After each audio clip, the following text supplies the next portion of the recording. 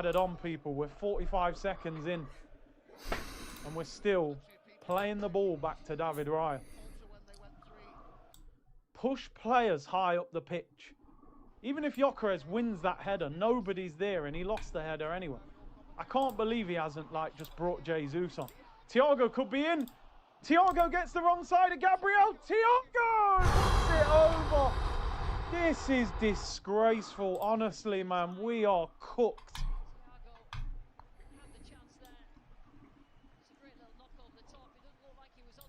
How has he missed? He's onside as well. I thought he was off. Should have scored. Volleys it over. He's got the better of Gabriel. How has he missed the target there? He's bullied Gabriel since he's been on the yellow. He's had him rattled. How has he missed? Oh, Pep knows, mate. Pep knows. XQSF, how you doing, man? It has been a minute. It's been more than a minute. It's been loads of minutes. Thousands of them. How you doing? Look at Gabby. You were... Oh, my days. How long does he want to take? This Igor Thiago, man, he's class. 3 minutes to go. It's been that long, you probably didn't know how to Twitch. But the video quality is better there if you want to watch on Twitch, if you've got a Twitch account. You're basically saying you'll take a point. Look. Come on, come on. You're in. Timber, one-on-one with the goalkeeper. Timber, no. Martinelli. He's got a score. Keller has saved it. What a miss, Gabriel Martinelli. Gary Martin from Stockport. Ricky Martin. That was the chance. Timber, he got caught up. He rolled it to Martinelli. Open up your body. Thierry Henry finish. Fuck. And he's hit it. Keller, what a save. Sorry. It's the end of the Arsenal match. It's been great, man. How are you? Wow. I was good today until this game, man. This game is stressing me out. What a ball from Gyökeres. Looks like we're going to draw. Oh, how have you missed that, bro? How have you not scored? Oh, man. Look at Saka as well, bro. This guy. We're done. Oh, what a save, to be fair. But just dink it over him. Just dink it over him, Gabby. That's the chance. Oh, it's a great save. Alpha. We're cooked. Pineapples. We're absolutely cooked. Apples. 90 seconds. What the fuck are those other two? I don't know what the other two things are. Geezer in the Hat's drawing is stuck in my brain. The Sou'wester. Oh, they're wasting time now. Sitting there going, these lot are not made of the minerals. Yeah, I said Hitman last night, Alpha. I forgot the Arsenal were playing, mate. So that's why we're here. Just at no point during this game have we really looked like winning. We'll have to be Hitman over the weekend. Like I think, like you said, show me some Resi. I think we'll definitely see Resi. Maybe not. Unless there's a PSVR 2 announcement. Thiago's missed 3 direct chances, draw earned. Yeah, we're lucky to draw, by the way. They deserve to win. Saka is doing nothing. The guy's not fit. No, it doesn't look like he can run, says Amici. And Vinyl London, simple composed chip was needed. Composed.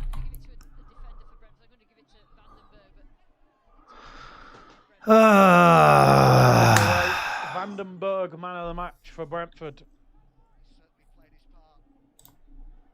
Wow. Got about 2 minutes left. Absolutely bottled it. 5 minutes added on already. Raya, get off your line. Maybe 1 minute. Maybe just 1 minute.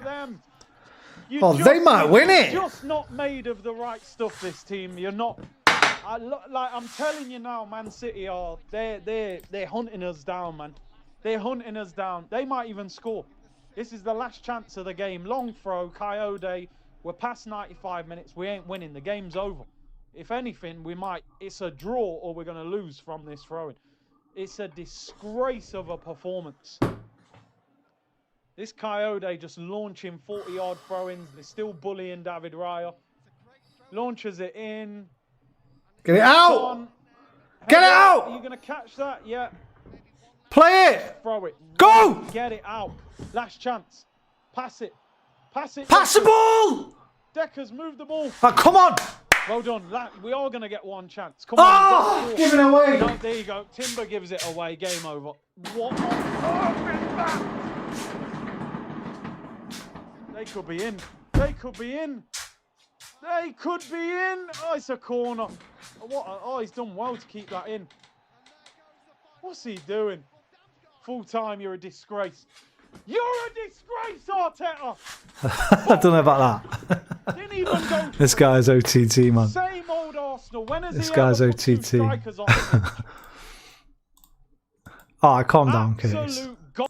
Calm down, mate. Calm down. Calm down, Big C.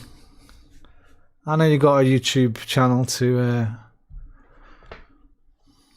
be a bit dramatic for, but calm the fuck down, brother. How are you anyway, Alpha? You good? XQ, you said it's been great. You've been great, yeah? Now, do we watch with PSVR 2 without Pro? No, we watch ourselves on PlayStation channel. How long we got? 4 minutes, 50 seconds. Get your drinks, get your snacks.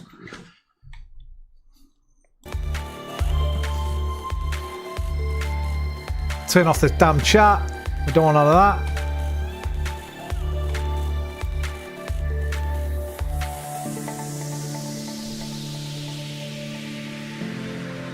We've got an hour's show, man, tonight. That's a long time. I'm hoping for a few VR things.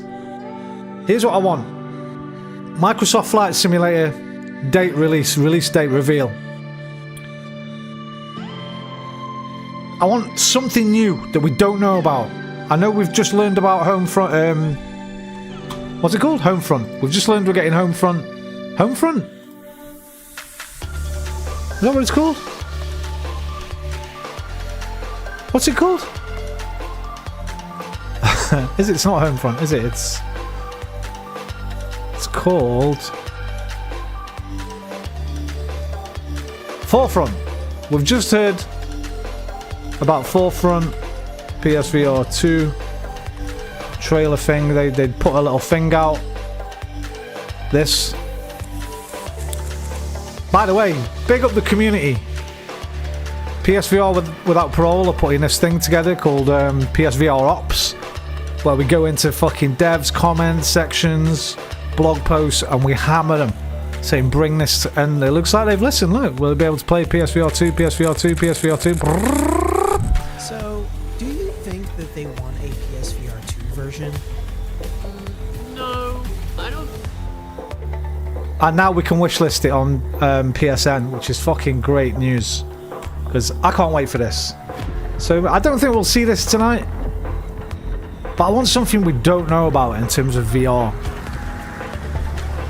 Something we've not heard about yet. So we know yesterday they said we're getting Five Nights at Freddy's. What's it called? Imposter thing? Or something? Not imposter. What's another word? Mimic. Something mimic. They're bringing this out, but I don't care about that. Because the other Five Nights at Freddy's games I played were a bit trash. Didn't enjoy them. So they'll probably put a little bit on that tonight. Here's what I want though. I want that Resi 9 announcement. 750 comments we put, apparently, on their blog post of Resi 9. All to do with PSVR 2. Secret of the Mimic, that's it, yeah. That was confirmed yesterday for PSVR 2. I don't know, maybe it's better than the other FNAF games, but I thought the first two FNAF games, take that first F, put it at the end, because they're not FNAF, they're NAF, for me, personally. But I don't think I'm the right audience for them. This is confirmed now, so they might show this, but I doubt it.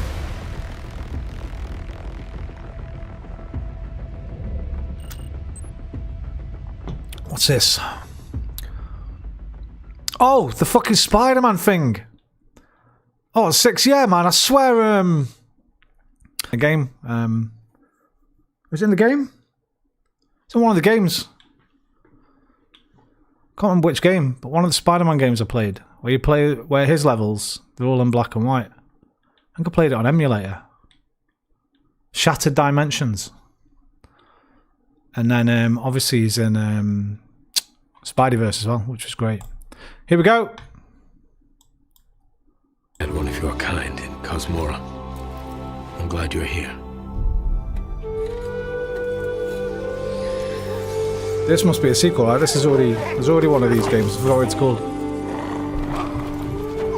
The Secret of That something? temple has been sealed The Legend of as long as I can something? remember. Dangerous corruption was locked inside, along with the secrets of a forgotten practice. How's the volume? Too loud? It's a bit loud for me, probably.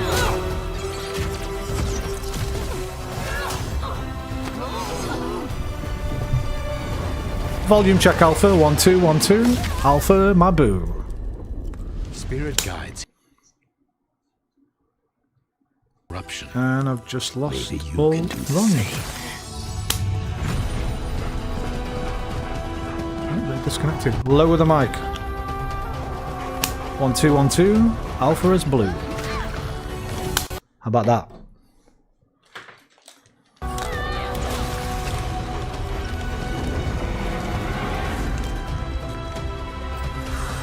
Fear will bind you, Good. gripping Thank to you. the present, which must always Bridge of Spirits, this was called, wasn't it? Nima? Kina? Something like that? regret will bind you. Sound is good. Thank you, Longing Dodo. for the past you cannot change. Big old Dodo, every time. It was Kina, wasn't it? Kena. Love will bind you, yearning for a future you will not see. Was it when we had to collect all the little Peepo guys? I think I played a little bit of it on PS Plus.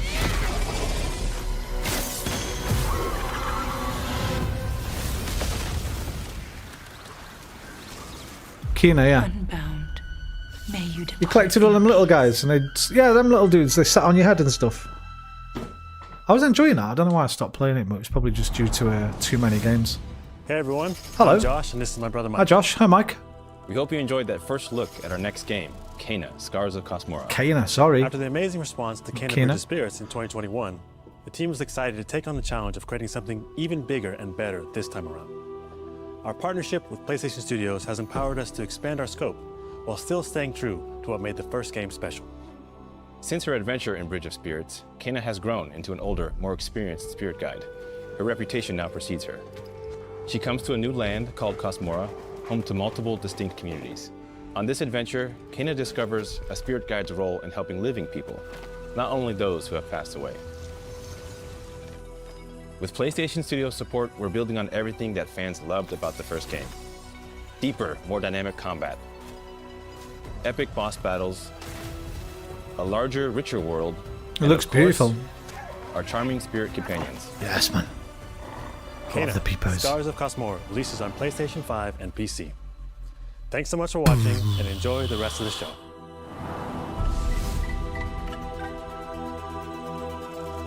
Okay. Strong start.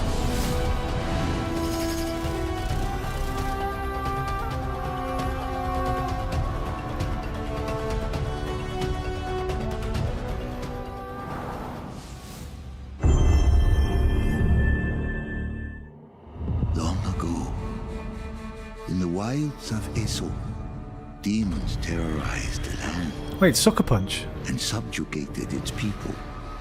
What did they do? They were known as the Spider. They did something big, right? The Kitsune, and the Snake. Many fought back. Many were cut down.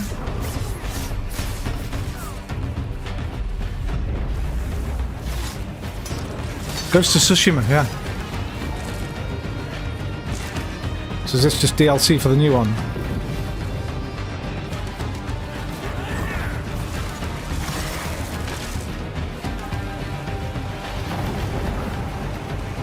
It's the multiplayer update. They did one of these on the first game, didn't they? True warrior. From vengeance, not even death. Yeah, the Legends update. I've not played Yotai yet, but it looks a lot better than the first game. My birthday! Happy birthday to me. Crush. Who do you think will come out Game on of the top, year! Sam? You? Or me? I can't wait to find out.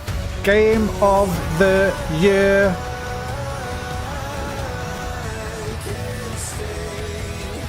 Congratulations, PC gamers. You're getting the best game of 2025. It wasn't Claire Obscura. It was this. Enjoy it. And give me a VR mod and I'll buy it again.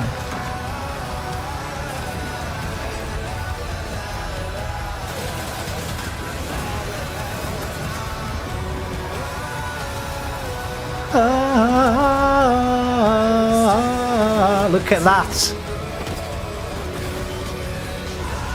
Look at this fucking game. How did Claire Obscura win Best Graphics, Best Direction, man, when that exists? Kept you waiting, huh? I spit on those Game Awards, mate. Spit on them. Bad Robot. Hi. Hi. I'm Mike Booth from All right, Bad Mike. Robot Games and game director of 4Loop. As Never a heard game of it. designer, a core goal of mine has always been to make game experiences that offer interesting surprises and unpredictable moments that never get old. The result is 4Loop, an emergent, challenging, 4-player combat sandbox where you and your friends succeed through cooperation and improvisation, and where no two runs are ever the same. Okay, Arc Raiders mixed with Returnal. Here we go, this looks good. At the heart of 4Loop is a probability map, which combines alien technology and human ingenuity to plot your best path forward to defeat the invaders. Each node represents a different mission with its own risks, rewards, and surprises. Everyone votes to choose the next mission. Once you've chosen a node on the probability map, your team will teleport into the mission. You may have to collect mission-critical resources, or even rescue survivors that can offer cool upgrades for your gear, all while trying to avoid the alien forces constantly sending drop pods and kill bots to stop you. We've worked hard was the to other one ensure I didn't that play? there are tons of items to choose from, and a Where lot you of call them strange big bombs in creatures and that. and mysterious things to encounter. For example, this weird alien plant is called a blink root, where you can collect a blink berry, which will teleport anyone who touches it to a random, distant location. All the various enemies, weapons, items, and mission objectives. What's the chance we are see all a hero designed to shooter? interact with each other in dynamic ways that create emergent what? gameplay and endless, replayable chaos. That means your decisions really matter. Not as high as last Creativity time. and improvisation are key.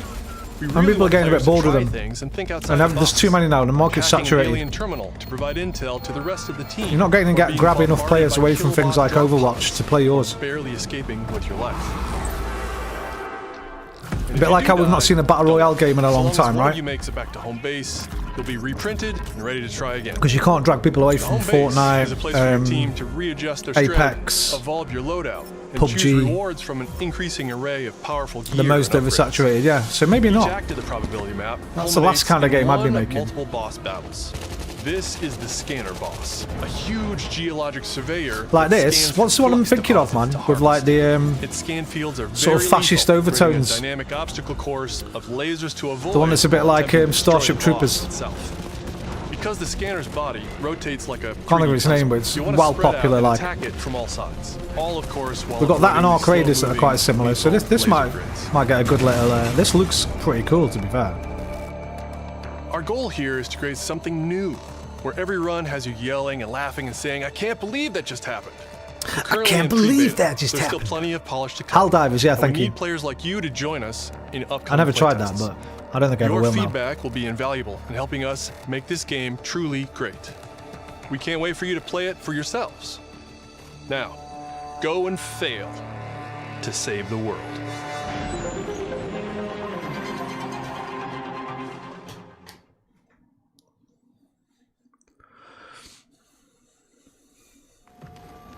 Hugh, look! Fucking hell, I'm sick of seeing What's this. this? Give us a release date That's for the this. Earth.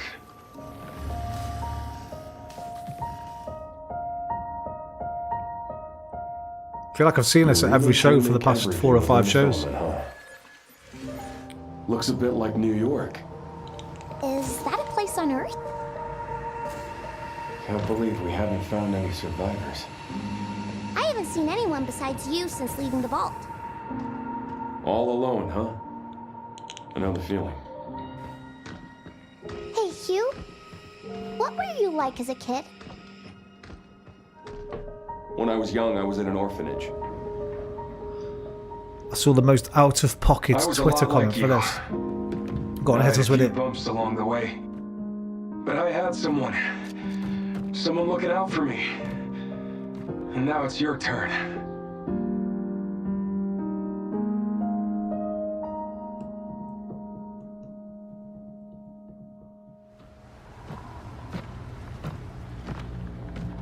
I mean, it looks cool, but it just looks derivative, right? It looks part Dead Space, part Death Stranding, part Division. That don't mean it's going to be bad or anything, obviously. That'd be really cool.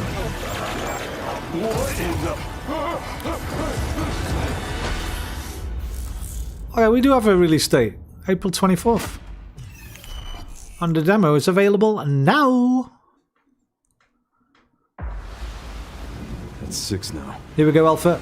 6 survivors of Raccoon City home. Here we go. Same thing. Show me That's not coming to PSVR 2. Come on. Victor purchased a building after There's a Umbrella went under. 3% Rose chance. Hill Chronic Care Center. In regards to Chelsea, you know, people go out of pocket. Yeah, okay. Maybe we don't need to hear that comment.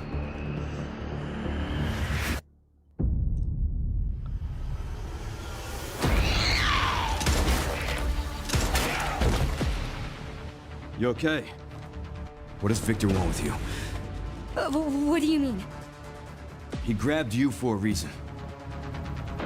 Did you find anything on Opus? Not yet. Nothing on the servers at the CIA or the Pentagon. You are an ignorant fool. I'm just looking for clues. There's no clues anywhere that... We're running out of time.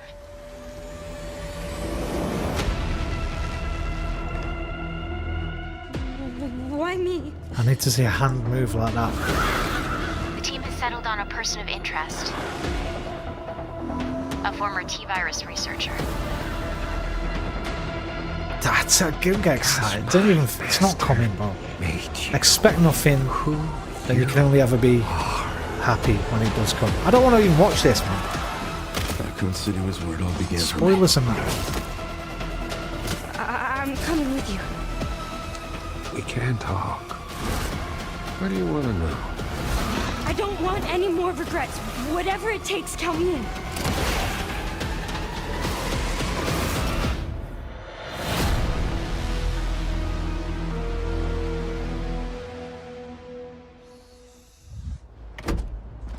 Wait.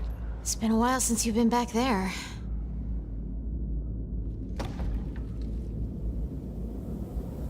Yeah. Show a VR headset sitting on the desk. Hey, you fucking cocksuckers. Okay, nothing. Nothing! Hi everyone, I'm Sean Benson. And I'm Sid Schumann. We're back with a new batch of games on their way to PS5.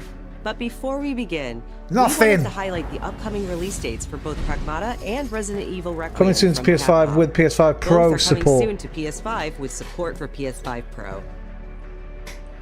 And? Now, let's return to the dark world of Nosgoth with an announcement for fans of Legacy of Kain.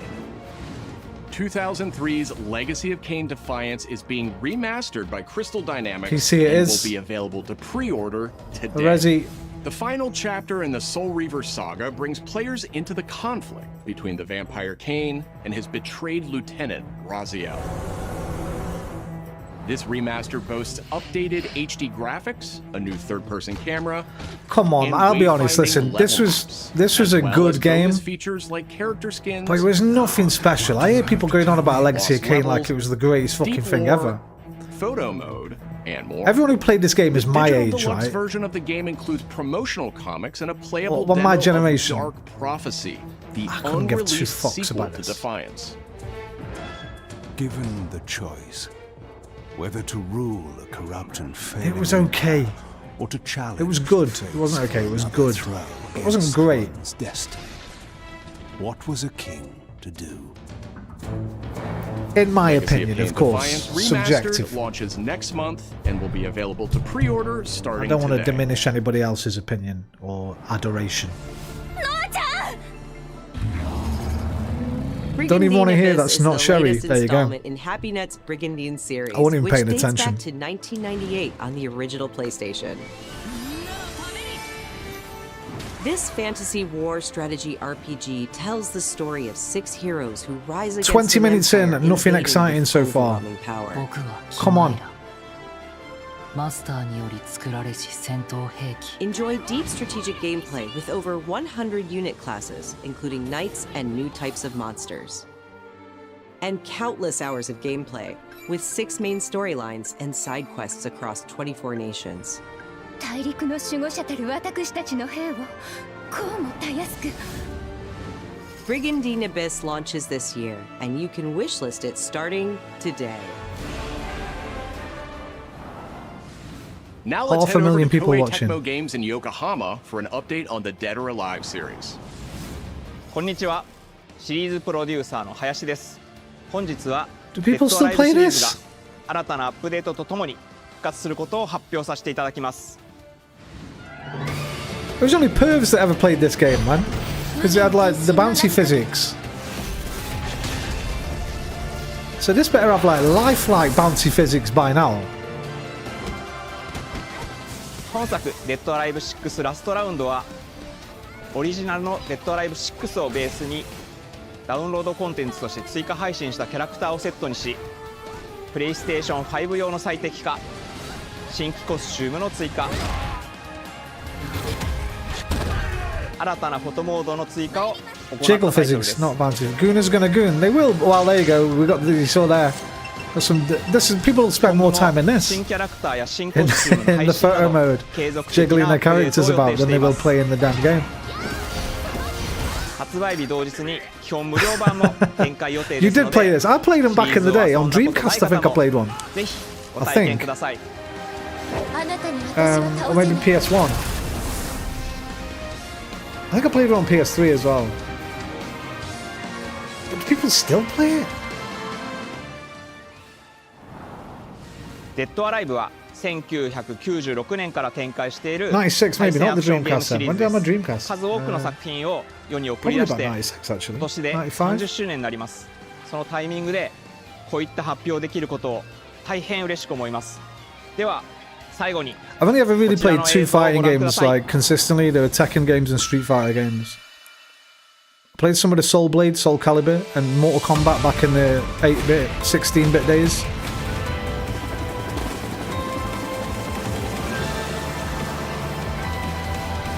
Booba! Jesus, there you go. There you go. They finished with an image of cleavage. It tells you everything you need to know about that. デッドアライブシリーズ最新作も開発始動しました。 Yes, little man, show me your 続 hard 報をお待ち drive. ください。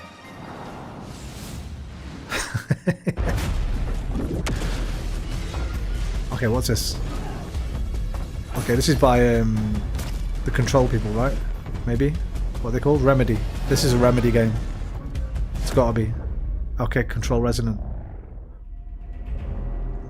Zoe, I see the spotlights. And you're getting closer. Listen, Dylan, we're getting distress calls from the theater, but research... Is this the first look at it? I don't remember seeing this. No one should have survived that. Then I'll hurry. Hello, everyone. I'm Mikael Kasurinen, and I'm the creative director of Control Resonant, the game-changing sequel to Control. What you are seeing here is an early mission captured from our in-development build. We play as Dylan Faden. Hello, Neil Mucker. Where have you been? I was talking about you last night. Saying where the bloody hell's Liam, man. We haven't seen him in about 2 weeks. Hope he's okay. Glad to see you are okay, brother. We recently acquired Shift, an ability that empowers Dylan to seamlessly move through gravity anomalies and adapt to the world around him.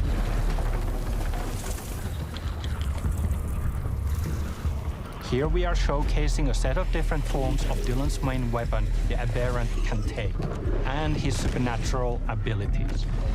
There are a lot of different ones you can discover to suit your playstyle.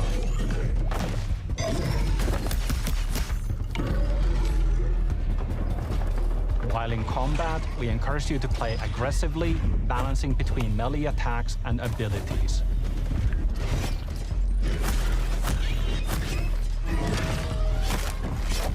Any updates for me? Kind of. You'll know it when you hear it. Just try to stay alive out there, okay?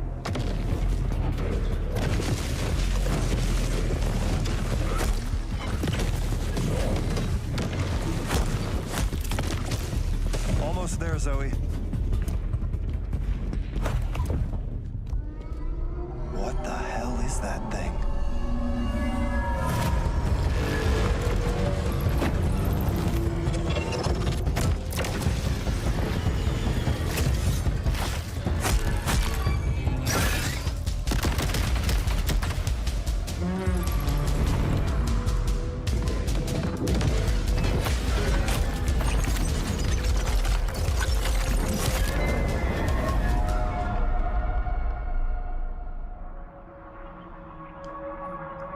I think I hear something.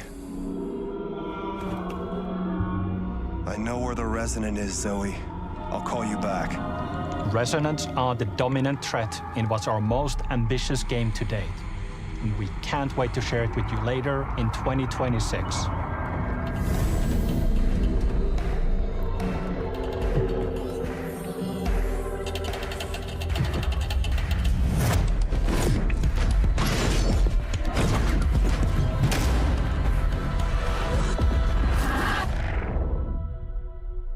Slightly interested by that. Although I never finished the first one, I did enjoy it for a little while. Long ago, you were made for this night. To save the age of man. Half human, half angel. They call you sin. I call you salvation.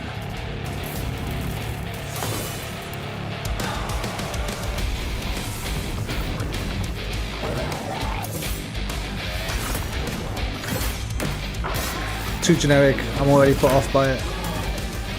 Don't like the main character design. Don't like the enemies.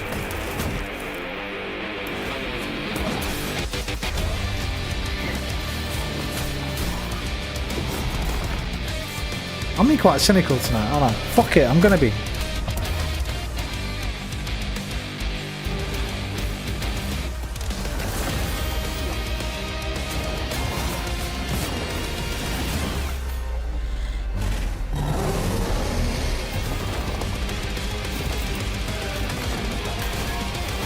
Wait, that was a parry. I was parrying. I hate those character designs. Nah. Next.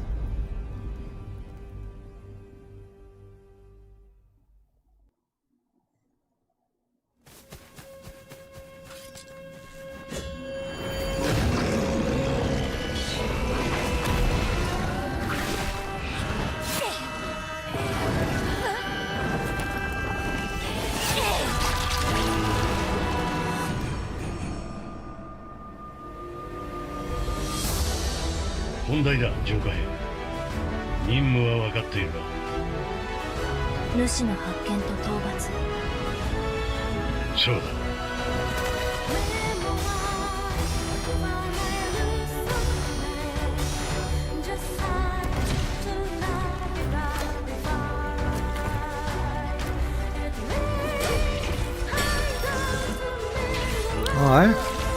Keep going. Keep teasing.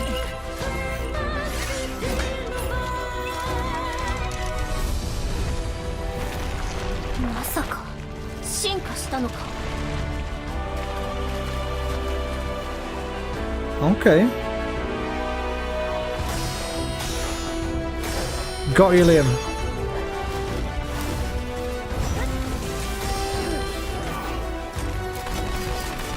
Got you, Alpha.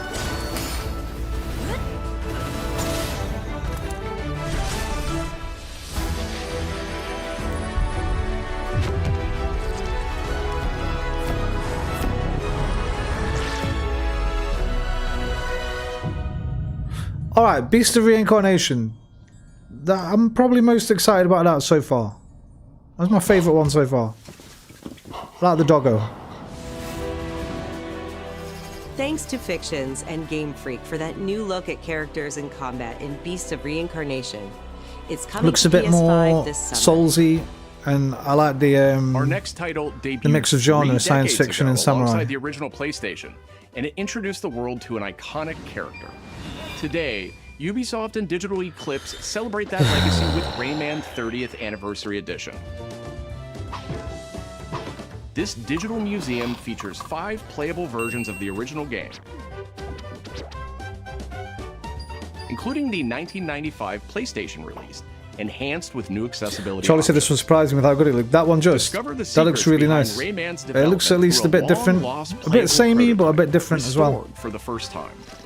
Like the weird swinging but also pushing mechanics with the vines. With unseen design documents and never before heard insights from the original creators.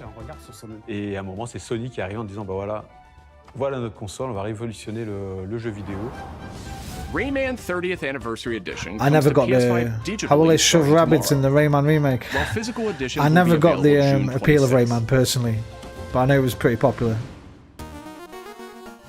Mina the Hollower is an action-adventure title from the creators of Shovel Knight. Right, we're halfway Take fucking control through. of This Mina needs to as she step its charges game up a into bit now. bizarre mission to save a cursed island. Whip foes into oblivion, burrow under hazards and monsters, and hunt down secrets in a pixel-perfect love letter to handheld gaming. Mina the Hollower's release date is on the horizon. I'm not playing a game The like that limited unless time my boy demo Iffy will be makes it. exclusively available on PlayStation 5 tomorrow. Is this that? Set years before the events of the original game, this prologue Yes. tells the story of how Alba and the wolf cub Neva first met. This is free on PlayStation Plus Extra in Alba next must week. earn the The young first wolf's game, trust Never. and guide her through the blighted It looks really wilderness. nice. It's by the people that made Gris or Gris, Together, and they I will loved face that new game. enemies and So I'll be endure playing this next perilous week. The trials, first one of these next week. while confronting a monstrous This looks, force incredible. that threatens to tear them apart. Players can look forward to using new gameplay mechanics in all You know me new though, I like locations. stuff like this. I'm satisfied already. If there's Lego Batman, that'd be the cherry Neva on top. Prologue launches February 19th. Yeah, they're giving us the original Up game next, now. a tactical With Spider-Man stealth 2. action title from Shueisha Games and Acquire, a team with ninja credentials dating back to the Tenchu series.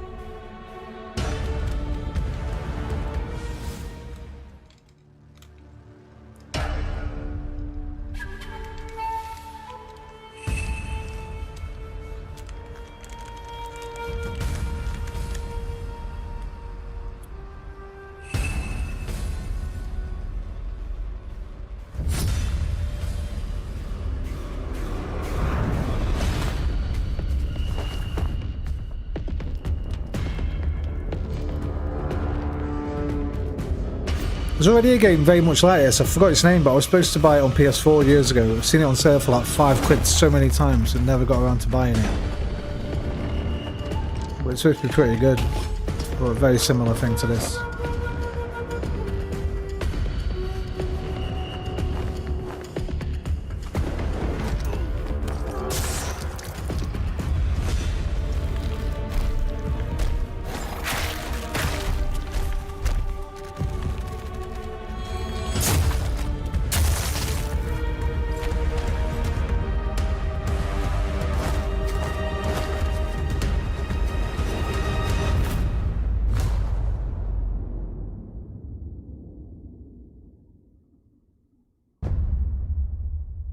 $2027? Fucking wind your neck in, lads. Fuck me.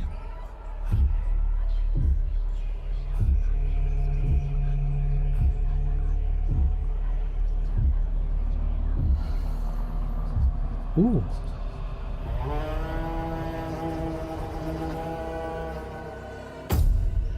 We are the children of water, born of the goddess. You filthy creatures, faithless, soulless, unclean. This world was never yours to keep. How dare you stand in the way of purity, little king?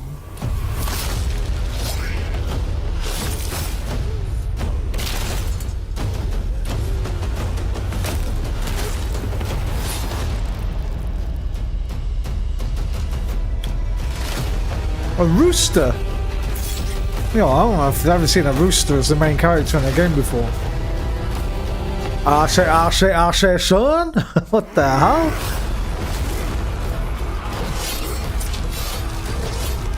Alright, plus 10 for originality. In terms of the character design.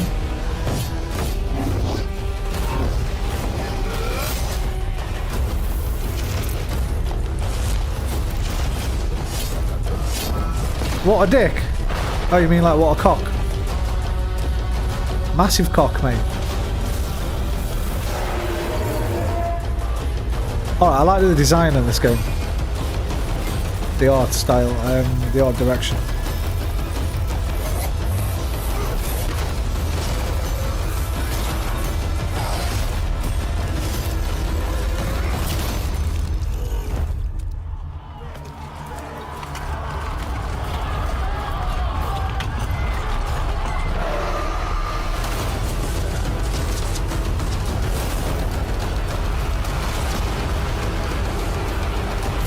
That's a lot of enemies on screen. That was gameplay then.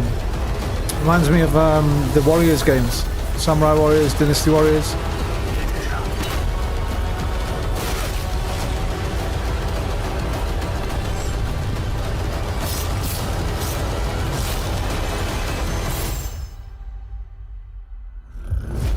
Project Windless. Okay. That's 2 I'm interested in.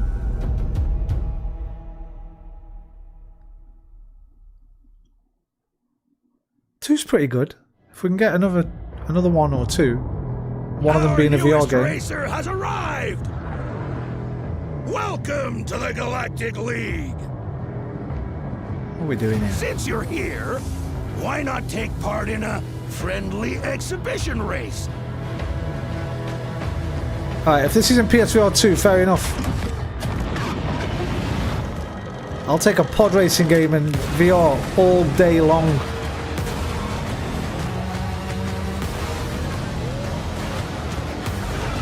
Why wouldn't you make this available in VR?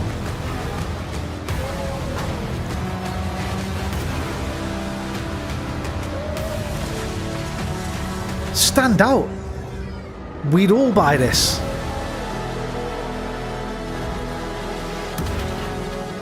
Impeding.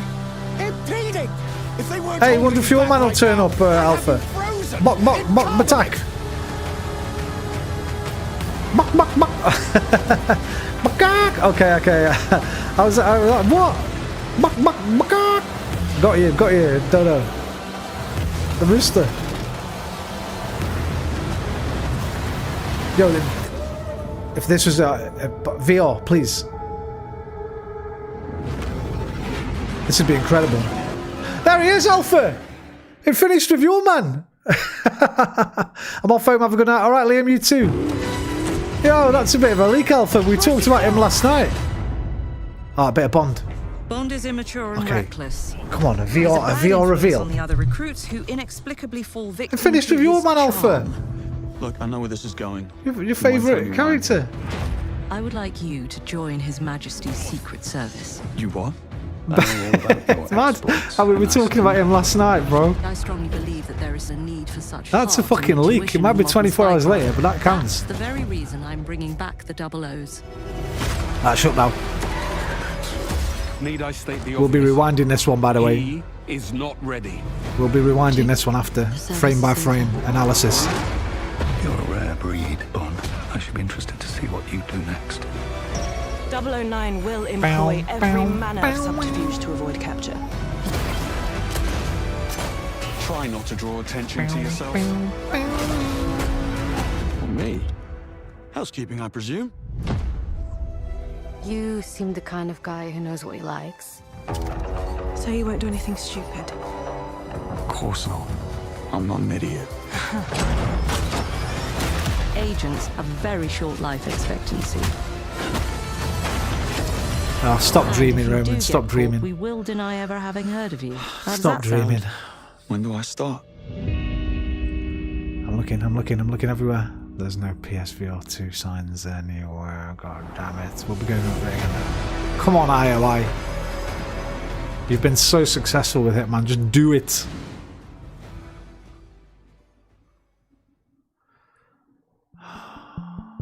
So far, so mid.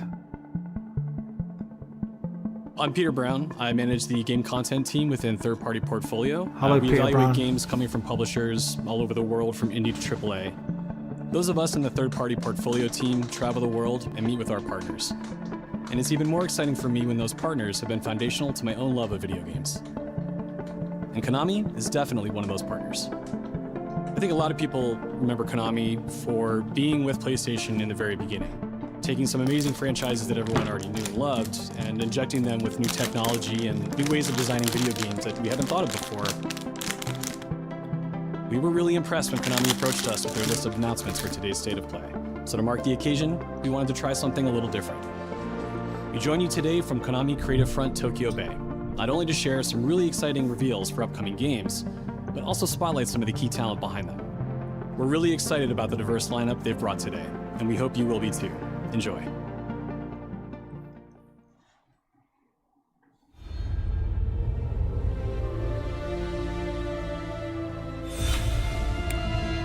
Are we getting 4 finally? Yes, man! There's one more thing I must I'm Peace Walker, alright. punishment I must endure. Okay, it just went from mid to epic. Outer heaven. He's taken command of this immense army. We've just gone from 6 out of 10 to a 10 out of 10. Liquid's goal is to seize control of SOP. Sons of the Patriot system that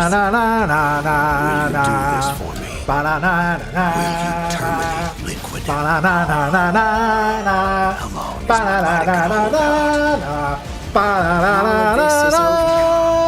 You'll have no choice but to accept death. This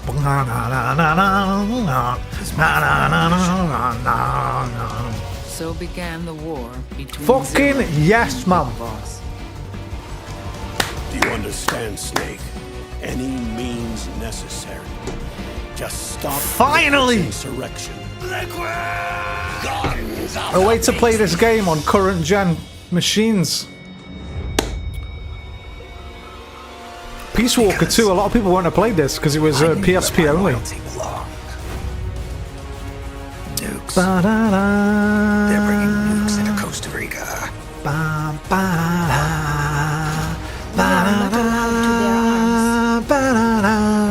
Please, you must drive them out of our defenseless country as our deterrent.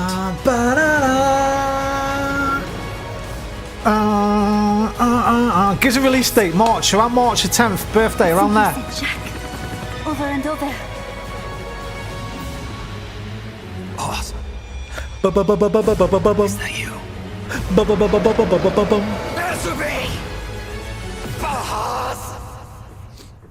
Release date.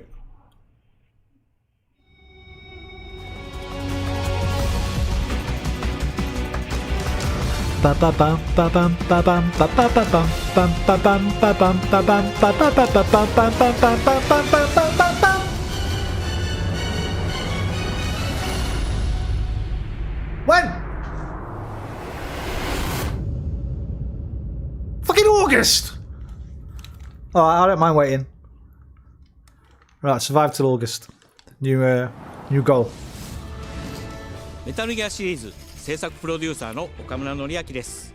メタルギアファンの皆様、大変お待たせいたしました。You're welcome. プレイステーシ I'll let you ョン off. 3向けのみで発売されていたメタルギアソリッド4ガンズ・オブ・ザ・パトリオットがプレイステーション5でついに遊べるようになります。加えてプレイステーションポータブル、プレイステーション3向けに発売されたメタルギアソリッドピースウォーカーを含むメタルギアコレクションシリーズの第2弾となっております。メタルギアサーガのラストを飾る伝説の作品を最新ハードでぜひ体験してください。そして、現在発売中のメタルギアソリッドマスターコレクションボリューム1につきましても最後のアップデートを実施いたします。初代プレイステーション向けに発売されたメタルギアソリッドには高解像度設定を追加し、ご覧のように映像が Oh, they're up in they patched the first one as well. またメタルギアソリッド3スネークイーターについて Alright, も I never got the Master Collection, the first one, because apparently they were quite badly done, but it looks like they've updated them. 本日よりアップデート配信開 Updates 始 will となり start ますの rolling で、 out today. 今回にぜひ Hey, get it on the sails, man. I'll mop it up. さらに、 We'll go through the whole damn thing. メタルギアシリーズの始まりの物語、メタルギアソリッドデルタ、スネークイーターも特別なセールを実施しています。50% off Snake Eater as well. Oof. 大変お求めやすい価格で購入できますので、この機会にぜひ。 You know what? I think I'm going to get that on PC because you can play it in VR on PC. 展開にご期待ください。 There's a mod for it. 最後にこちらのやつをご覧ください。 All right. What else you got for us, Konami?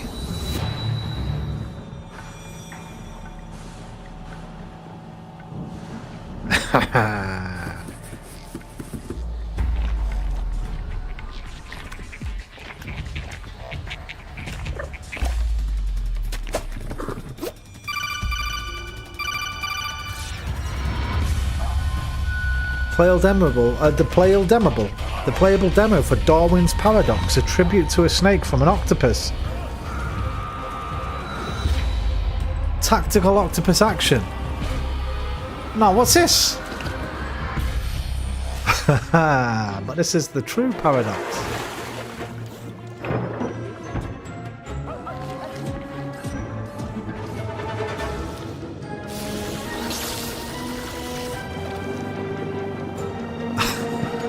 Ah, I'm kind of sold on this already.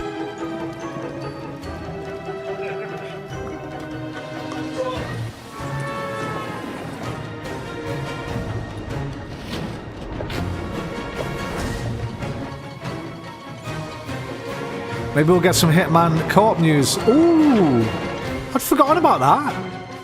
Oh my god, that's going to be amazing, bro. We're going to be able... I hope it's... Oh, I hope we can play it together, man. I hope it's flat and VR co-op. That'd be amazing. Be better if it was VR because I'd be able to throw you a gun. You could catch it in the air. Roman, I'm out. Yo, take mine. In the name of His Most Royal Majesty. You could probably do that anyway. The grace of There's God, a catch button, is there? King of France.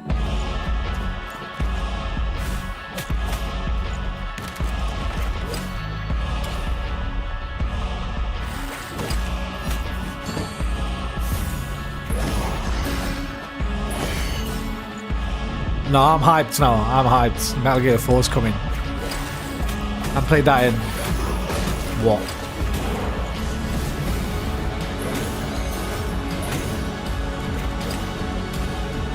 At least... probably 16 years.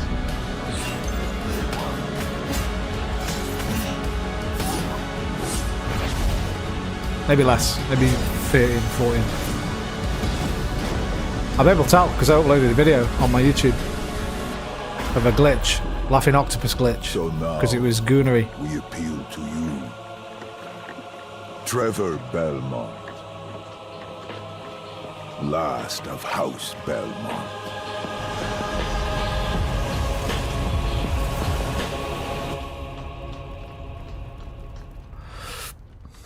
Not been into Castlevania since OG NES. ご覧いただきありがとうございます。キャッスルバニアベルモンドカースプロデューサーの谷口勉です。今回見ていただいた映像はキャッスルバニアシリーズ40周年記念第1弾となるキャッスルバニアベルモンドカースのアナウンス映像です。これまで我々のチームは多くの方にキャッスルバニアに触れていただきたいという思いでシリーズのを最新ハードでプレイしていただけるようにいくつかのコレクションタイトルを配信してきました。また多くの素晴らしいパートナーとコラボレーションにも取り組みました。そしてやっと本日新しいゲーム they're not going to end with VR, so we need to see something soon. We just want a little sizzle reel, just a 1 minute sizzle reel. Just give us that. 4 or 5 games, or even 3 or 4 games in 1 minute sizzle reel. Please. Please, Sony, give us something. I'm feeding off crumbs right now. They'll be the tastiest damn crumbs I've ever had. I'm feeding on crumbs. It's like I've just crawled through the desert and the tap won't turn on. I just want a few drips. I'll take 1 drip every 15 minutes. I'll lap that one up. 15 minutes later, I'll lap that one up. That's all I'm asking for. Drips. Doesn't do me.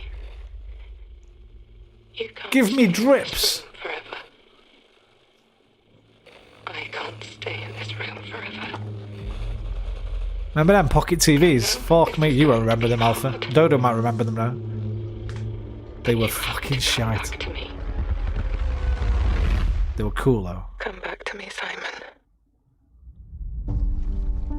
Right, we're still on the Konami thing. What's this, a Silent Hill game?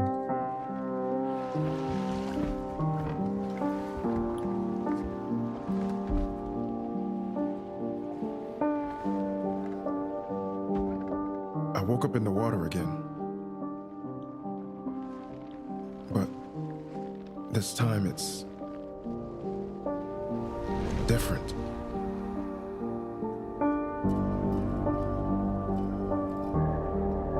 I like the look of it.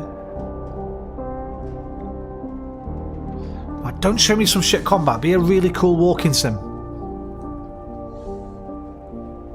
I keep trying to fix what happened. But no matter what I do, You can't fix it. It doesn't let us change things. You did what you did.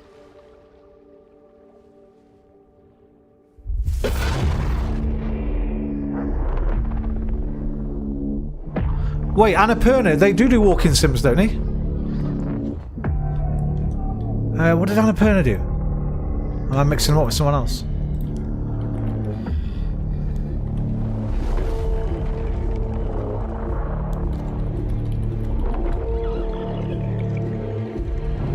Stray, they did Stray. Outer Wilds.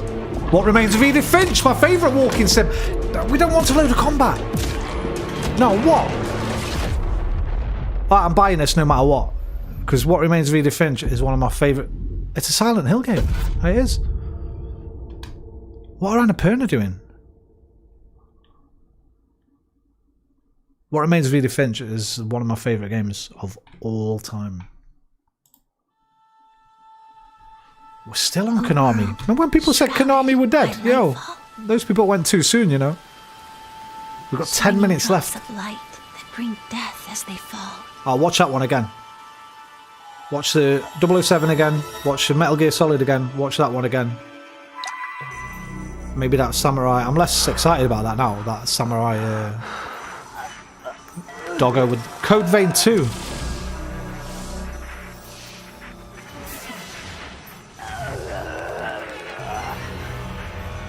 Now listen, one thing guaranteed with this, it will have an incredible character customization. Incredible. Hopefully, they've upgraded the environments. They were dull as fuck and they were very badly designed. Monster design was pretty good. Combat was pretty good. Character design was excellent because you could basically create any anime character you wanted. Hey! Ash! Lots of massive booba if you're into that. Let's begin our journey. But the level design let it down for me big time. This is already looking a bit better.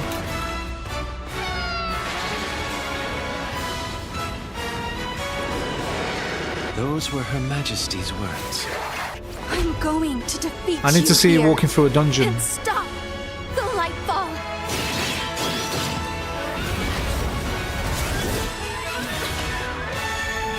Wait, is this Code Vein 2? It might not be. It's not, yeah. Oh, fucking, I thought it was. I was going to say they got no masks, they got no fingers coming out the back. It looks very much like Code Vein 2. Like Code Vein. But it's not. So I got that wrong. Forget that.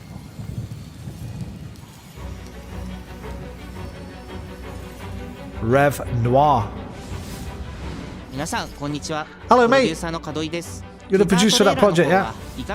What do you think of the teaser trailer? I thought it was a completely different fucking game, mate. That's what I thought.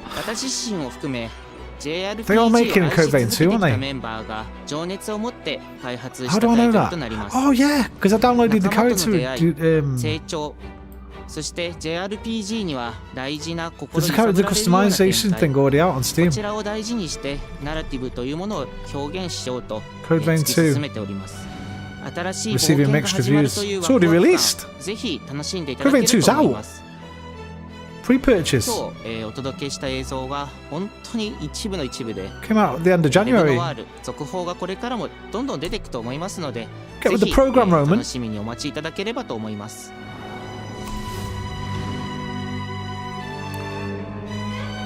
Big ol' Konami, man.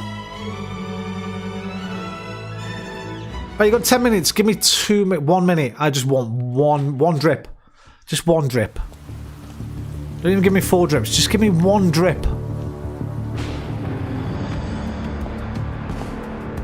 Because if there's no drips, the internet's gonna go mad. Oh, they've given up on PSVR 2. It's in the bin. A man with your skill set must be able to move unconstrained, unrestricted.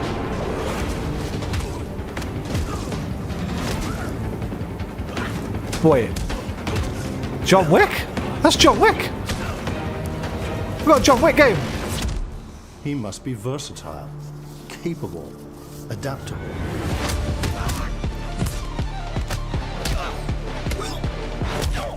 Yeah, Crimewatch 2's already out, brother. I didn't know. If this isn't a John Wick game, then sue them for fucking copyright infringement, mate. Wait, that's actually Keanu, isn't it? Is that Keanu? He must be grounded. It's definitely Wick, bro. Stable. No, there's no looks like. Constant. It's the man.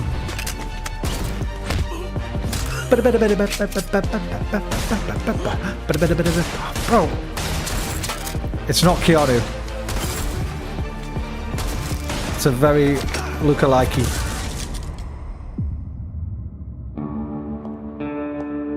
I believe you are ready, sir. Now, if you're gonna make a John Wick game, put it in fucking. It is Keanu. I was wrong. Damn. Yeah. Damn. Yeah.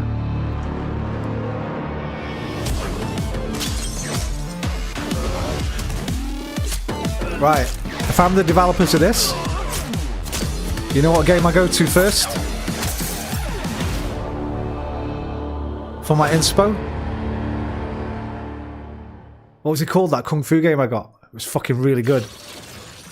Good morning, New Cascadia. This is Joy, your community outreach Bro, liaison. no VR. It's a lovely day outside. Dolan, how you doing, man? Quiet. Very quiet. Rainfall is expected to begin in the early afternoon and last until... Bungie, what do they make? Thingy, innit? a long time. Destiny. Is this just a new Destiny thing? You did not wake. Your restless dreams endure. So small among the stars. Breathe softly. Do not worry. Peace is upon you. This looks like a new IP. To walk with you into its embrace. Mayday! Mayday!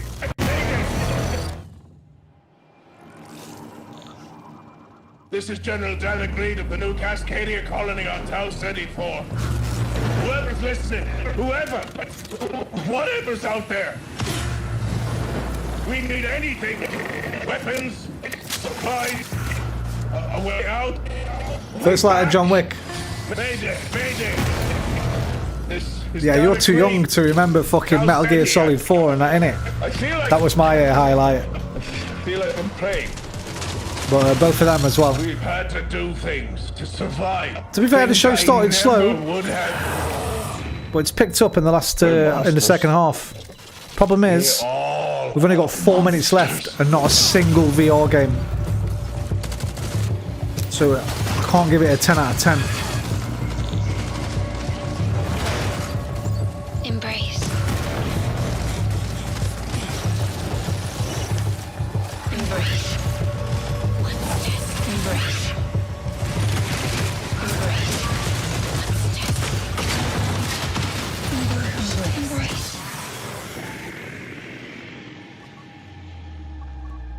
Mayday! Mayday! Mayday! Mayday! Mayday! Mayday!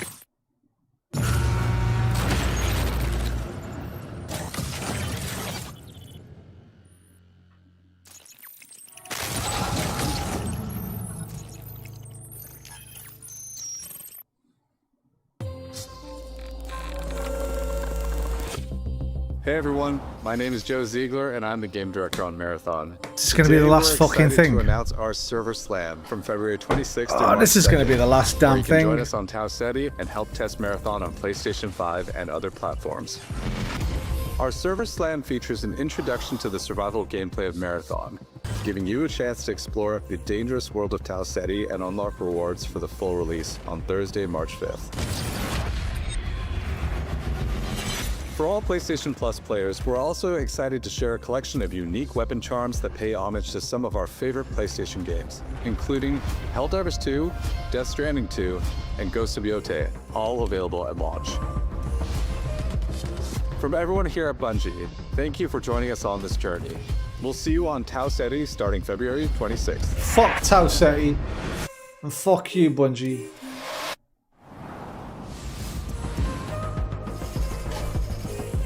You got 2 minutes left. You got time.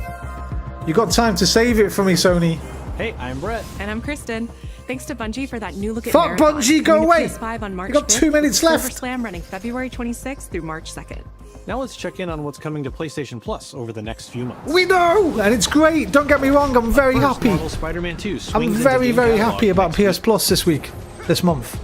Developed by Insomniac Games in collaboration with Marvel Games, be greater together as Peter Parker and Miles Morales. Let's go!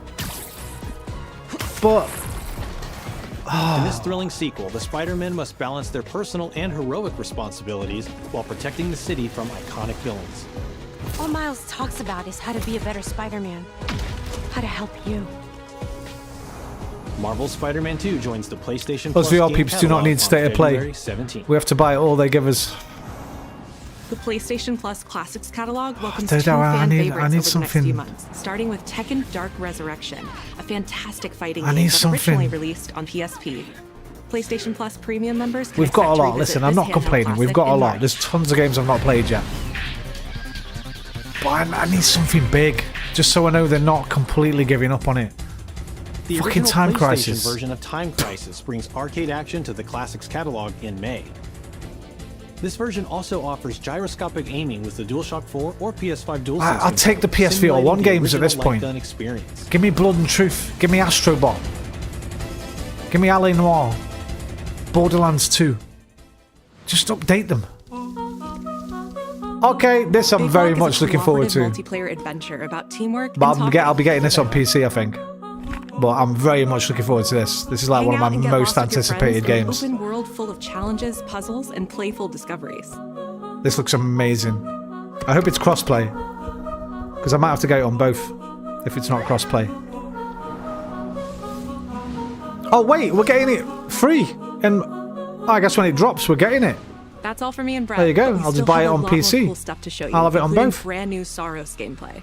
Housemarque's next action Wait. game releases April 30th. I thought it was an and hour creative long. Director Gregory Loudon has even more systems and combat to break down. Let's take a look.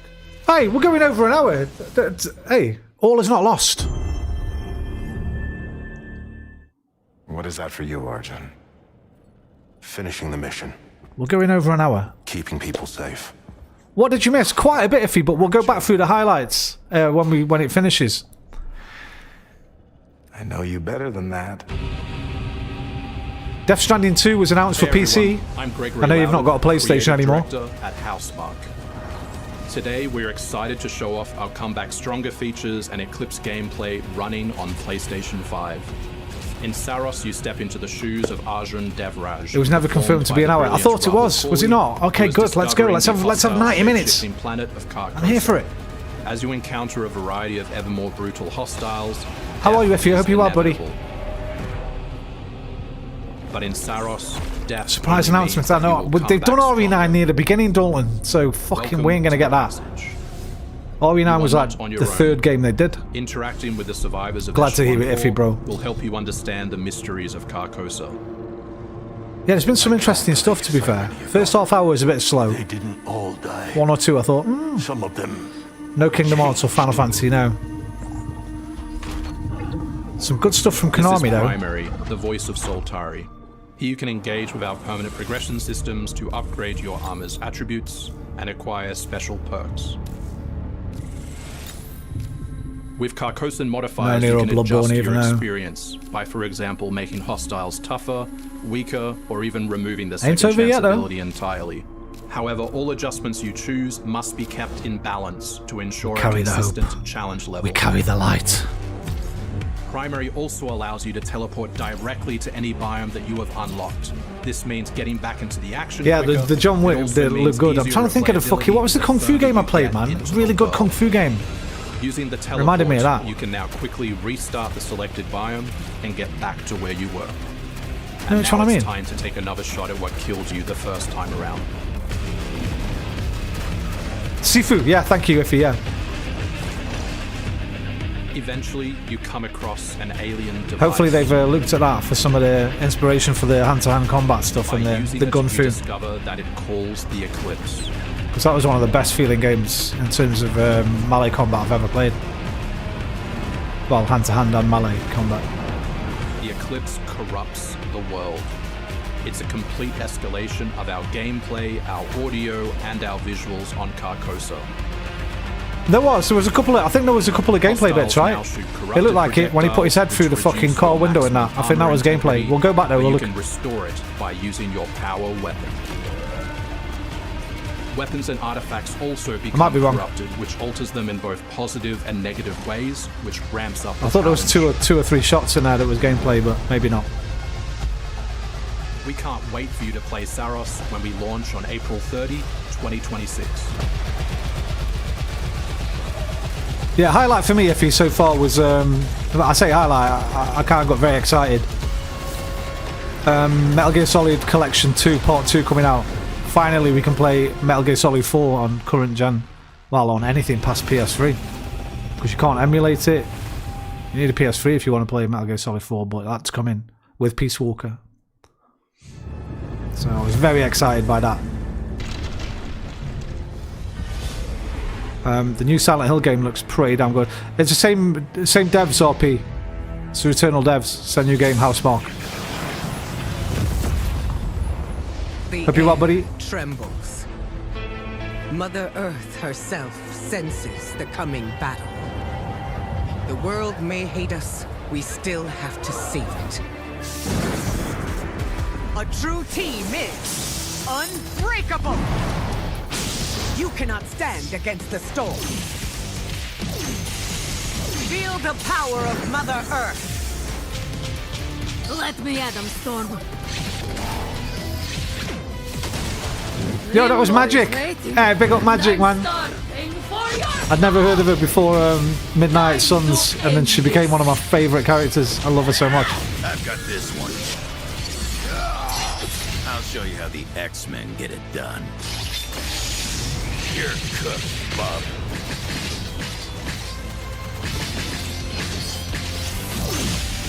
Initiating attack. Got no interest in this, though. I am all that remains of Shi'ar technology. Prepare to be disassembled. Surrender to avoid further danger. Let's finish this. We are stronger together!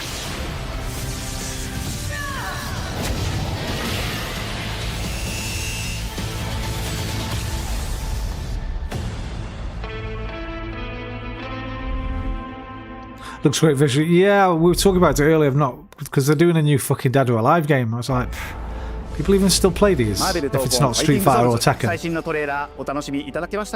haven't played a fighting game in donkey's years, man. We're super stoked to introduce the mutants as the newly formed unbreakable X-Men into the world of Marvel Tokon. マジックは中間距離を大きな剣で制しながらテレポーテーションで裏回りしたりなど多彩なトリッキーな動きをすることができます。 Think of Wolverine as an unstoppable savage tank. Some of his claw swipes have armor on them, so Or he's Mortal literally going Kombat. to be able to shred through. They made the best current fighting game, Guilty Gear Strive. デンジャーは体のいろんな部分をですね武器に変形して戦うことができるキャラクターです。 She's trained the X-Men over years through battle simulation. So as a zoner in this game, she's going to set up so many traps that her opponents are going to feel like they're running an obstacle course.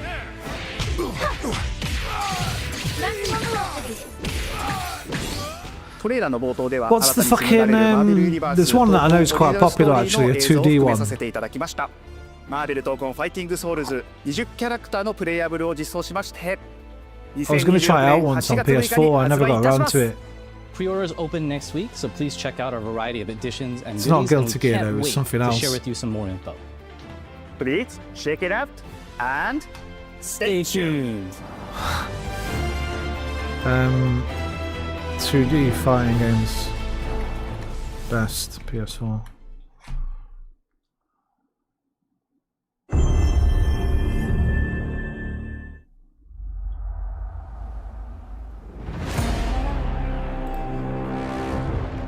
BlazBlue. BlazBlue. They're pretty I think they're quite popular, aren't they? The Blaz, yeah, okay, sorry if you had said it there while I was looking for it. Yeah, BlazBlue. Or BlazBlue, I'm not sure how you say it. Quake?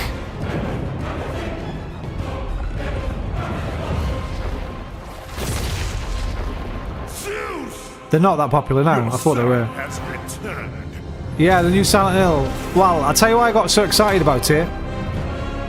What I'm on about Quake is God of War.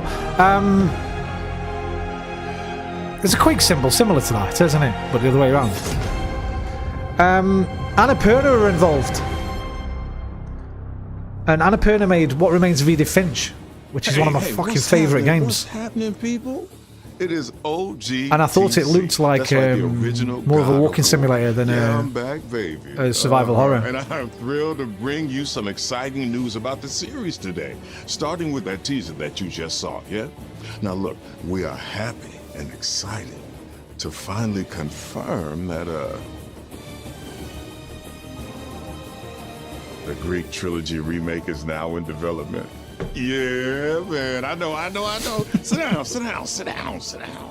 Now look, this project is still in the early stages, so it'll be a minute before we get back to share another update, right? But I'm telling you, next time we come back, we coming with something big, baby. Yeah. And in addition, won't be able to stream them, they're full of fucking tits and shagging. God of War's 20th anniversary year, we couldn't let it close without one last surprise. Now, this announcement is a passion project that will let you experience God of War's signature brutal combat, Kratos having foursomes and that. exploration, and heartfelt storytelling like you've never heard it before. I'm telling you, that's all you get. So, thank you for 2 strong decades of support. Hey, I like his jumper. Cooking to keep the I next like that 20 net, man. years surprising, fresh, and fun as hell to play. Bit of a Christmas vibe to Yeah, it. all right, you can watch it now. Go. Why are you still here? Go. Oh, I'm going, mate. Go! That smile, nice. Okay. Yo, we're going long. 70 minutes so far. There's still time for some VR stuff.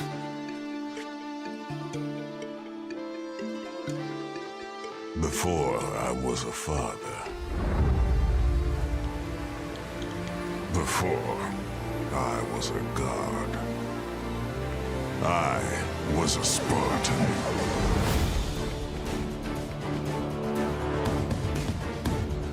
Jeff Goldblum. There's the ears. And the face, yeah. He did a bit. He did a bit. And the way he held himself, yeah. I see it, I see it. Jeff Goldblack. Never on our backs. Or Jeff Blackbloom. Never left behind. Always united.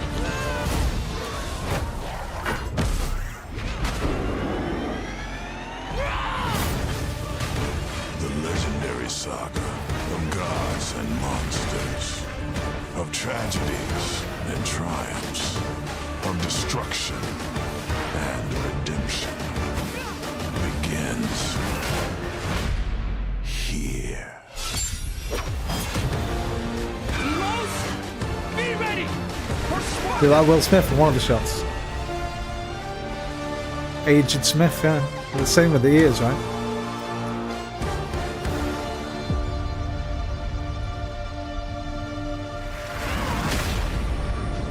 This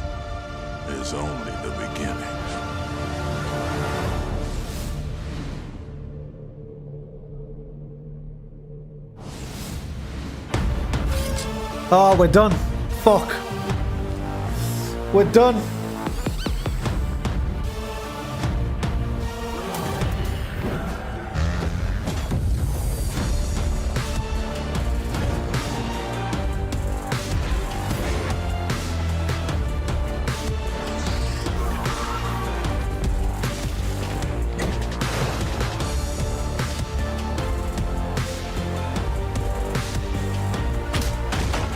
Oh, new Star Wars pod racer game.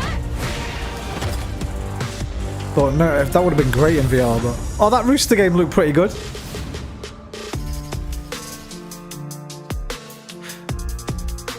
I'd say about, I'd say about 3 got me relatively interested, excited. Of the new ones that we've not heard about, like First Light, forget that, I already know about that. And 2 got me very excited. Not bad, I'll give the whole thing an 8 out of 10. So we started out with the Bridges of Kina follow-up, which I did play the first one, it was good, but I probably won't. I never finished through anything.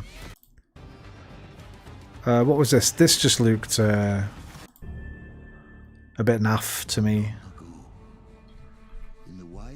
Oh, that was Legends for Yotai. Dead Cells people making a Castlevania, yeah. This looked like a cross between Ark Raiders and Helldivers. Which might be okay, but... This is the scanner boss, a huge geologic surveyor that scans for flux deposits to harvest. In fact, this might be pretty damn good, to be honest. I like the style of this. What's it called? Four blood? For something? You want to spread out and attack it from all sides. All, of course, while avoiding the slow-moving, lethal laser grids. It looks okay. That might be pretty good. Our goal here is to create something new, where every run has you yelling and laughing and saying, "I can't believe that just happened." We're currently in pre-beta, so there's still plenty of polish to come, and we need players like you to make that. Full loop, not full blood. That might be okay. This we've seen fucking about 10 times already, and it never gets any more exciting. Oh, they have released a demo now though, so we can actually try it out. Resi wasn't that much new in this. And no VR announcement, so suck me. Back there. Sorry, Alpha. Yeah. Hi, everyone. Although Sherry was confirmed apparently. Will be available to pre-order. Legacy of Kain. I've never got the appeal of that, I'll be honest. I know a lot of people absolutely love it though. Between the vampire.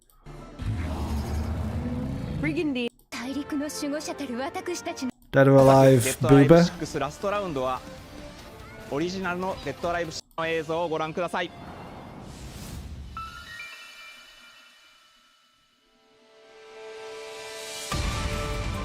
Yeah, you like Legacy of Kain. I know it's got a lot of like really dedicated fans. I played the OG back in the day, but I never loved it that much. In fact, I never loved it. I thought it was good. It was a good game, but it was never a great game for me personally. But I know it's got a ton of love. Like, I don't know if there's enough love out there for it that people will want a remaster of it. I guess there will be. This looks alright. The new Control game. This might be pretty good. This might be decent.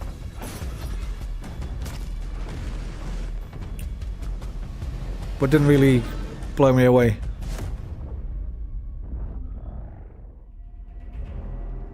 Zoe, I see the spotlights. And you're getting close. Research thinks we might. Hello, everyone. I'm Mikael Kasurinen. You loved it back on PS1. Fair enough. Cricket's chirping in the PS. Sequel to Control. Here is an early mission. It's sad, man. It's a little bit sad. Build. We play as Dylan Faden, our supernaturally gifted hero, in a version of Manhattan like you haven't seen before. Well, we have seen it before, bro, because you've just ripped off Inception, essentially, mate. We recently acquired anomalies and adapt to the world around him. But this looks okay. play aggressively. But I didn't complete Control, between so will I complete knowing this? your path and Will I ability. play this even? Maybe not. But it looks okay. It might be good. I like the design of these enemies. Really cool.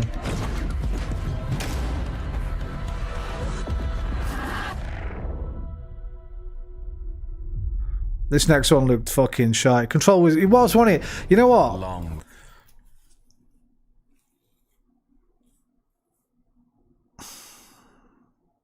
I fucking flip-flop on Control. Because when I was playing it at the beginning, I got right into it, all the lore, and I was reading all the fucking bits, but the combat was pretty fucking... Once you got over the initial, oh, I can use the force and kind of stuff, I'll cry myself to sleep. Dodo, don't worry. It'll come good, Dodo. We did have a few announcements yesterday. We had a Forefront, I know you're not interested in that, but there was the new Five Nights at Freddy's, I know you like horror games. And something else. Oh no, that was not Secret of the Mimic. Repetitive, yeah, it was very repetitive, and the map design, the level design was fucking hard, man. It was hard to find your way around. I remember backtracking a shitload, and yeah, this just looks generic game number 250,000. This looks a bit shit. I don't like anything in this, I'll be honest. I don't like it. It looks oversaturated to fuck as well. It's like hurting my eyes looking at it. I hate these big bulky suits of armour. Yeah, go away with that. Got no interest in that whatsoever. Crimson Moon. This was the first one where I thought, oh. At first I was like, oh great, another samurai game. But this has got some interesting stuff. I like the look of this. Let's watch this one again. I do like the look of this. This will be one to watch for me.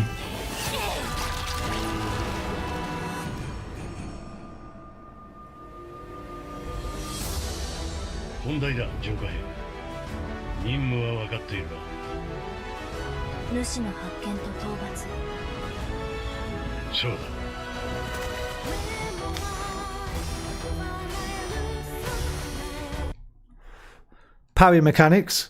Game Freak. Yeah, I don't know. What? Who are they? Do you know them?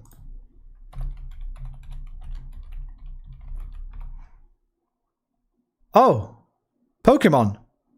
Co-owners of the Pokemon series. I didn't know that. I never heard of them before. This looks good though. This was the first one on the show that I thought, oh, okay. We've got parry mechanics, which is good. We've got a doggo. We've got a mix of genre, samurai and science fiction. Got a couple of interesting mechanics. Looks like you can swing, but also push like these vines into the floor to like use them to sort of jump and that. This looks alright.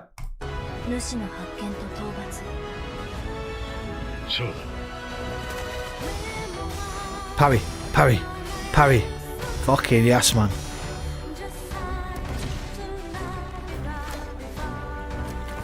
See how she swings with it and then pushes herself with it. See, that's kind of cool. I've not seen that before. Whoop. What does she run up first? Oh, looks like you can run up them as well, a bit like a Silver Surfer or something. See how they're coming under her feet? They're growing in front of her. Reminds me of Stellar Blade. I've still not played that, but...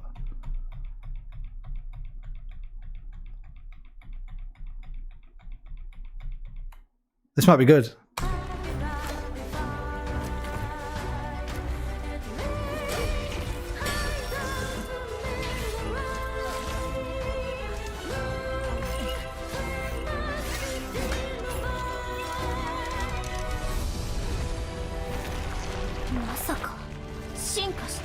It evolved. That was my clue for Pokemon. Got a doggo with a vine tail. We got parry in Sekiro style. Yeah, this will be good. This is definitely one to watch. Yeah. Oh, see the dog. The dog's like a little combo there. It grabs him, throws him in the air.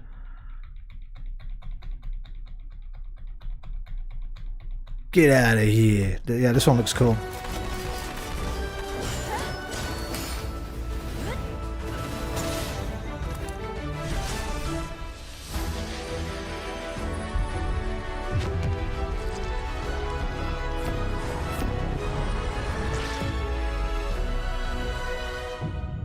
The Beast of Reincarnation.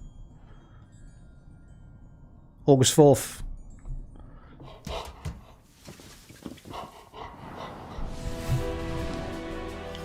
Thanks to Fictions and Game Freak for that new look at characters and combat in Beast of Reincarnation. It's coming to PS5 this summer.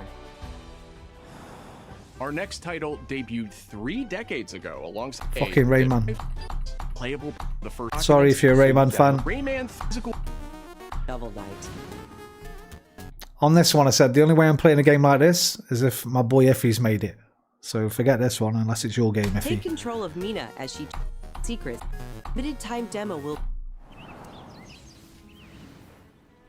set years before the events of the original. So this is a sequel to Never, which is a game they're giving us free on PS Plus this month, which is made by the same people that made Gris or Gris. I still don't know how you say that name, but I loved that game. So I'll be playing the first one of these next week when it comes out on PS Plus. Game.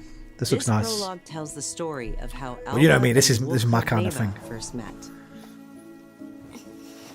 Alba must earn the young wolf's trust and guide her through the blighted wilderness. Together, they will face new enemies and endure perilous trials, while confronting a monstrous force that threatens to tear them apart. Players can look forward to using new gameplay mechanics in all new locations.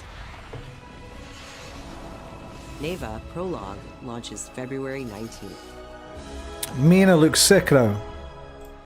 Which one was Mina? Oh, that one. Yeah, well, not as good as your game now, bruv. Up next, a tactical stealth action title from Shueisha. Yeah.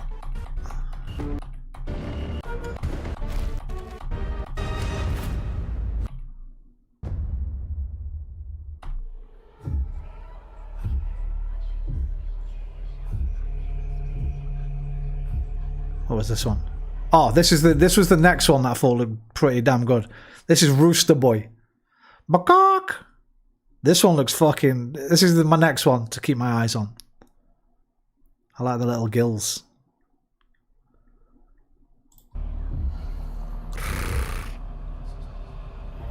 From the acclaim... I've never heard of this fucking book series. The Bird That Drinks Tears.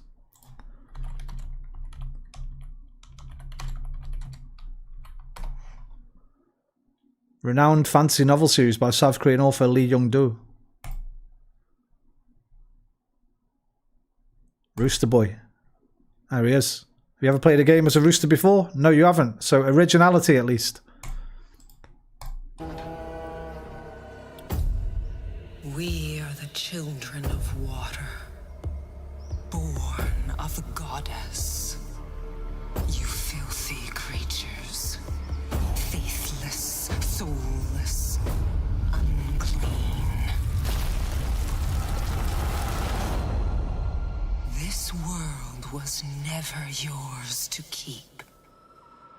How dare you stand in the way? Not just any rooster, by the way. A fucking jacked rooster. King. Proper jacked, man. Crushing fucking skulls and that. Look at this guy. Hey, look at this guy.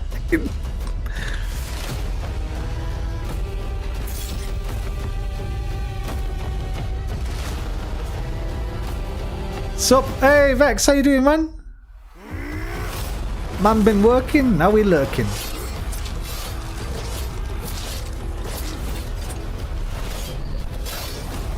Dynasty Roosters.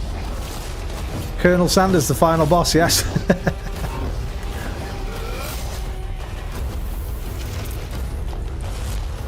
Yeah, I like, look at this.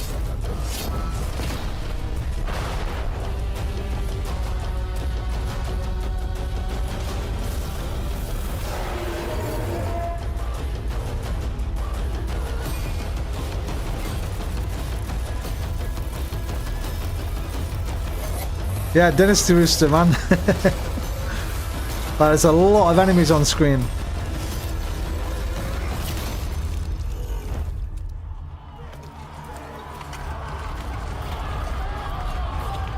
Wukong, but Chimkin.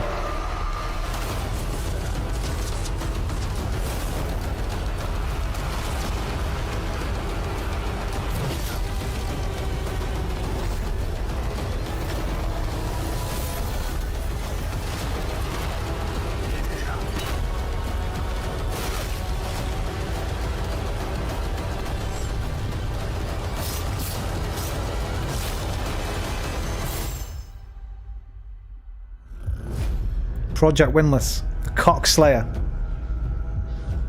So, Beast of Reincarnation, Project Windless. Pretty excited about those two. Oh, just give us this in VR. I've got no interest in this whatsoever.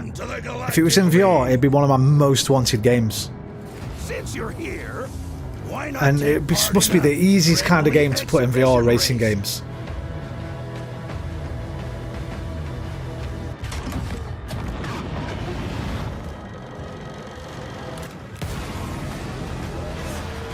You know what's funny about this one? I was talking to Alpha last night, Effie, about my favourite sort of obscure characters in Star Wars. You know, mine are Malakili and Bib Fortuna. And I asked Alpha who's his were. And one of them was that fucking... What was his name? Ben something. Ben something. Ben Podracer. Ben Quadinaros, this guy. Alpha was... We were looking at this guy last night, reading about his story and that. Watch the end of this trailer. Watch the end of this trailer. Grand Soren, how you doing, man?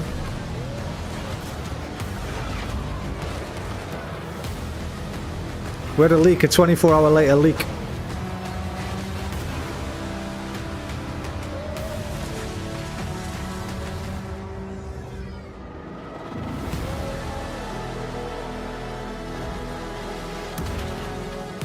Impeding! Impeding! If they weren't holding me back right now, I'd have you frozen in carbonite!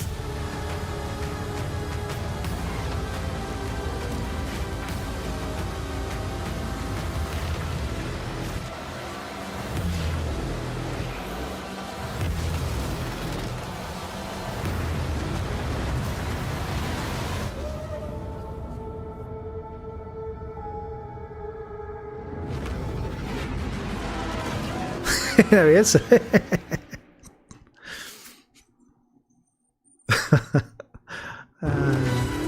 Here we go. Right, slow-mo time.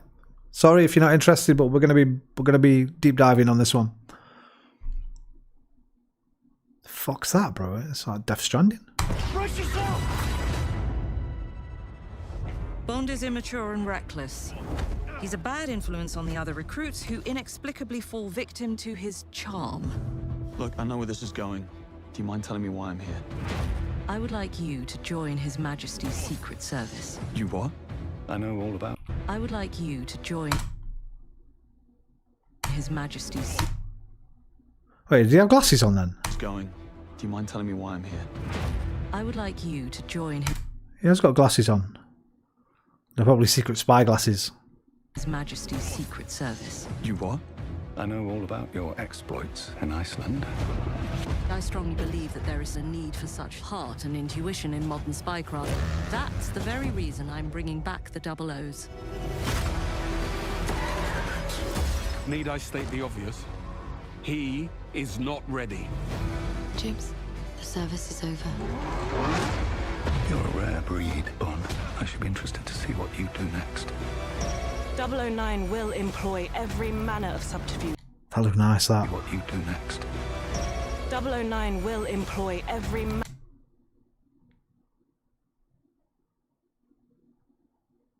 manner of subterfuge to avoid capture.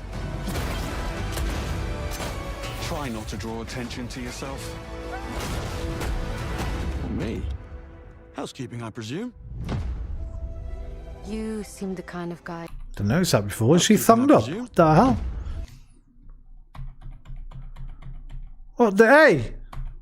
Booty out of here, man. What the hell? 009. Just a rehash of GoldenEye with 006. Yeah, maybe. To be fair, one of the better Bond stories. So you won't do anything stupid? Of course not. I'm not an idiot. Agents have very short life expectancy.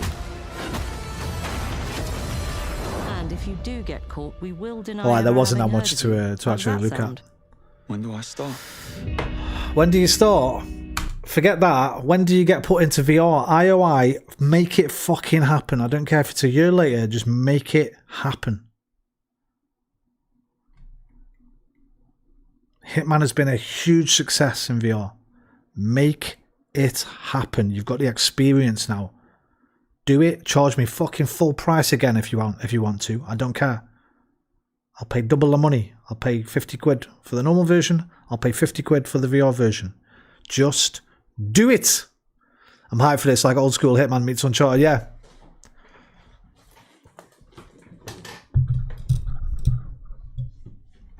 But it looks more like the new Hitmans, to be fair, rather than the old ones. But because there's a lot more action in those, or you can go a lot more actiony in those.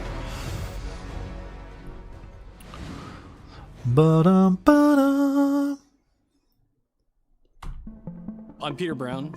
Right, this was the Konami section, which I was very surprised by and exceedingly excited about.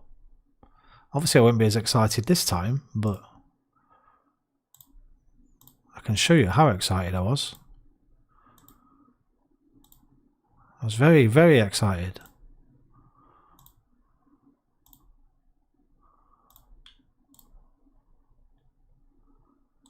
I'm hyped for this, like old school.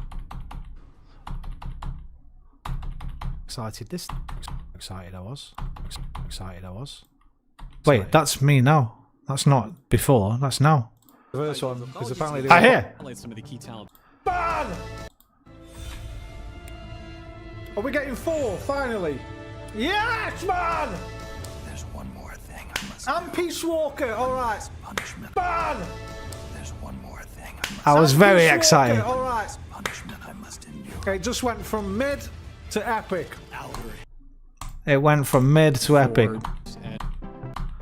Creative. We hope you will. It's about damn time we can play this. There's one more thing I must do. One last punishment I must endure. Outer heaven. He's taken command of this Boomer immense Snake army and is now preparing to unleash an insurrection. Liquid's goal is to seize control of SOP, the Sons of the Patriot system that controls the soldiers. Will you do this for me? Will you terminate? The last time I played this, we can find out, because one of my most watched videos is a glitch in this game.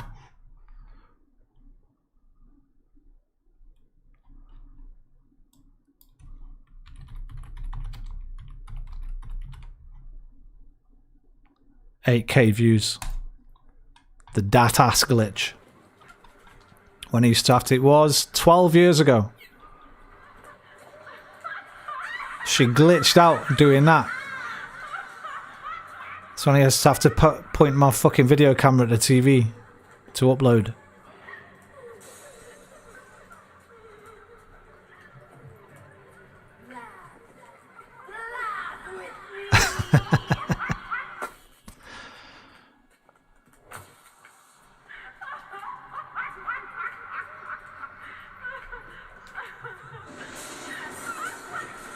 I am shamed.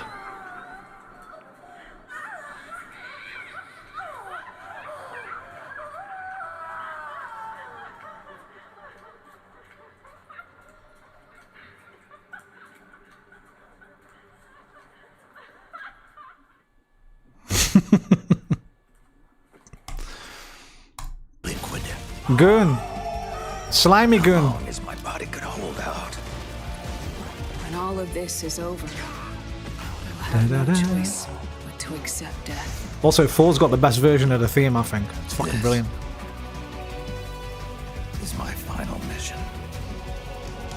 So began the war between Zero and Big Boss. Do you understand, Snake? Any means necessary. Just stop Liquid's insurrection. There's a lot of cutscenes in it though. Like, some of the cutscenes are like 45 minutes long, I think. But some of them are fucking epic. Like Raiden's introduction is amazing. MGS4 Raiden cutscene.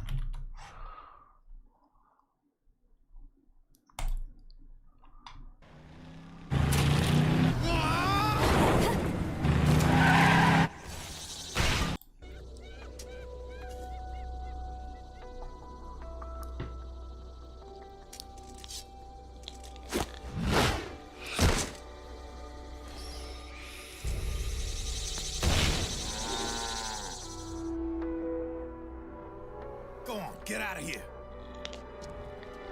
Can you move? Yes.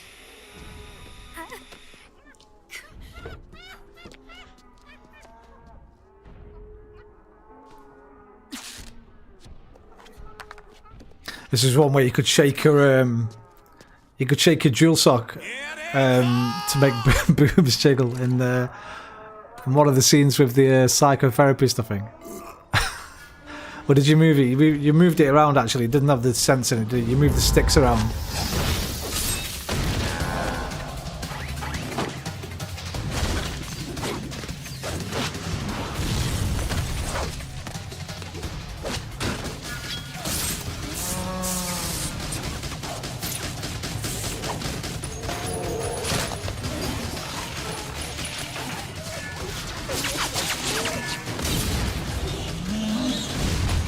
Vamp was bad boy as well.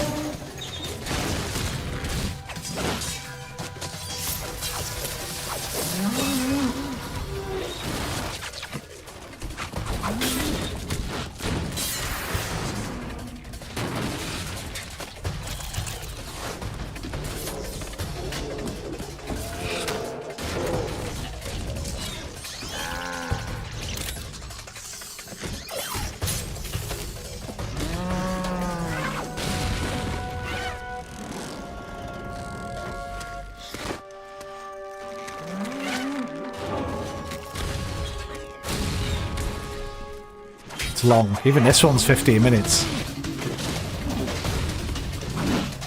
Oh, that's not the whole cutscene, but...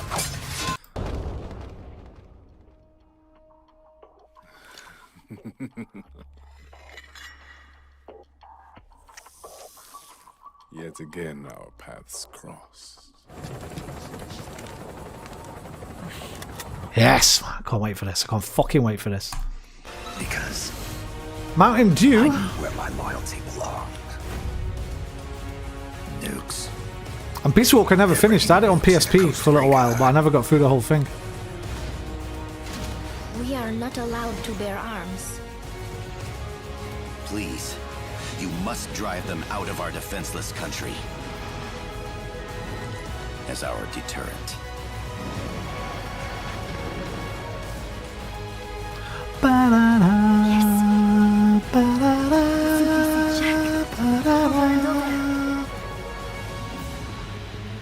Awesome. Is that you?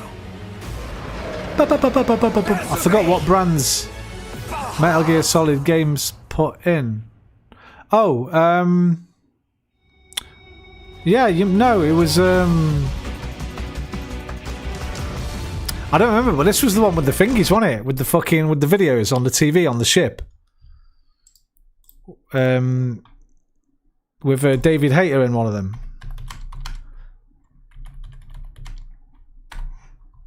Like the television adverts, the commercials. I think you went in like fucking one of the rooms on the ship, like, and turned the TV on and that. Yeah, there's Hayter. Who is David Hayter? Accomplished actor, screenwriter, voice of a generation. Well, Citizen of the world. Yeah, well, I never... Ripped from the comfortable childhood in Canada, thrown into the turbulent waters of adolescence in Kobe, Japan. This was a mad game. Stay afloat. You mean in high school? Well... Good luck, but don't hold your breath. I'm gonna get it right. I want that new RV. Larry and I have been planning this vacation forever. Well, now, Larry, that would be your husband. Dead serious. And I'm sure it tastes delicious. It certainly smells fantastic. Anyway. Binary Domain? I don't know. I never played that.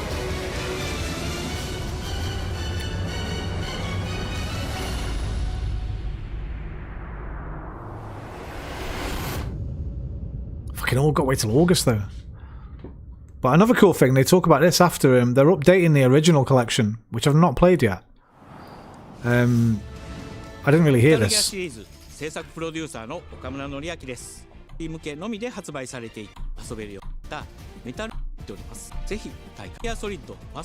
the currently available Collection 1, we're releasing the final update.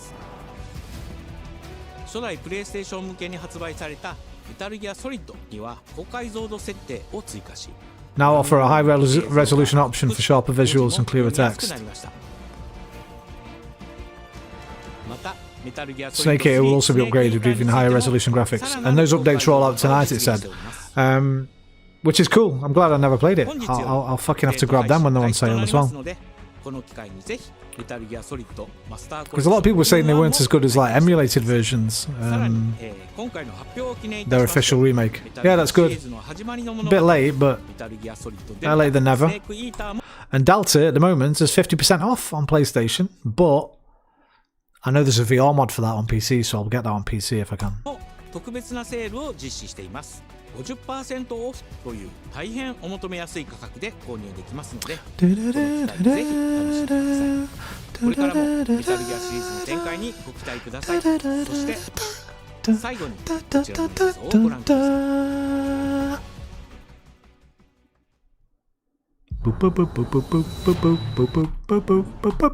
This looks alright. This little this looks alright, you know. I fancy this. I forgot what it's called already, but something octopus. Darwin's Paradox. Like a little Metal Gear octopus game. A tribute to a snake from an octopus. Tactical octopus action.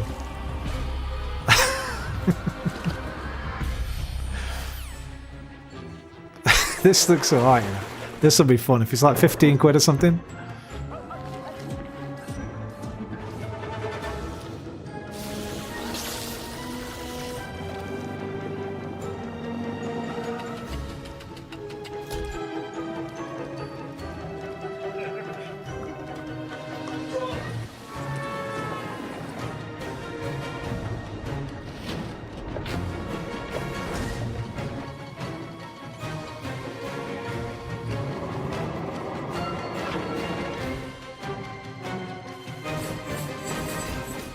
Bit of Little Nightmares, bit of Abe's Odyssey, that kind of thing. April 2nd. Play the demo tomorrow. Unreal Engine. It's going to play it in VR. That'd be fucking cool. Oh, PS5. Unless it's coming on PC as well, anyway. Castlevania 40th. I'll leave this on for you, Iffy. I know you're a bit of a... You like Castlevania. I haven't really got any interest, but... Of His Most Royal Majesty. By the grace of God, the King of France.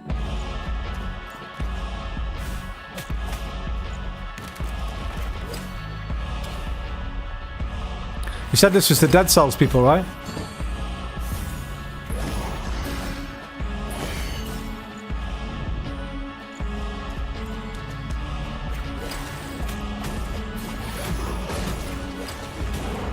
I always look at these games and think, yeah, I'd enjoy this. And then I played them and I never really enjoyed them enough.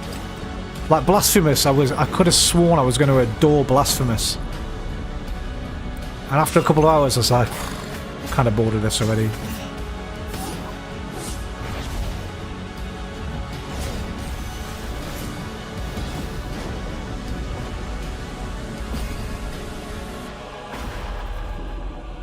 So now we appeal. This looks a bit more fast-paced than Blasphemous, though. Blasphemous was kind of slow-paced, wasn't it? Last of House Belmont. The Belmont's curse. Curse the bastard's blood.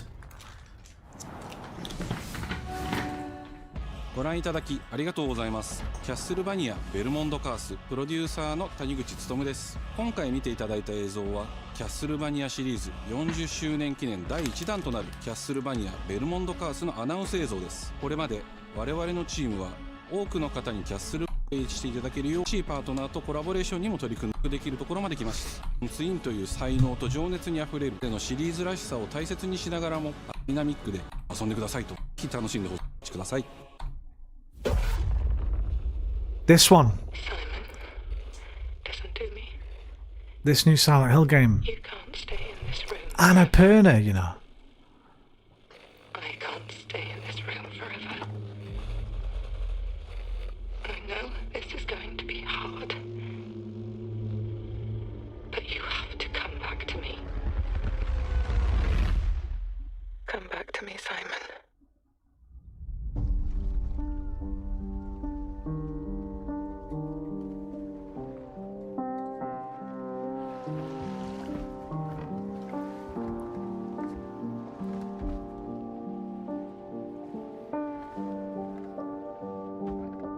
woke up in the water again. But this time it's different.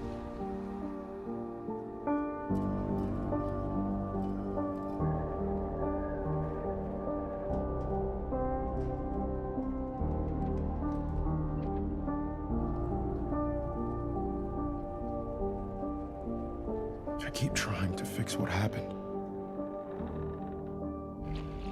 But no matter what I do... When did I have my pocket TV? How old was I? It's early 90s this, isn't it? Late 80s, early 90s. You can't fix it. It doesn't let us change things. You did what you did. You did what you did. Let us change things. I think it was birthday.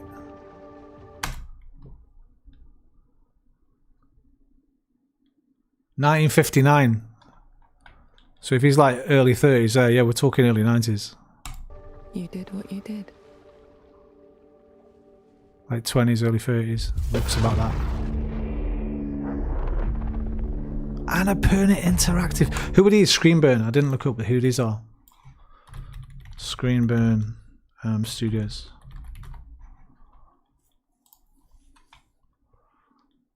Stories Untold.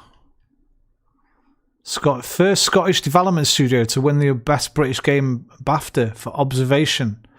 Oh, Observation was that really fucking cool game. It's on PS Plus. I tried it for a little bit. Yeah, this was fucking. This was quite well received.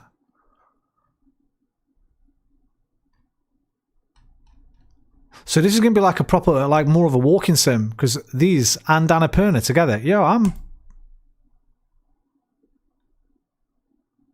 As the bizarre year of 2020 came and went, the team shifted onto their latest project, the most ambitious title yet, with the team that is now 3 times the size of Observations. Screenburn are putting all their efforts into another slice of madness with their new friends at Annapurna Interactive and Konami on Silent Hill Townfall, a brand new original entry to the legendary horror series. I hope this is in Unreal Engine. Is there any way to find out?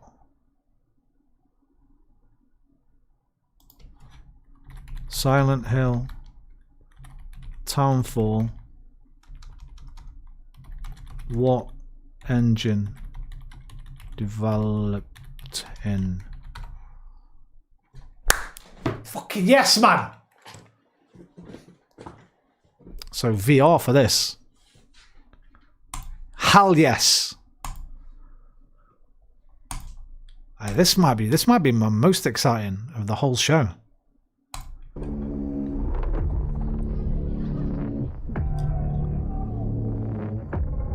I should have known it was Unreal because Silent Hill remake was in on Unreal.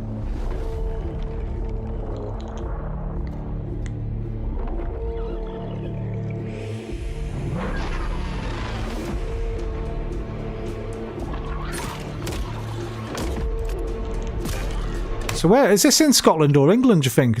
We've got the red, white and blue for Britain. This is clear Rose Garden, is it? Some coastal town in England or Scotland anyway, innit? Clearly. I know this is going to be hard. Come back to me, Simon. Were there any clues?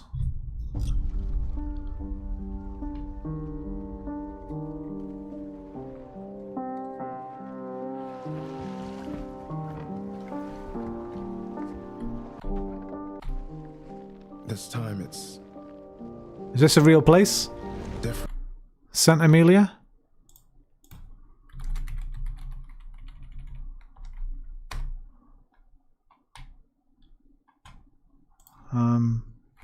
St. Amelia Island.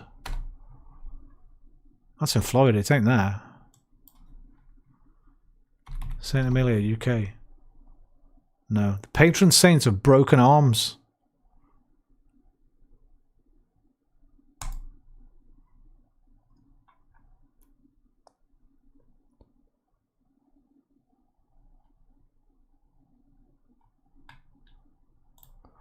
Alpha, just hope they don't overdo the Silent Hill franchise, especially when they pump out a new one every year. It's Clenovla. What? What are you talk about, Willis?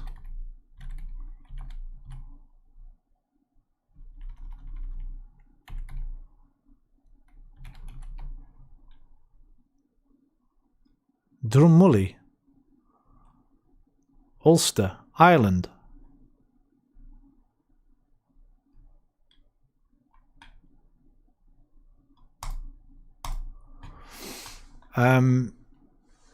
Well, this is a very different kind of game, bro. This is not your typical fucking...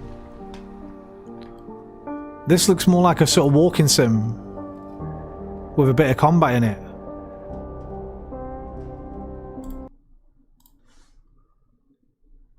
Town Square, St. Amelia Police Station, St. Amelia Police. Something there, failure.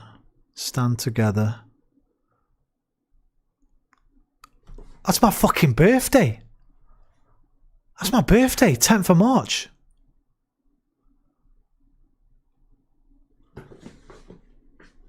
Sunday the 10th of March in the town square.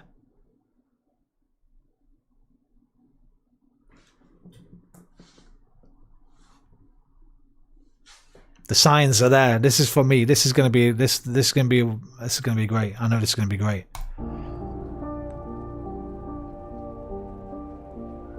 I keep trying to fix what happened. But no matter what I do, you can't fix it. It doesn't let us change things. You did what you did. What did you do, bro?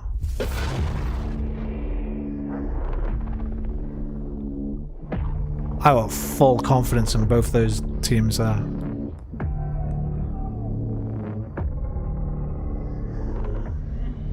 In VR as well. Oh my god, it's gonna be sick. This is gonna be sick.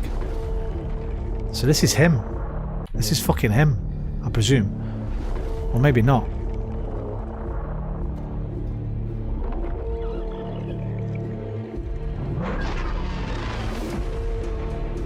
He had the same thing around his arm though.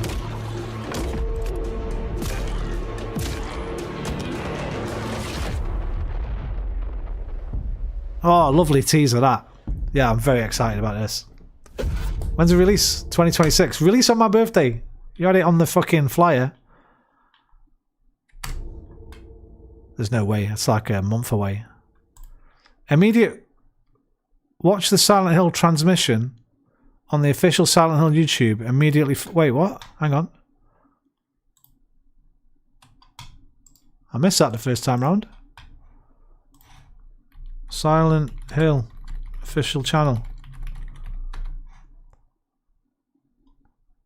Reveal trailer transmission.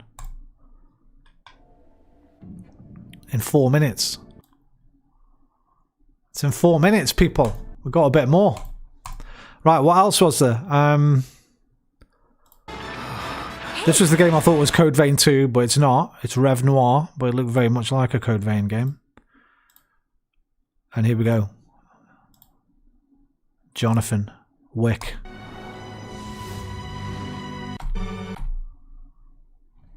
Now, was there any gameplay in this? Clenovla is weird.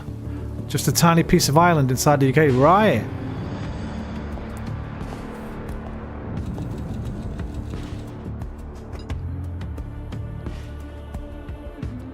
A man with your skill set must be able to move unconstrained, unrestricted.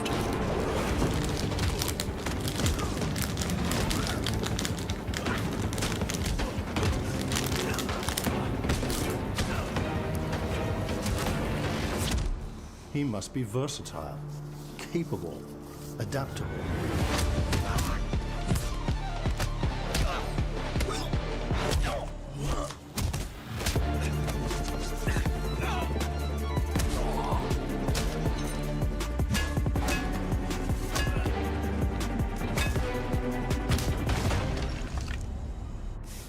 He must be grounded, stable, constant.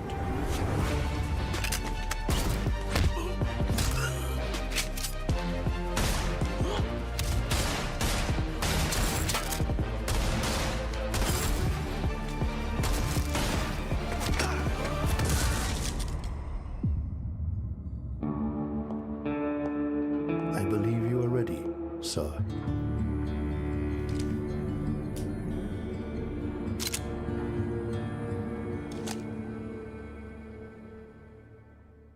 Yeah.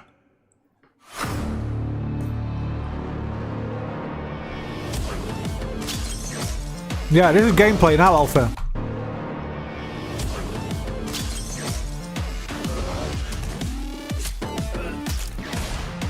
You can tell by the character models have changed. It does look very Sifu. I knew there was gameplay. Gaslighting me.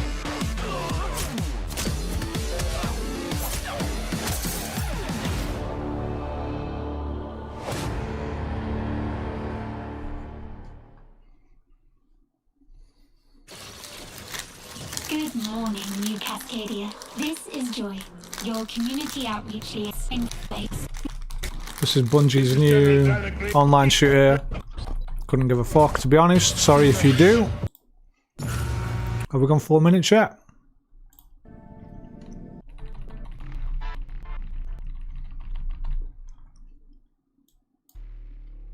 "45 seconds. Let's count down. Turn this goddamn chat off.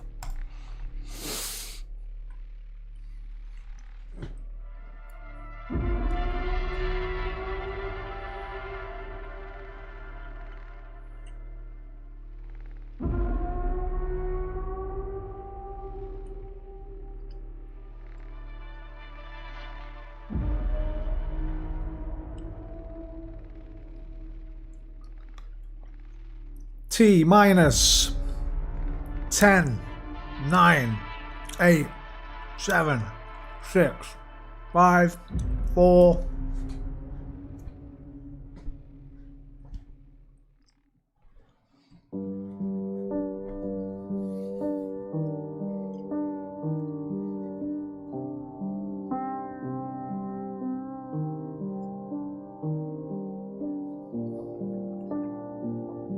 皆さんこんにちは。サイレントヒルトランスミッションへようこそ。サイレントヒルシリーズのプロデューサー岡本元井です。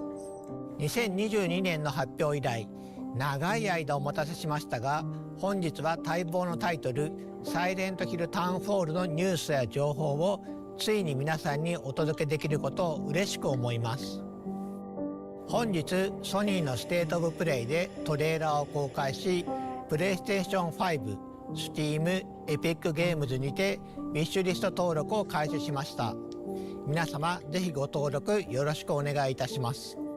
さらにこの配信独占の最新情報もご用意しています。まずは本プロジェクトのパートナーをご紹介しましょう。アナプルナインタラクティブのインタラクティブ&ニューメディア部門プレジデントヘクター・サンチェスさんとゲーム部門責任者のリアン・ルームさん、そしてスクリーンバー I love those people, those first two. I'm not John McKellen, you're alright as well, but 皆さん本日はようこそいらしてくださいました。 creators of Edith Finch, you know. Thank you, Okamoto-san. At Annapurna, we're always looking to push the boundaries of storytelling, and we couldn't be more excited and honored to have the opportunity to work with you and the entire team at Konami to co-publish Silent Hill Townfall. Annapurna Interactive is a publisher that not only looks for great stories to tell, but also great teams to tell those stories. And we're so pleased to partner with the very special development team that created Silent Hill Townfall, John, and the entire team at Screenburn Interactive. And this project came about because the team at Annapurna and the team at Screenburn are really passionate about Silent Hill. We're very excited about the unique stories that we're able to tell in this amazing franchise. It's also important to us at Annapurna that the developers we partner with really love the IP that they're working on, and that's exactly what we have with Screenburn. Yeah, as a fan of the series ever since the release of the first game, it's a real pleasure and an honour to be here today to talk about Townfall. The entire development team and I are so excited to finally be able to share a first look after so many years of development out of sight. 皆さんありがとうございます。それではまず本日公開されたサイレントヒルタウンホールのリビールトレーラーを振り返りましょう。Sorry, go watch it again.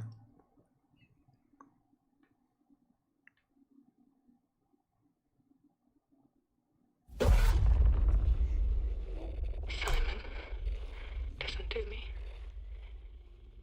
You can't stay in this room forever. I can't stay in this room forever.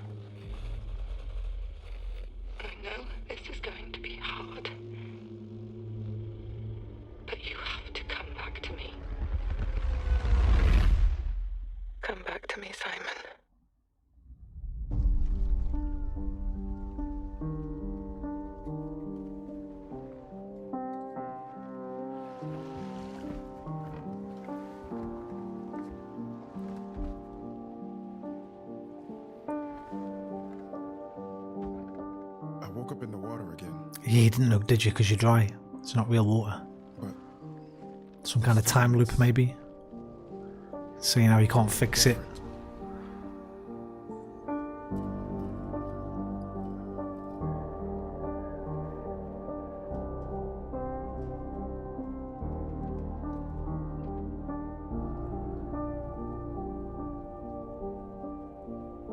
I keep trying to fix what happened. But no matter what I do, You can't fix it. It doesn't let us change things. You did what you did.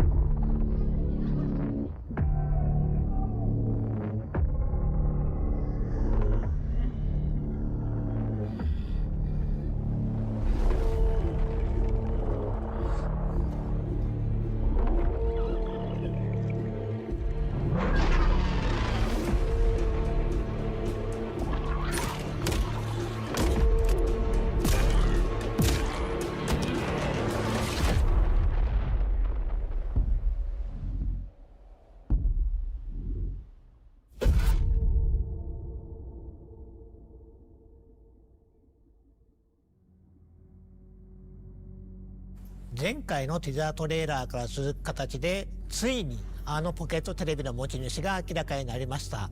このトレーラーはタウンフォールの本質、そしてサイレントヒルらしさをしっかりと捉えています。And we can see from the trailer that debuted today that Townfall clearly embodies the DNA of the Silent Hill franchise.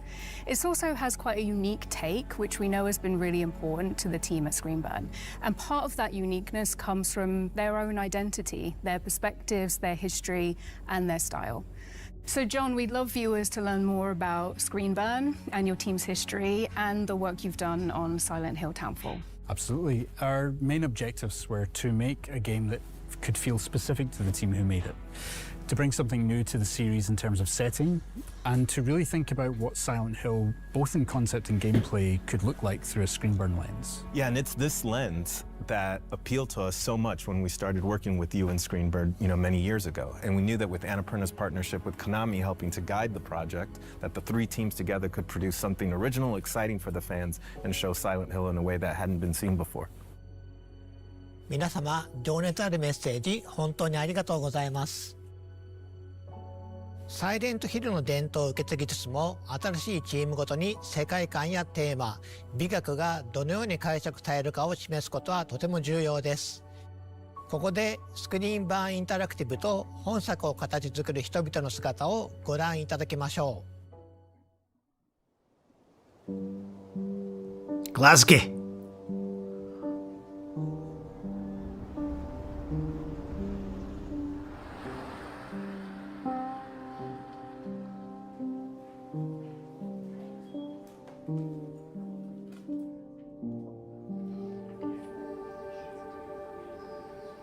We've got our previous games that we worked on over the years. So Super Arclight was our first title that we released back in 2016.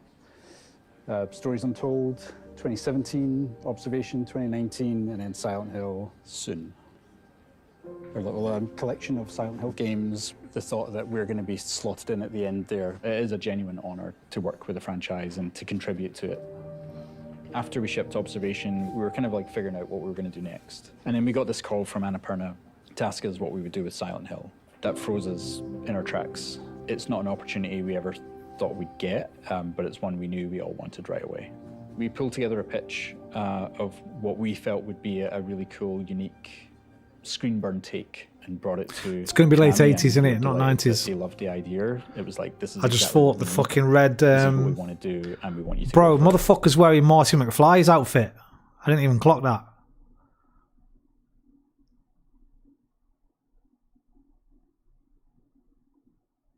He's in denim. It's Marty McFly.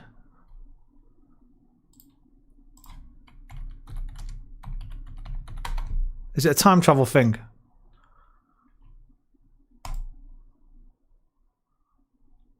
Check shirt. Red fucking life preserver. That's what Doc calls it. And the jeans.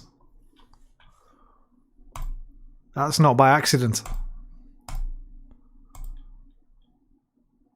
I woke up in the water. Time loop. I said it.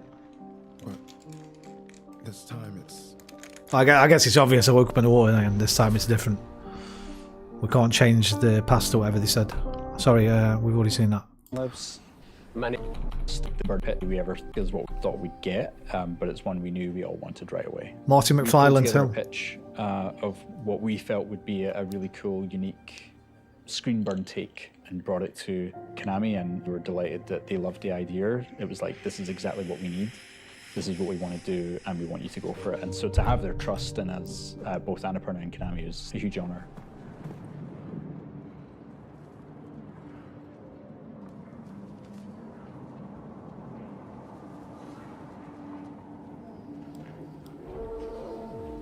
So yeah, this is where Graham lives and where design lives.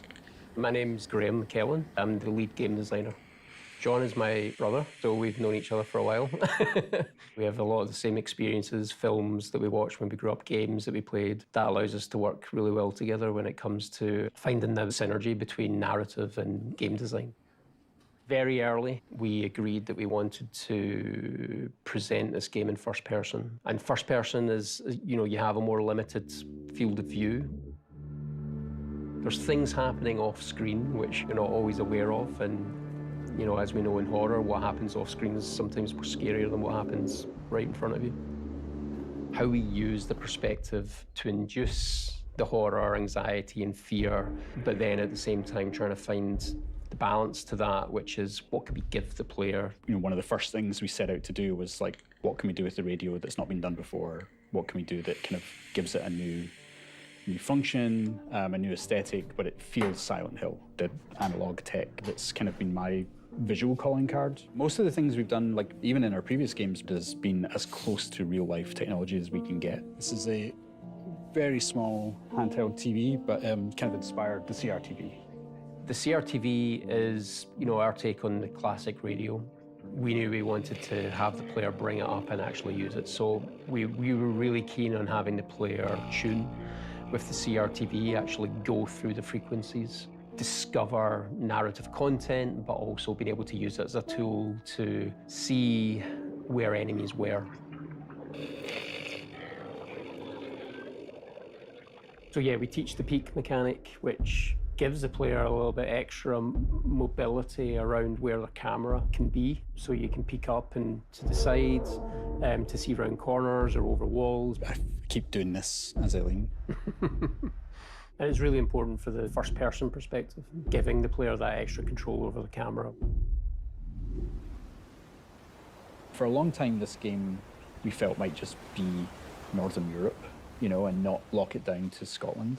There was a drive to create something that felt authentic to us, and it kind of felt natural to kind of bring it home. Scotland! First showed me the game, and I saw this sort of a very obviously Silent Hill, misty, foggy environment. That felt like a walk to school when I was growing up, because you know I've grown up in towns like this, in a small fishing town that's kind of similar to St. Emilia. It's a beautifully epic, grey, drizzly environment, and we're bringing that to the game. Yeah, this is going to be so brilliant. Real, especially when you're going through it in first person, you kind of feel like you're there. It's so detailed, every single thing, and it's all connected to the story. A very personal story, I know for John as well. I would have been about 17 or 18 when the first game came out, and I was really ill, high fever, all this kind of stuff. I know I finished it, but the experience I have was like a fever dream, because it literally was. To this day, I've never played it again, because I kind of don't want to know whether what happened that night was real or not. Drawn to the fog ever since. And I think now that we're actually responsible for it and we're actually kind of pulling the rest of the team in, and now we're looking forward to bringing the fans into that fever dream too.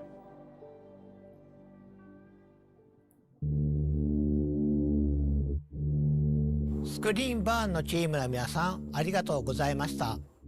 自分たちの仕事だけでなく、サイレントヒルの歴史や意味に強い情熱を持つ開発者の姿を目にするのはとても刺激的ですね。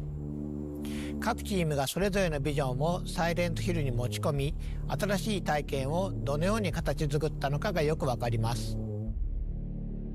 さて、公開されたばかりのトレーラーについて語るべきことがたくさんあります。最も注目すべきは本作が一人称視点である点でしょう。過去作にも一人称要素はあるものの、10時間を超える長編作品としてこの方式を採用したのはタウンフォールがシリーズ史上初めてです。この視点の変化によりプレイヤーはサイレントヒルの恐怖を新たなレンズを通して目撃することになります。恐怖がプレイヤーのすぐそばに迫るだけでなく、スクリーンバーンが考案した新しい戦闘、回避、謎解きのメカニクスとも見事に調和します。Absolutely. Every feature of the game has been designed with this perspective in mind, but always making sure that while we see the world in this new way, the experience still feels distinctly Silent Hill. A big part of that experience is centered around enemies and how our protagonist Simon will encounter them. Familiar tools from the world of Silent Hill are all available, planks of wood, pipes and ranged weapons like the pistol, but the ability to sneak, hide and evade brings a new element of choice to the combat, where resorting to violence isn't the only option. In fact, with the aid of the pocket television, known as the CRTV in the game, evasion is every bit as useful a survival technique as facing enemies head-on. Players are encouraged to experiment and find a playstyle that suits them while being mindful of the resources and the opportunities that surround them. わかりやすい例が覗き込みですよね。サイモンは物体や壁の上から、あるいは周りから慎重に身を乗り出して敵の様子を確認でき、発見される可能性を下げることができます。この要素は遭遇前の慎重さが生かされるだけでなく、見た目、手触りの面でとても映画的な表現になっています。Indeed, that additional level of fine control provided to the player works especially well in first person, and it allows players to cautiously assess an encounter before they make a decision to evade or charge in. In first person, features like the peek or the CRTV become more immersive, rendering details up close in the character's hands and all in a tactile and physical way rather than using on-screen HUD elements. These features really shine in first person, and as the game progresses, players will be challenged in many different ways. Using the right technique at the right time is vital for Simon's survival. ジョンさん、次は新主人公サイモン・オーデルに目を向けてみましょう。シリーズのキャラクターは皆心に重いものを抱えていますが、サイモンも例外ではありません。彼は多層的で不安定、そして非常に人間的です。トレーラー冒頭で主人公であるサイモンが今回舞台となる町セントアメリアに縁があることが示唆され、彼の困難な旅が始まります。ジョンさん、彼が島へ向かう事情、そしてプレイヤーが踏み入れる物語について視聴者の皆様に特別に教えてもらえますか？ Well, I knew when beginning to write the game that fans would have certain expectations about the worlds, characters and the themes that permeate the series. I wanted to both lean into those expectations in some ways and subvert them in others. Guilt is a strong theme throughout Silent Hill's many stories, and I wanted to dive deeper into the various different ways that guilt can manifest, where it comes from, what it can do to people, and how, if you can, come to accept or resolve it. So while those narrative themes are distinctly Silent Hill, we're looking at and interpreting those themes in a very different way. ゲームの冒頭、サイモンは物事を終わらせてほしい、それが正しいことだと告げる謎の電話を受け取ります。トレーラーで見た通り、彼は島に到着しますが、この段階ではどうやって来たのか不明であり、サイモン自身も向かう先が分かっていないように見えます。Well, a core component of our team's narrative style that has been present in all of our previous games is mystery.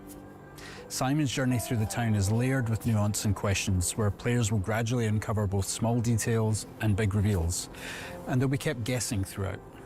There are other characters to meet along the way too, and understanding Simon's connection to them is key to the narrative. Some mysteries will pay off as the game progresses, and some will deepen further, inviting players to dive deep into the world and to details spread around the town. サイモンの旅がどのようなものになるのか楽しみにしていただければと思います。さて、次はタウンフォールの舞台となる町セントアメリアについてご紹介しましょう。サイレントヒルのキャラクターを町と切り離すことはできません。世界は彼らを映し出し、試し、変えていきます。サイモンの旅を理解するには、彼が身を置く街を理解する必要があります。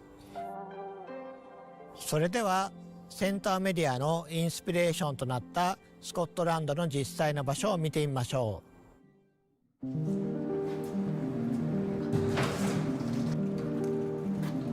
That's a great little bit there.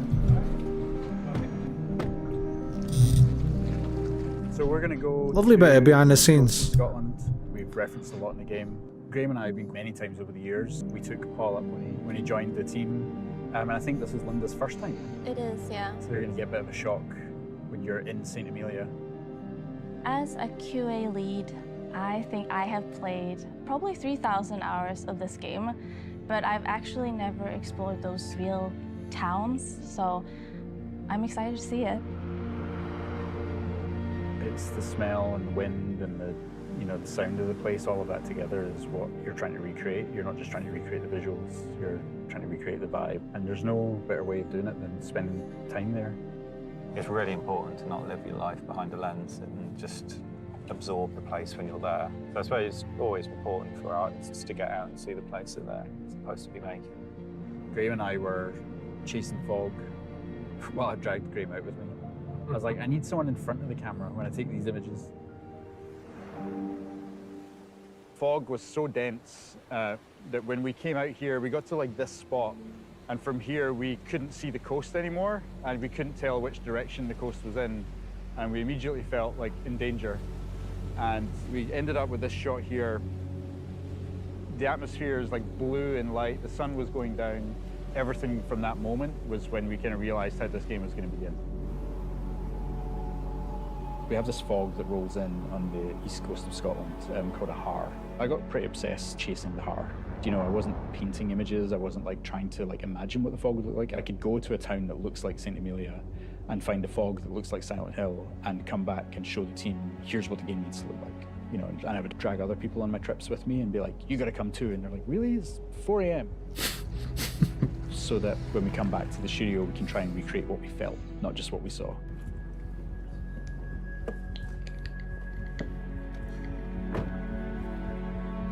This was like the first beautiful corner that we did.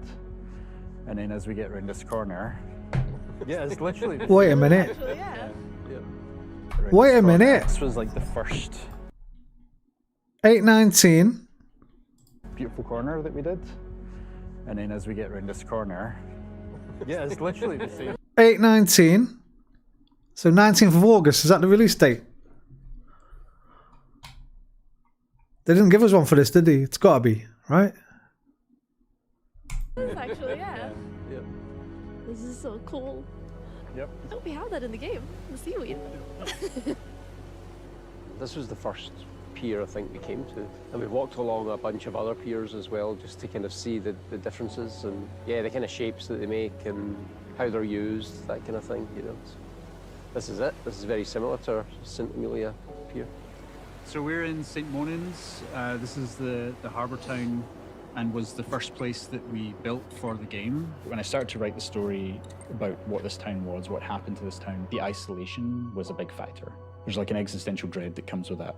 Silent Hill has always had a sense of like not being able to leave the town and face why you're there. That isolation isn't just for the protagonist, but also for the town. It's like they've got to do what they got to do. You just have to get on with it and you have to solve the problem. There's no running away. It's surreal. I think it's because a lot of stuff are so similar to in-game, even like the slanted walls, the colors. Wherever the benches are placed is exactly the same as in-game. These alleyways kind of snake through the entire town. They're really fun to walk up and down in real life, but when you've got a monster chasing you, it's just not a nice place to be. Coming up there, this was one of the slopes that when I first came here, I was like looking at all the textures.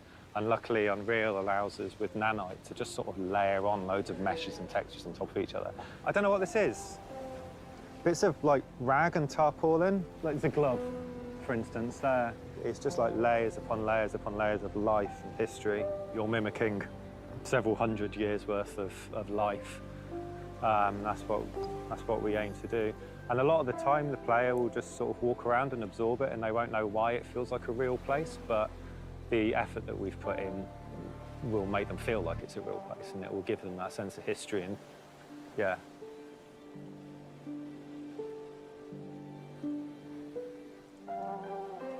It's a big moment for us, definitely. For me personally, for the team, you know, we're all big fans. I think that's an understatement to say big fans. You know, we're obsessed.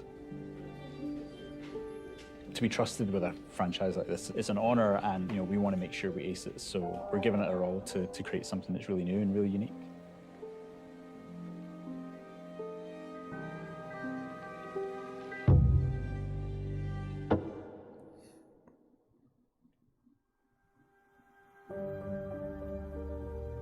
センターメディアのインスピレーションや再現方法について貴重なお話をありがとうございました。細部へのこだわりが新しい世界観をリアルに感じさせています。こうした丁寧な作り込みはシリーズならではの大切な魅力です。最後にタウンホールの規模や構成についてお話ししましょう。For sure. And while Annapurna has been primarily known over the last decade for independent games from smaller teams, Townfall is no small game. In fact, it's among some of the biggest games that we've ever published. And while Screenburn is a relatively small development studio at about 30 people, they have been afforded the development time to really realise their creative vision for Townfall. And as a result, Townfall is a full-length, high-quality game that we can all present with confidence following Silent Hill F and Silent Hill 2. スクリーンバーン、アナプルナ、コナミの3社が手を組み作り上げたサイレントヒルのエッセンスをしっかり取り入れたタイトルとなっています。今年皆さんにサイレントヒルタウンホールを実際にプレイしてもらえることを非常に楽しみにしています。本日のサイレントヒルタウンホール I too am now very こ excited. ちらで終了となります。That's my highlight of the show 最後に視 then. 聴者の皆さんへ向けて一言ずつメッセージをお願いします。We're so thankful for your patience, and we can't wait to show you more of what we have in store for you in Townfall. We see this project not only as our biggest and most ambitious game yet, but as a love letter to the series that inspired many of the team, myself included, to become game developers in the first place. It's truly an honour to be given this opportunity to contribute to the series, and on behalf of the team at Screenburn, thank you for your support and your encouragement over the years.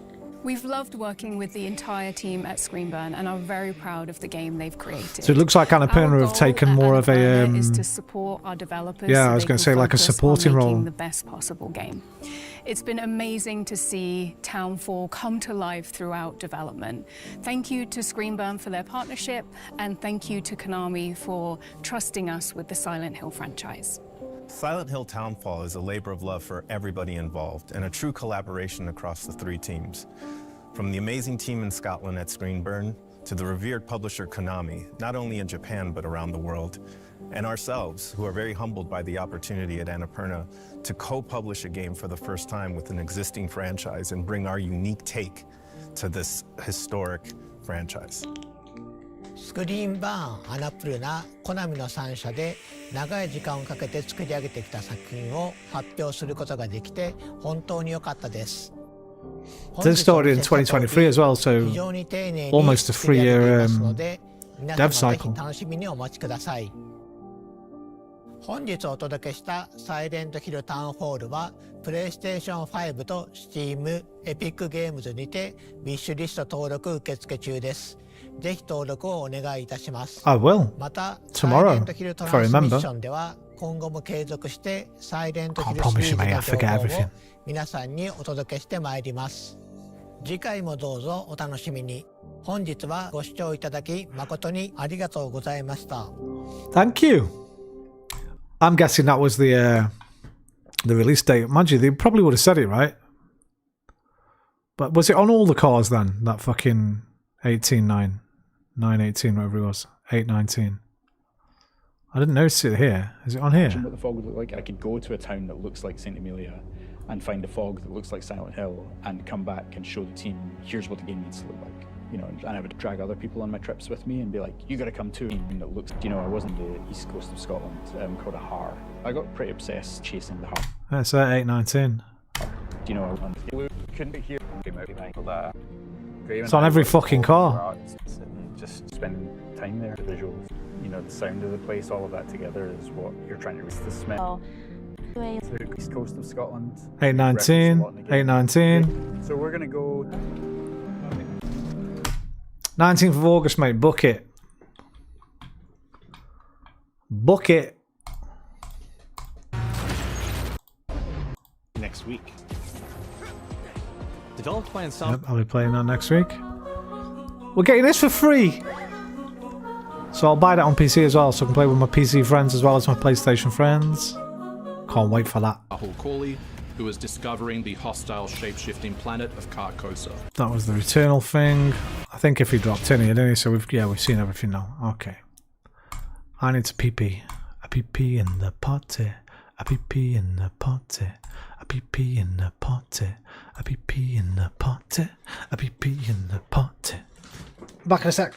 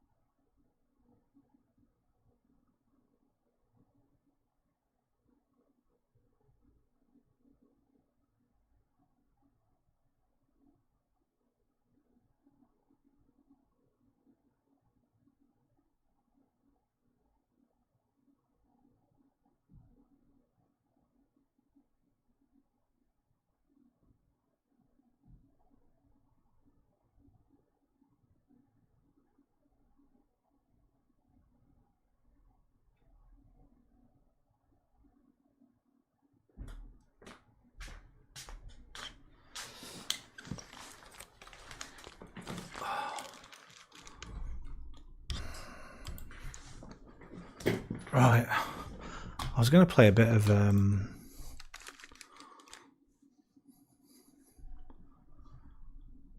Laundry Store Sim, but I've been watching that for nearly 3 hours. So I'm going to dump that off and just watch some Crimewatch. A couple of eps of Crimewatch.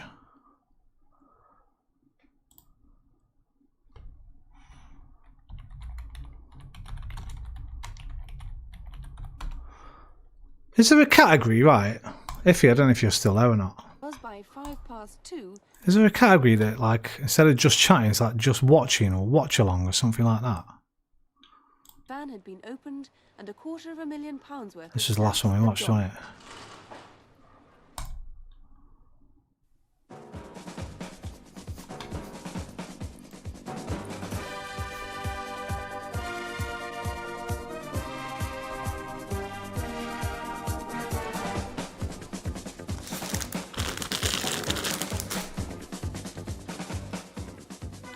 And welcome Hello, to Nick. the program where you can directly take part and help to cut the crime rate. I thought I was murmuring to myself, can't hear what you're watching at all. Is my mic not? You don't know? Alpha told me earlier my mic volume was good.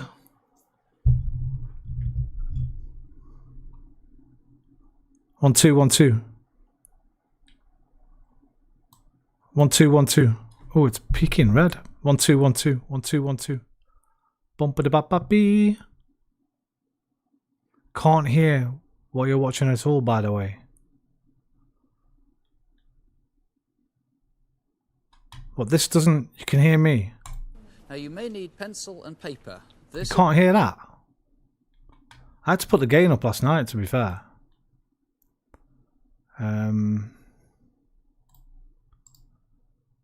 Wait, you do it on there, don't you? On desktop audio, filters, gain. Yeah, Alpha said the thingy was low last night. I can hear you, donut. Alright, how's this? This is the number here in the studio that you can ring at any time, but there'll be others on the screen and other information that you may want to keep. Now, these are all police officers here. They're all investigating crimes that we'll be featuring tonight, and they'll be waiting for your call. Thank you. Everything you see tonight will be for real. If you message We'll be before you raise the reconstructing volume, events much in better, explicit thank you. detail, and maybe you'll recognise something you'd never connected with a crime and find that you hold the key to solving it.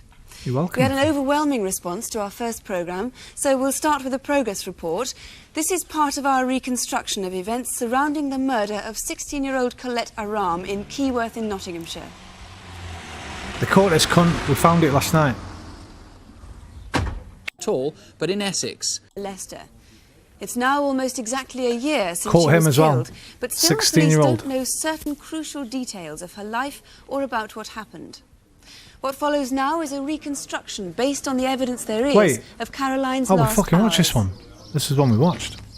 We're in August. On evidence taken from police files. We use the actual locations and, where possible, the actual cars, clothes, sometimes even the people involved. In the next 40 minutes... Police helped us to make a very vivid reconstruction in the hope that the people who knew the culprits might call in. In all, 500 people phoned, and as a result of information received, of wounded. Who ran a small business. All right. This is last week. Last month's. Caroline Ever. Crimoban Abbey. That was last month. And of the kills, a mysterious nighttime visitor, a disappearing television set, and a car left with its headlights on. The victim, who died from a savage beating, was 9-year-old Christopher Laverack. He lived in Humberside in the Anlaby district of Hull. Fucking hell. Silent Hill.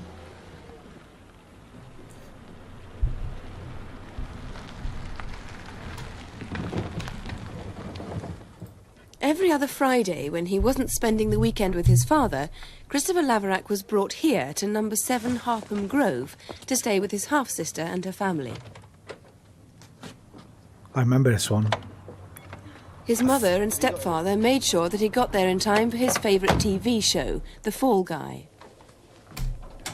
He could jump from a tower building. Fucking minstrels, yes. It was this cunt on. I think it was him. Him on the sofa behind him. I think it was his half sister's boyfriend or partner. He goes to the. I remember he goes to the pub and leaves the kid in on his own all night.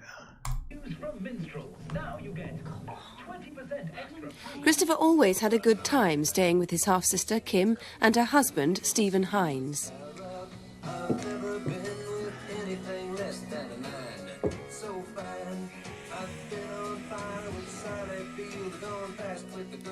Despite a complicated family life, Christopher was a happy kid.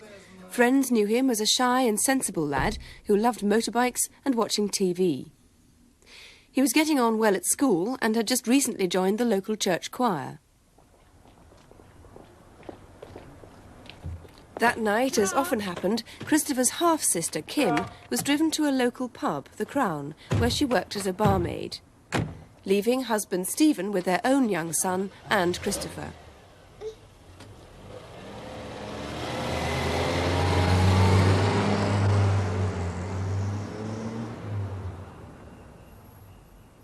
At the pub in Marfleet Lane, Chris's mother and stepfather stopped off for a drink with Kim before going to visit relatives.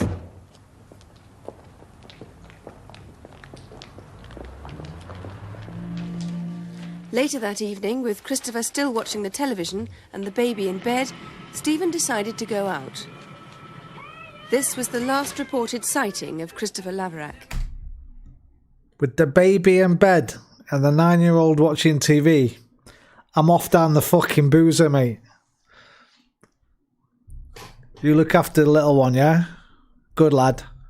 I won't be long. Keep an eye on Martin. What sort of crisps do you want? Cheese and onion, please.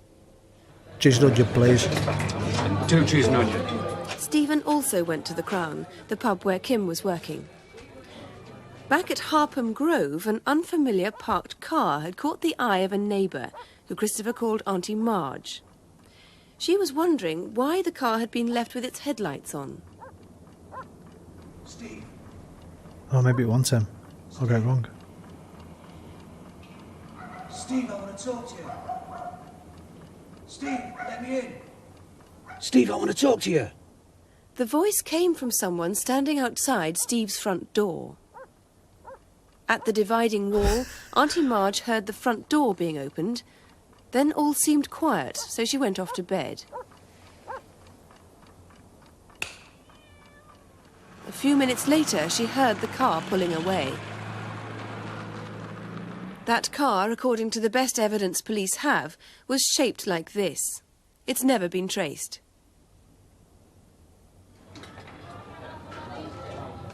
You don't get all this stuff on the top.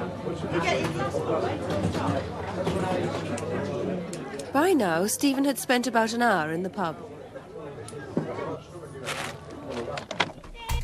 Remember that, Iffy, when fucking cheese and onion crisps were green and salt and vinegar were blue, and then they fucking swapped them? Why did they swap the colours? Walker's crisps, cheese and onion. They're blue now. Cheese and onion 80s. No, 80s. They were fucking green. Cheese and onion crisps used to be green. Salt and vinegar were blue. And then they swapped the colours. Now salt and vinegar are green and cheese and onion are blue.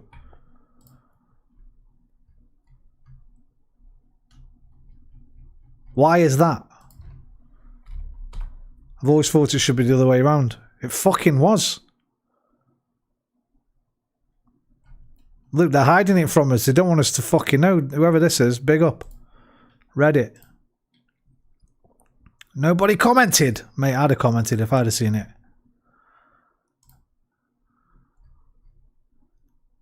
What? This must be just after they changed.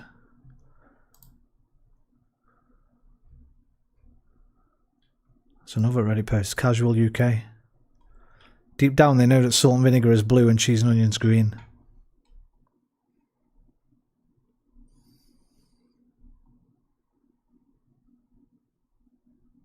I'm pretty sure when I was growing up, blue was salt and vinegar. One day Walker's randomly reassigned the colours. It was, keep this truth alive and don't let anyone tell you otherwise. There was even a TV ad campaign about the colour swap, but it's been buried deep underground by Big Crisps. They don't want anyone knowing the details and nobody can find it now. Most people will tell you they never remember the swap. They fucking... Hey, I remember. I'll never forget. Walker's claimed to have always had green for salt and vinegar. You fucking lying bastards. It's a conspiracy. Yeah, but why?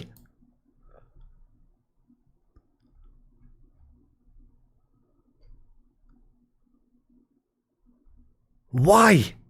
Why did they change it? Wow, we need to know this. Steel vinegar is still blue on Lay's. Well, Lay's are just American, another name for Walkers. But back in the day, it's the same crisps. You got the same. Walkers is Lay's. Look, same logo. How you doing, Jovi, by the way? But back in the 80s, this is bullshit. Before that, this must be just after the change. Where's that one fucking picture gone? I'm glad there's one picture on here, by the way. There.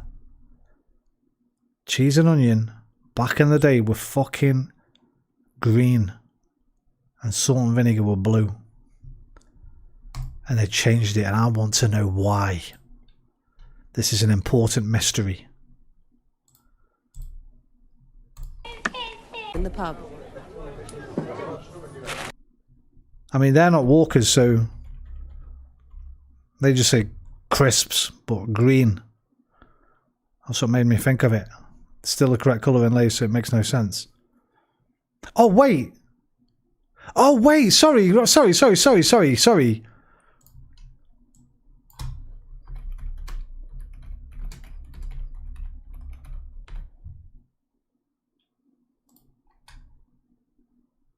fuck? You're right. The American version didn't change it. Sorry, I read that wrong, JV. Thank you, mate. Well, they got cheese and onion on both. They got spring onion and cheese and the green. I guess in America they probably don't have salt and vinegar, right? It's a British thing, isn't it? Because it's what we have on fish and chips. So I bet they don't even have salt and vinegar over there. But Lay's, it's Lay's in Europe as well, right? Because I remember when I went to France, it was Lay's. I was like, oh, they're just Walkers with a different name.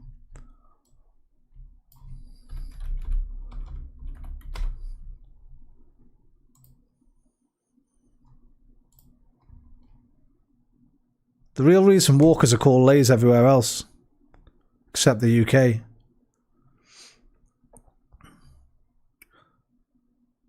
In the groovy year of 70, the Walker family decided to hand over their crisp empire to the American food producers Standard Brands. Fast forward to 89, the iconic crisp brand got a new owner, Frito-Lay, a division of PepsiCo. After Lay's adopted Walkers, it began selling our beloved crisp worldwide under its own name. I guess it's just a marketing thing. If they'd have changed the name over here, Smith's, like we had other big crisp companies, we wouldn't have stood for it. I mean, they did it with Snickers. Snickers was Marathon when we were kids. Starburst were Opal Fruits. They changed both of those.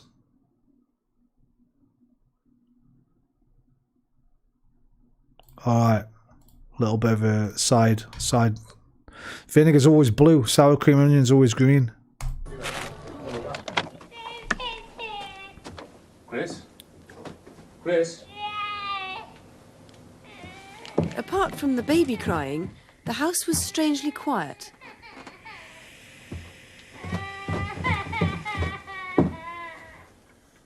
The television had been ripped out. And then it dawned. Christopher had gone.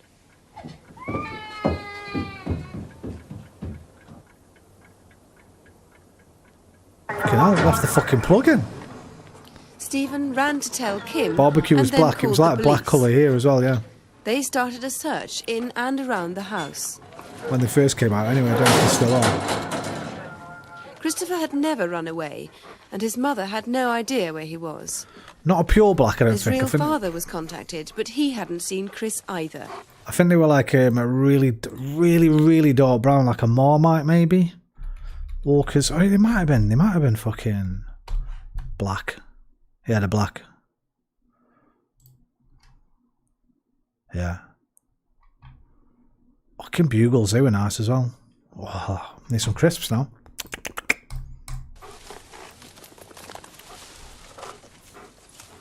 How are you, The JV, search mate? went Hope you're well, on brother. into the night. Fucking my birthday again? What? Why does my birthday keep coming on telly tonight? That's 3 times. Twice during, once during the Sony show, once on the Silent Hill thing, and I won fucking Crimewatch. 3 fucking times my birthday's come up tonight. It was intensified at first light. Link didn't work. Fucking haven't done Mix It Up. Sorry, boys and girls. There you go.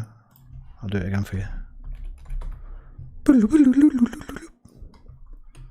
Fanning out across wasteland near Harpham Grove. Always knew you'd get on But there was Crimewatch. no sign of Christopher. Nor was there the ransom demand that was half expected.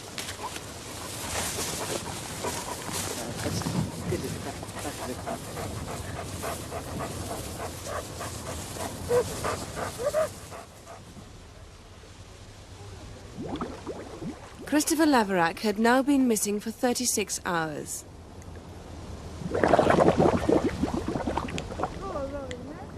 Expecting the worst, police divers began dragging a near... And that's my fucking bike. The blue and yellow rally burner. The fucking greatest bike ever made. We've looked at this before. The Fallout colours. The best fucking bike in the goddamn world has ever made. The blue and yellow rally burner. I would have had it at about that age as well. What was this, 84? So I was 6. I think I had it about then. 6, 7, 8. Look at this mug. Bro, you would have got picked on. Got a fucking shopping basket on the front of your bike, mate. What are you doing? Nearby stretch of water. Pull that off, mate. But the discovery was not made by the police. At the same time, 10 miles away, alongside Beverly Beck, this man was taking his usual Sunday morning stroll with his dog.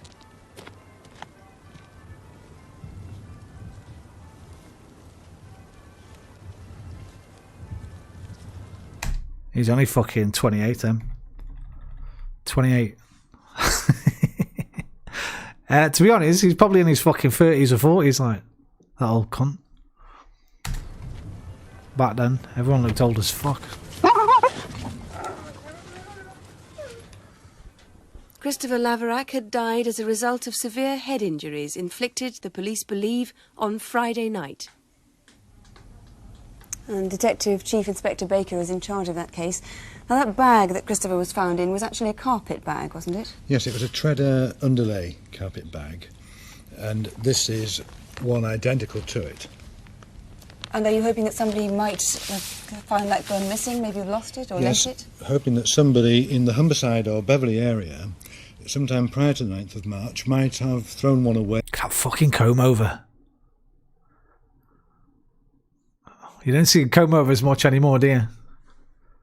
They were all the rage in the 80s, Or might man. have lent one to somebody, or might have left one outside and it suddenly disappeared, or something like that.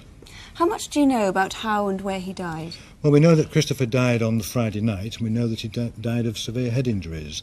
And we also know that he died in a field which contained growing winter barley.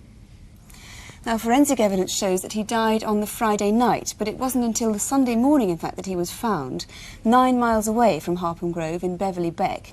How do you think he might have got into Beverly Beck? Well, obviously we think he's gone in some form of vehicle. Which vehicle, we don't know. Maybe that car, that unidentified car from that night? Well, obviously we're very interested in that vehicle, and despite numerous appeals to the press and the TV, the driver of that vehicle hasn't come forward.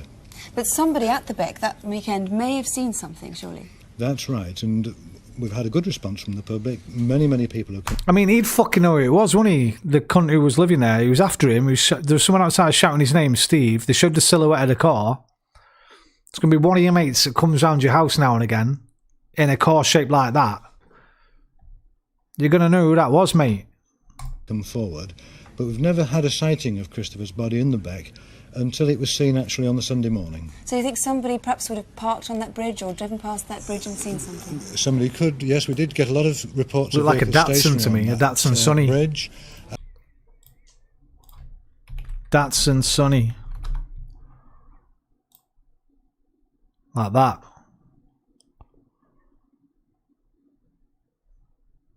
Didn't it? Look like that.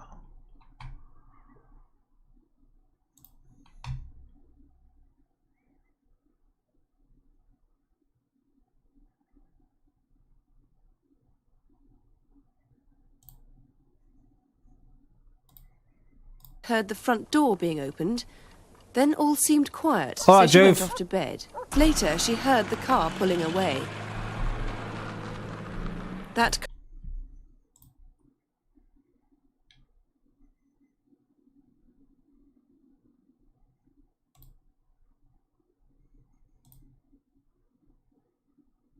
Maybe.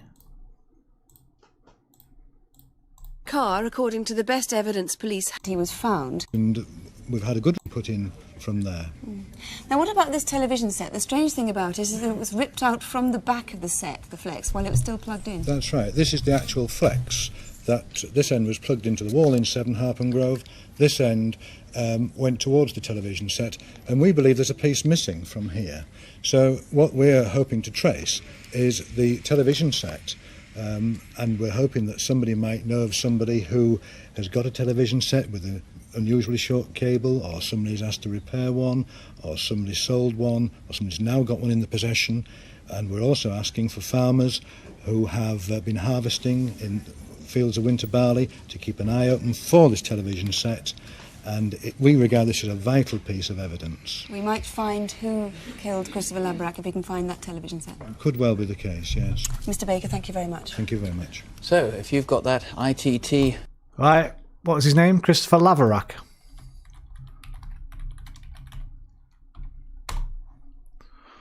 Malvin Reed, his uncle.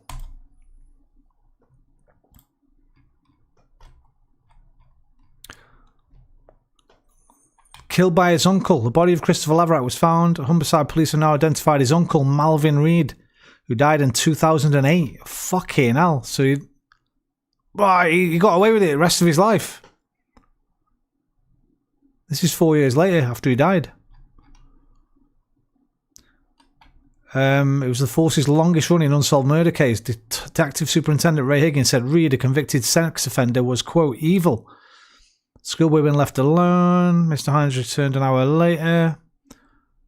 Detectives said he had suffered savage injuries and his clothing had been disturbed, suggesting he had been sexually assaulted. Reed had emerged as a suspect when allegations of child abuse were levelled against him. In 2003, he was convicted of a number of sex offences involving children in jail for 7.5 years. So he died in prison. Police said a case had been built up against the uncle with evidence including the fact that Reed owned a car fitting the description of the vehicle seen outside Harpham Grove the night Christopher disappeared. He was arrested in 2006 in connection with his nephew's death, but detectives were unable to gather conclusive evidence to charge him before he died from cancer. The spores investigation. Oh, the spores linked him to Reed's garden. The pollen and plant matter on the clothing Christopher had been wearing. A brick found with the schoolboy's body was also forensically linked to the garden. I mean, that seems like some good fucking evidence to me, mate.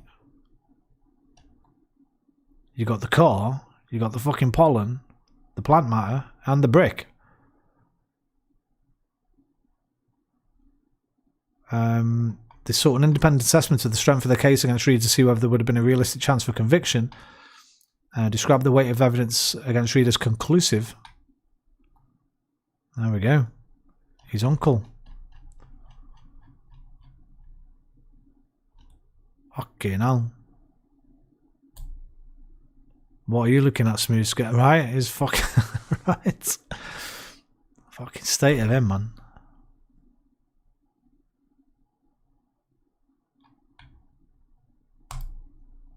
So apologies to the... Wait, it's hot. Wait! He's his uncle as well.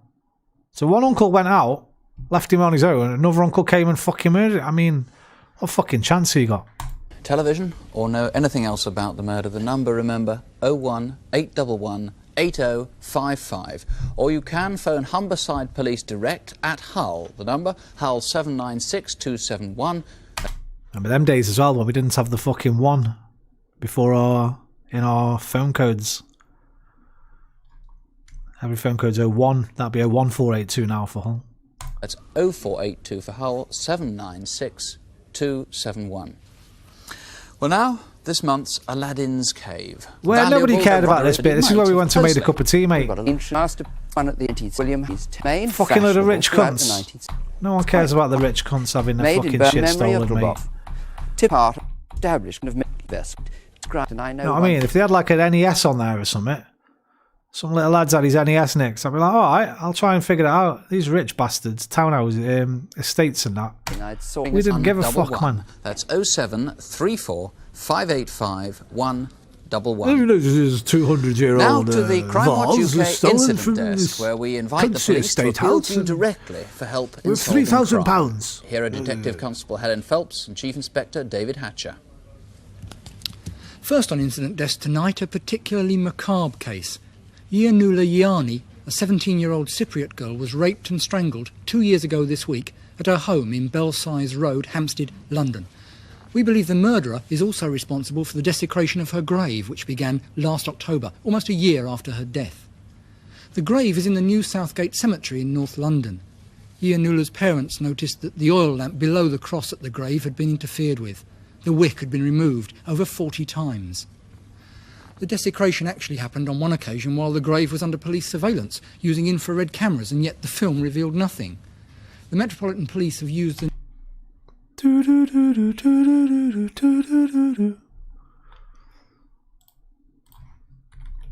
Yanula, Yanni. Bro, I recognise that cunt.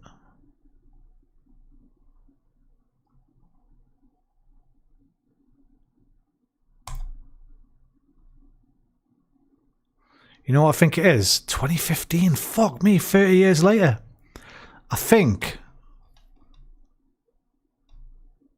they do her case. I think they do her case more fully in a later episode.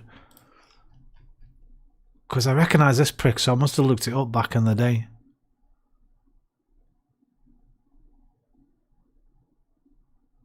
I think they do her case in a proper reconstruction in a later episode. The newly developed BBC Crimewatch video fit system. How many ball bags do you recognise that murders? Well, like I say, I watched this show when I was a kid, religiously. And stuff when I was a kid, I still remember like it was yesterday. I can't remember yesterday, but I remember stuff when I was a kid like yesterday. But also, over the years since these have all been on YouTube, which is what? A good 7 years now. I probably watched these 3 times since they've been up on YouTube, the whole lot. Especially when I used to smoke weed, I'd just sit there all night just watching old crime watches all night long and looking up which cases had been solved and which hadn't. Seen following Yanula near her home shortly before Magnum she PI, died. look. My fucking dad again. Told you, man. They all look like me fucking old man.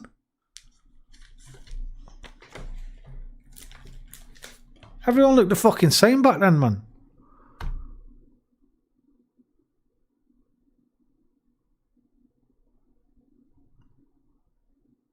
Look at me.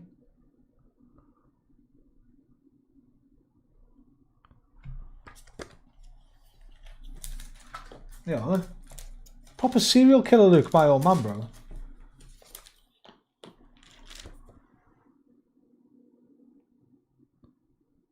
But only because all serial killers, all murderers used to look like that. The search went on into the night.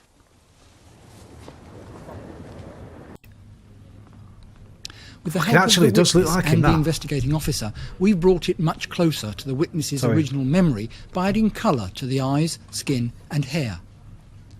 He's described as 5 Fucking foot same 6 nose and inches everything. tall, in his late Oh, it's teens too or short early then. 20s, possibly of Greek Cypriot origin and also short. possibly with a moustache. The video fit shows us what he'd look like without the moustache too. Much younger, in fact nearer the age the witness remembered him to be. Do you know anyone who looks like this? Yeah, Have you my seen dad. anyone behaving suspiciously in or around New Southgate Cemetery? And we'd also like to see if you can recognise 2 men who robbed the National and Provincial Building Society in Victoria Street, London, on the 9th of January this year. Unknown to them, 2 cameras recorded their every move. The time was 4:40 on a Monday afternoon. This is how the leader of the 2 men threatened staff with a gun. He's thought to be in his late 30s and may have a northern accent. His partner is in his 20s. From the pictures, we're convinced that someone will be able to recognise one or both of these men, and You if so, reckon? we'd like to hear from you. Take another closer look. You may have seen 2 men like this together, drinking in your local pub. Please give us a ring here at Crimewatch if you think you to can be help fair- identify them. To be fair, fuck me, for 1984, that's good, you know. You see some programmes nowadays where the fucking CCTV isn't that good. That's actually well defined, his eyes and ears. And this guy as well. Pretty fucking good. All calls will be treated in confidence. This is a £50 note. In fact, it's not worth the paper it's printed on. It's a forgery. Indeed, I've had to promise to return this one after the programme for it to be destroyed officially. The forgeries, and they're a tiny fraction of the 20 million or so genuine £50 notes in circulation, have been around since Easter. Now they're turning up in Northern Ireland. Police there have told us that so far 36 counterfeit notes have been recovered, mainly from the Antrim, Belfast, Down and Armagh areas. The forgeries are of a very high standard, but if you know what you're looking for, they're easy to spot. By holding them against the light, you can see that they have no watermark on the front left-hand side. Also, there's no metallic strip in the note, although some form of dye has been used to give the impression of one. And finally, the forgeries feel different. The paper is of an inferior quality. Remember, if you're lucky enough to receive a £50 note, then do examine it against the light. Because if it is a... I've just remembered something. There's one of these fucking photo fits he does right at one point. And he finds the photo fit that funny. He can't stop fucking laughing while it's on. I remember it. It's fucking pissing. I don't know what episode it is, but I remember it happening. Yours. If you're unlucky enough to get caught out, then do contact your local Oh no, police. it's not. It's not that. He starts laughing at two men when he has to say they're lovers, because obviously fucking the 80s, that was funny. The two men happened to be together. Like, he starts pissing himself about a gay couple. Immediately. There's been a dramatic new turn in an unsolved murder which happened over 6 years ago in Bath. Avon and Somerset Police have asked Crimewatch to help them with a vital new lead. The victim, Mrs Beryl Culverwell, was found dead in the garage of her home in Widcombe Hill, Bath. She had been stabbed and then bludgeoned to death with a shotgun. Only 10 days ago, Bath Police received an anonymous phone call which they believe to be genuine. The caller claims that the man who murdered Mrs Culverwell has a tattoo, a swallow somewhere on the left side of his face. It may be on his forehead, something like this. Or it could be lower down. Do you know anyone who has this distinctive Beryl mark? Please Culverwell. contact us. Another clue. Murder. He was sharing a flat 84. somewhere in the Bath area in 1978 with a man called Steve. Police would also like the anonymous caller Man caught and him. Steve to come forward. He got away with it. A last-minute appeal today from Hampshire Police in connection with a crime which took place in the New Forest last Thursday. They need your help to track down a man who carried out a particularly savage rape on a He got away with it. 58-year-old German tourist in the woods just off the A35. The man, 20 to 30 years old, of West Indian or African origin, slim, athletic build, had his hair done in what's called the cane row style. He was wearing a mid to royal blue V-neck jumper and dark... Sack your fucking sketch artist, man. Get the dammy fit out. What the fuck is that?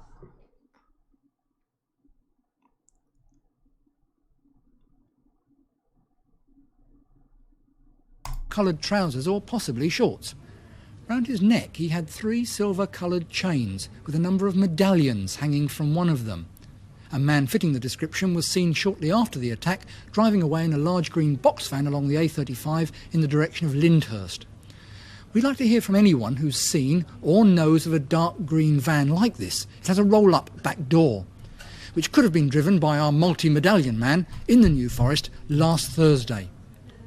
Remember, you can ring us in strictest confidence here at Crimewatch UK. The number, as always, 01811 8055. And the detectives here at Crimewatch are already busy with calls received on tonight's cases. We've had nearly 50 calls so far. Over a dozen people have rung in with information on the Hull case. That's the killing of Christopher Laverack.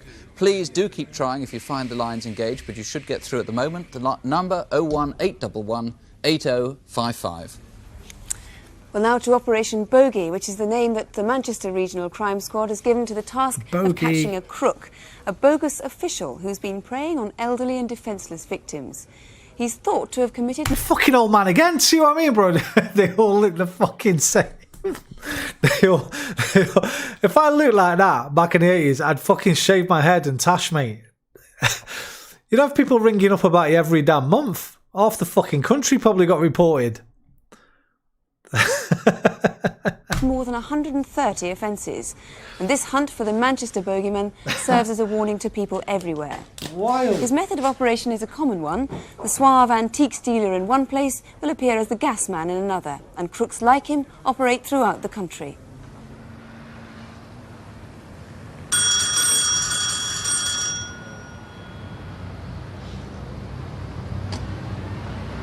Yes? From the gas board. Sorry to bother you, but we're just checking the new metering system in this area. I have to take a few quick readings. Do you mind if I come in? Won't take a minute. It's easy to be fooled by the official-looking card. It's just as easy to be fooled by the helpful handyman. Look, I hate to tell you this, love, but it's a bit of a mess up there. Whoever done that chimney was a right cowboy. The point is in a dreadful state. Look, I could do that job in an afternoon for 50 quid. It'll save you a lot of time and trouble later. He may just be ripping you off, or like our next con man, he could be blatantly casing your joint for a tasty antique. I spend most of my time travelling up and down the country talking to people like yourself.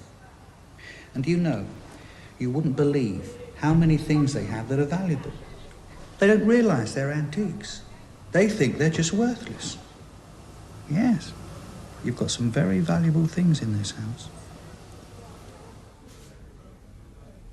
Well, these crimes rarely make the headlines, but their effects are sometimes much more devastating to the victims than other crimes which seem a great deal more... Bro, you know where he got that from? Tales of the Unexpected. Antique. Parson's Pleasure. When did that come out? 1980. There's another one with an old woman. Is this it? The Orderly World. There was 2 episodes of Tales of the Unexpected. Well, that one dresses as a vicar. It wasn't that one I'm thinking of. It was this one where it's on Daily Motion. It fucking probably won't open. Antique woman con.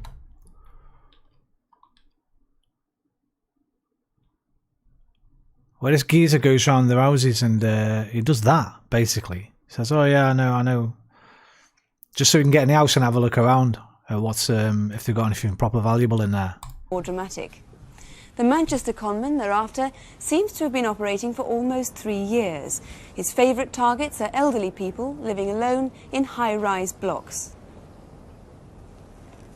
He came in and... I'm just going to get my cup of tea. ...inspect the plugs, and he went from room to room, and I was trying to follow him, and of course, in my condition, I couldn't follow him, you see. I had an electric bill due, and a phone bill almost due, and some money for my son to take me away for 5 days to Eastbourne. So I put it in my handbag, and he must have picked it up, opened it very quickly. He was a very smooth customer. Opened the zip like that, taken everything out, including my pension, and he got away with the lot. He took £10 in notes. He took a lady's gold wristwatch. The watch on the chain was... Oh, dear me, I don't know how to say it. Gone. For 79-year-old Henry Townsend, it's those personal mementos he misses most. Inside my coat was a fob pocket, and inside that fob pocket I put the rings. He missed them, but took the gold wristwatch and the gold locket and chain. I went to my cooker and he pulled the drawer open. He could see there was money in a patty, so he undid it, took the money out. So I thought, oh, my money. When I opened the drawer, my money had gone.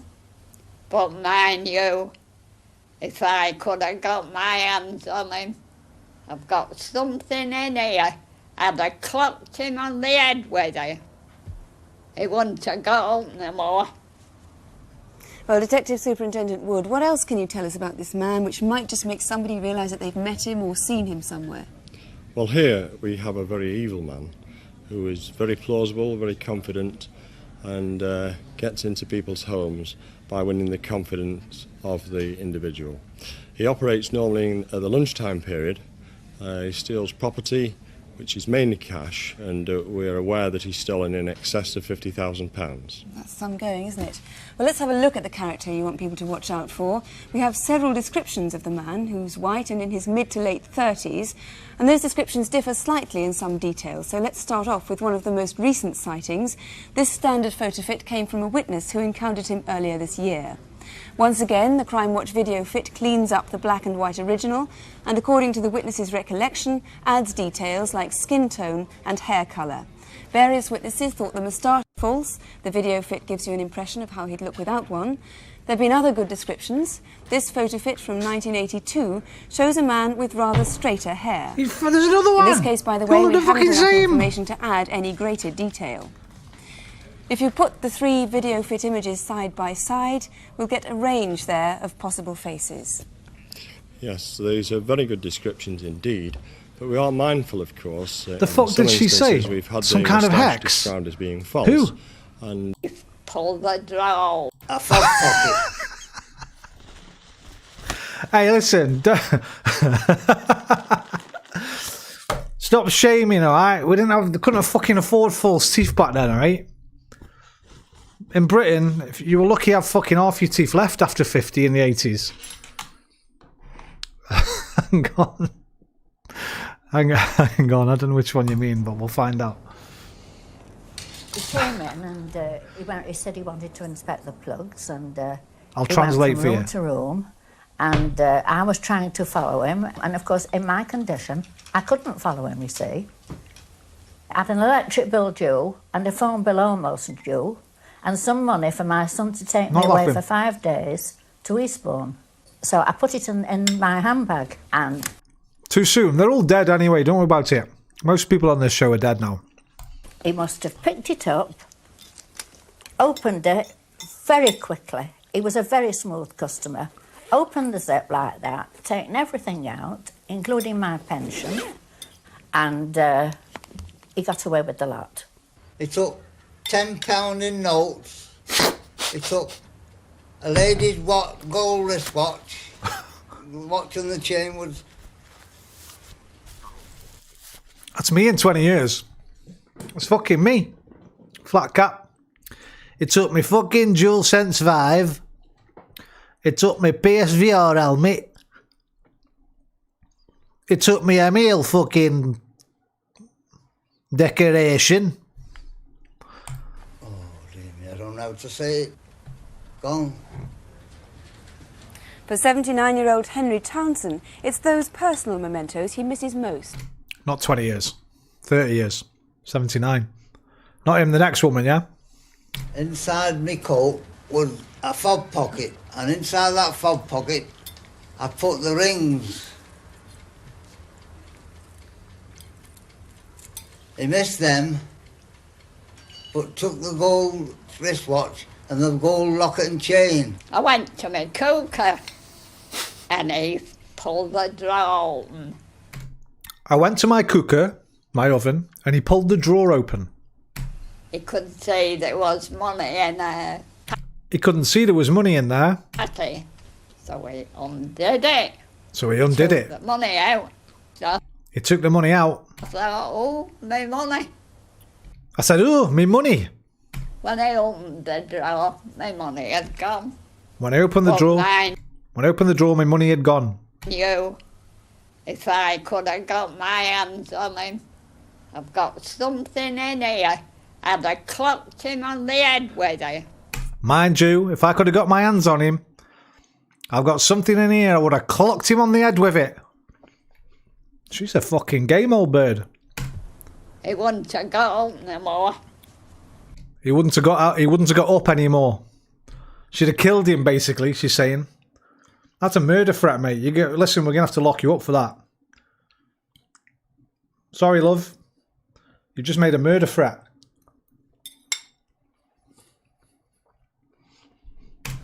Well, Detective Superintendent Wood, what else can you tell us about this man which might just make somebody realise that they've met him or seen him somewhere? Well, here we have a very evil man who is very plausible, very confident, and gets into people's homes by winning the confidence of the individual. He operates normally at the lunchtime period. There's a stand video fit by the way they look like. Well, the number, if you can help, 01811 8055 here in the Crimewatch studio, or you can ring Manchester direct on 855 3975. There it is, 061 for Manchester, 855 3975.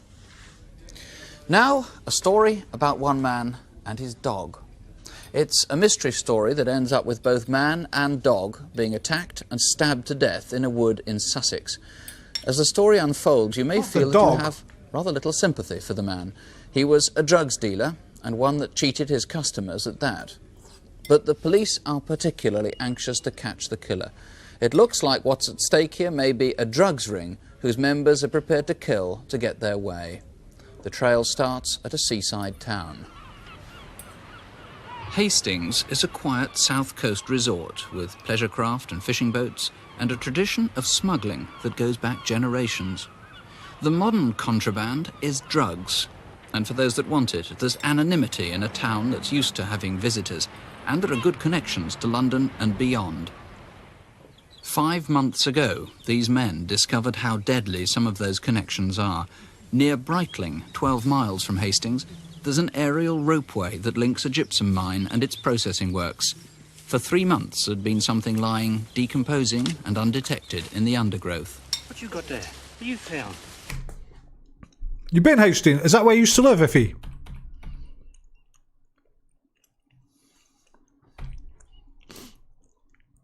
Or you just been there like holiday or something? I've never been.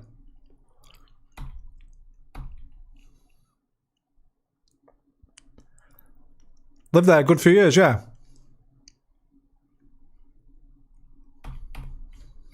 Are and undetected in the undergrowth. Lived there 3 times, right? What you found? 1984. What were you then? Were you born then? You might still know. Something might recognise that the person might have still been there a few years later. You might be able to solve this one. Leave, get away, get away. Hey, get away. Gary Collins was barely recognisable. He'd been 25, tall, with dark curly hair. He and the dog had been beaten and stabbed repeatedly. Gary had always lived in Hastings, a fit young man, a sportsman. He'd been living with his girlfriend, and the two of them had been saving up to buy a house. You might recognise the street, you never know. Gary and his Alsatian collie Trudy had gone missing 2 weeks before Christmas. The last time they were seen alive was when they left their rented flat in St Thomas's Road in Hastings.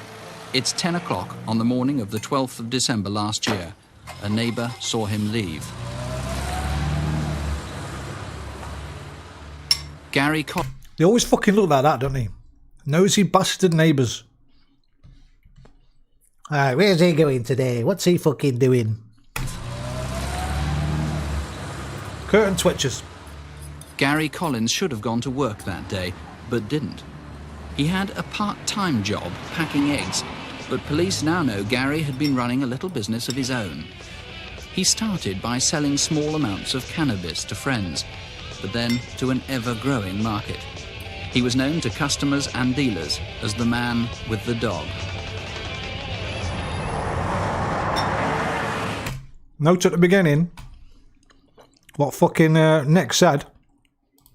Stake here may be a drugs ring whose man and dog being attacked and stabbed to death in a wood in Sussex. As the story unfolds, you may feel that you have rather little sympathy for the man. You may feel you have rather little sympathy for the man. He was a drugs dealer. A drugs dealer. Fucking weed, mate. At contacts Relax. in Camden, Islington drug. Small. He was known to customers and dealers as the man with the dog. Different times. The two of them had been frequent visitors to London. Some people in the still year feel like before that they today. died. Fucking Several druggies. of Gary's associates have helped police to Smoking a build joint, up a mate. picture Yeah, of fucking his growing druggies. trade in drugs. So far, Gary's movements have been traced to North and West London in particular. He's known to have met contacts in Camden, Islington and Kensington. And it's clear his drugs dealing involved double dealing too. Two people, a former partner in crime of his and one of Gary's former cannabis suppliers, have given matching descriptions of an incident that shows the dangerous and devious game Gary was involved in. The drug supplier was to meet them at Victoria. Remember that? Clever little scam there. Call it the like another way, the man with the dog. I like the man with the dog better. More mysterious. Get it all. Yeah, fine.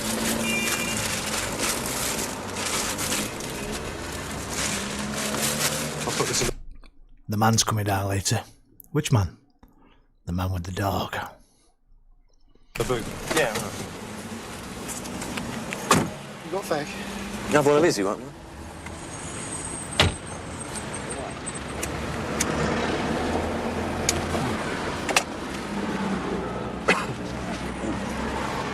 Where's he gone?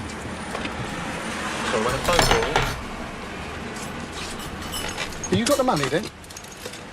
Well, he'd give it to you to snout, didn't he? You bastards. By then, it was too late. Gary's accomplice vanished with the drugs, and Gary just drove off. Gary's deals were also growing more ambitious. Through Interpol, police have traced a grand scheme for smuggling cocaine through Brussels and Amsterdam, financed by exporting illegal amphetamines to Stockholm. Shocked by Gary's murder, another dealer at the time explains how Gary was now playing in a bigger league. He was known as chocolate hobnobs, the dealer, mate. the man with the BMW and the Not dog. bad. He would have been an easy S-tier target biscuit, to bro. any of the other type of gangsters that are Not just S-tier looking for you. plainly to rip people off. You know, I mean, they'll sort of promise the earth, and all they want is to rip off everything. They'll even come up. I'll be honest. I prefer the little version, the Otis.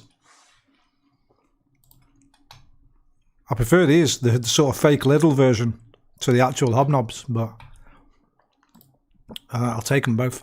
Up with the hash. And Erica Herc with a new grooming claim. Brother loved them, but they're a bit much for me. A bit too rich. What happened in the last few hours of Gary's life is still not known. Remember, it's Monday morning, 2 weeks before Christmas.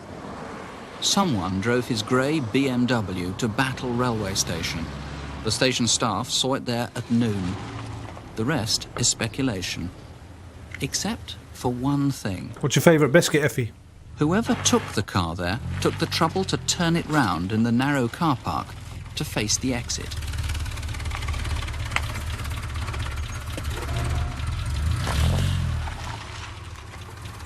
Perhaps Gary drove it there himself.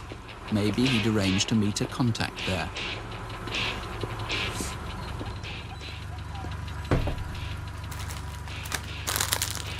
They're a good dunker in terms of keeping together, but if you have too many of them, by the time you get to the last bit of tea, there's a lot of bits of biscuit. There's lots of bit of the oats have broken away in the bottom of your tea, and not great. A bourbon, fucking old school, mate. What do biscuits you have when you're custard creams, bourbons, and East biscuits? Nice, no classics. Cheap as fuck, as well. More for your bang, more bang for your buck. Though Gary was meticulous about his BMW, the car was left. The important question is when you dunk your bourbon, do you dunk it complete?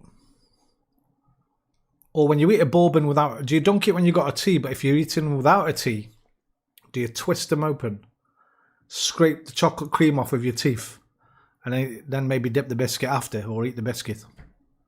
That's how I used to do my bourbons. Hard to break. Often you'd snap them, and like they'd be half a bit of it stick to the cream. You wouldn't be able to get a clean break on them. Unlocked. Maybe there was an unexpected change of plan. I've done it all, mate. I've done it fucking all. When it comes to bourbons, mate, I've seen it, done it, got the t-shirt to Or maybe fucking prove Gary it. met someone at Battle Station from a London or Hastings train, and perhaps they drove off together, and the car was later taken back there after Gary's death. Alpha, what's your favourite biscuit?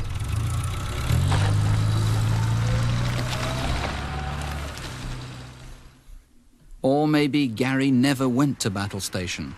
The car was simply dumped there after he was killed.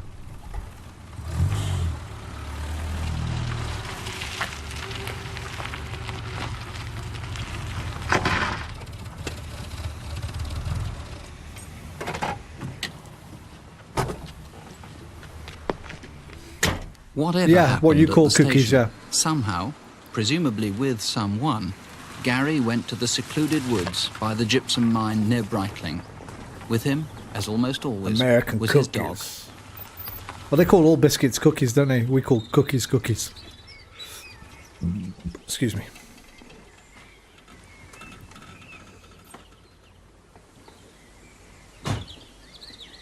I knew you were going to say fucking Oreo. It's like the obvious answer, isn't it? It's just too obvious. It's all you can't see. I like an Somewhere Oreo he myself. changed into Wellingtons from the light brown moccasins he'd been wearing when he'd left the flat. The moccasins are an important... I'd never eaten them, right? But I used to fucking love this film called Rounders.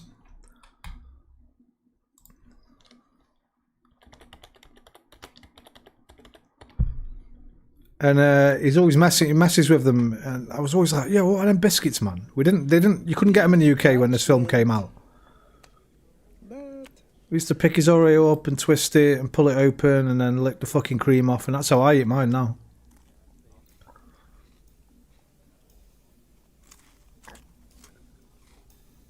His towel is whenever he breaks the Oreo, he doesn't get a clean break on it. That's his towel in poker. Good film, Rounders. clue. They haven't yet been found.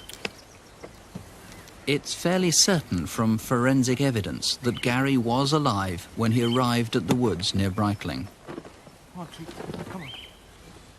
Maybe he was forced there. Maybe he was going to retrieve some hidden drugs or money. On Monday, December the 12th last year, Gary Collins and Trudy went on their last walk together.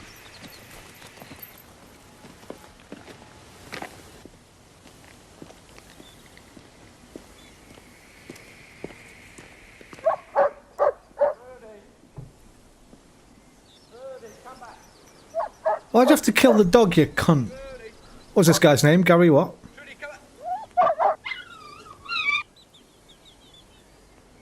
I'm betting this one was never solved. Well, you might see something about the death of Gary Collins in the papers tomorrow. Gary Collins. Because today, an inquest at Hastings into his death recorded a verdict of unlawful killing.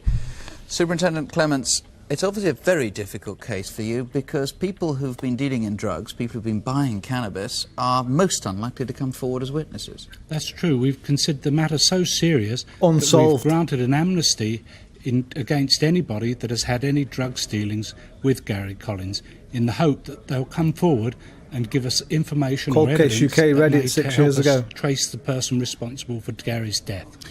To be candid, even though you say you've got an amnesty, I can imagine people watching who may have known Gary, may have, No say, bought chance. cannabis from him, don't think they can solve the murder and will be very reluctant, particularly if they don't have a record, to get on police files. Well, I can quite definitely say that anyone that comes forward and gives details about dealings they've had with Gary can feel absolutely certain nothing will happen.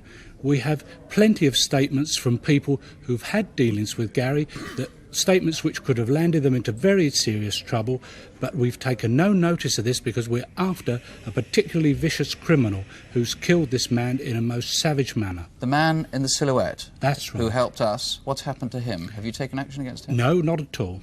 And if people want to ring anonymously, will you listen to their information? Absolutely. Obviously, the best information is from persons who give their name and address, but anyone who wants to ring anonymously, we should be more than pleased to hear what they've got to say, Mr. Ross. Now, if people do ring in, what is it that you want to know? What sort of people do you want to reach? We want to hear from people...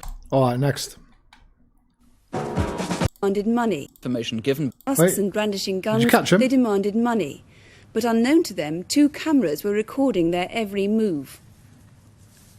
And as a direct result of information given, one of those 2 men have been identified. Fucking nicked. Police are now continuing their inquiries to find the other man. He ain't snitch though, he won't snitch on his mate. Then there was the assault on a German tourist in the New Forest. Over 100 people rang in after Crimewatch, and acting on information given by an anonymous caller, the day after the programme, a man from London was arrested. He's since been charged with I don't remember that one. with robbery and grievous bodily harm. Wait, what? And he's been remanded in custody, awaiting committal. Them 2 German tourist? Oh, is that just on one of these little bits? Might have been cameras one were of these little. I might have recording been their getting a cup every of tea. move. Every man. Then there was this Way through new clues from 130 viewers who called to help solve the murder of Gary Collins. Police call freed to meet the investigating officers. As a result of that meeting, the police require no more information about the tattoo. Thank you if you called in. In fact, police have now reopened a file. We had to want to trace the man. No sexual assault Right here. unsolved. It's the murder of a wealthy London solicitor, Janice Weston. There appears to be no motive for the killing. She had no known enemies. There were no sexual assault, no robbery. There's the fucking answer right there. It's always them cunts. You watch. She was battered to death in a lay-by on the A1 last September. The case is baffling, but there's a wealth of clues to follow up, and detectives here tonight are convinced that if you watch this reconstruction carefully, someone will be able to provide them with at least one of the missing links.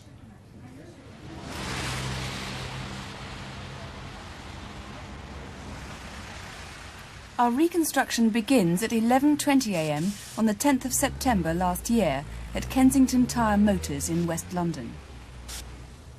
That Saturday, Janice Weston set out to collect the spare wheel of her Alfa Romeo Alfetta car.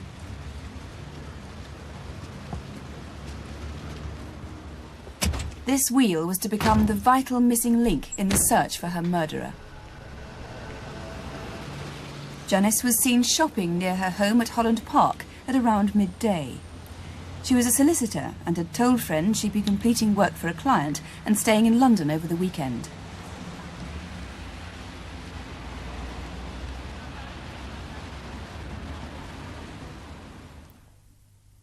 Janice had been married for just 15 months to property developer Tony Weston. Together, they'd bought this country house in Clopton near Northampton, which they were converting into luxury apartments. Hell.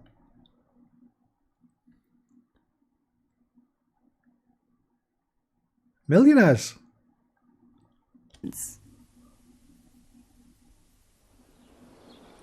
This particular weekend, with her husband away in France on business, Janice called into her office at husband Lincoln's was away. Inn. Murder for hire. That's his alibi. The exact time isn't known, but it was sometime on Saturday afternoon. Janice was a partner in the firm Charles Russell and Company, and at 36 was at the peak of her professional career. She was successful, popular, and led a busy social life. She'd gained a reputation as an international expert on company law, and was also completing a book on a specialist interest of hers, computer data protection. Fucking hell. The motives are piling up already. What was she on to? On that Saturday afternoon, an eyewitness reports seeing Janice frequently looking out of the office window, as if she were expecting someone.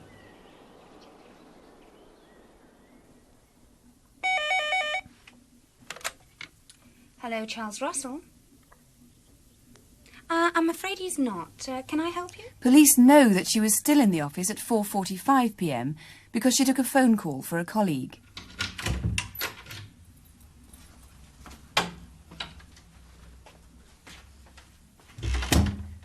Piecing together the evidence, police believe that later that afternoon, Janice returned to her basement flat in Addison Avenue, West London, and made herself a meal. But then, contrary to what she'd said to friends about staying in London that weekend, she evidently decided to leave.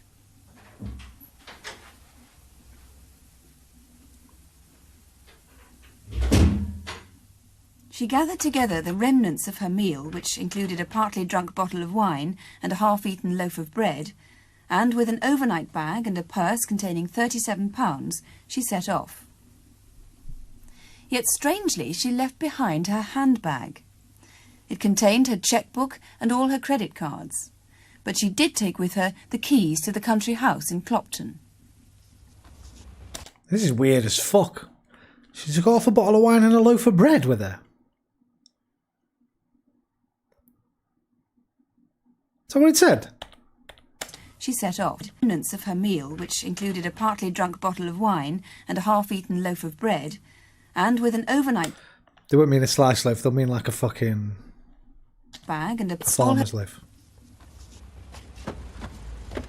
Cob. It was unusual for her to set off for the manor house alone, partly drunk, if indeed Alfred. she did set off alone. And it would have been very uncomfortable there with the renovations in progress.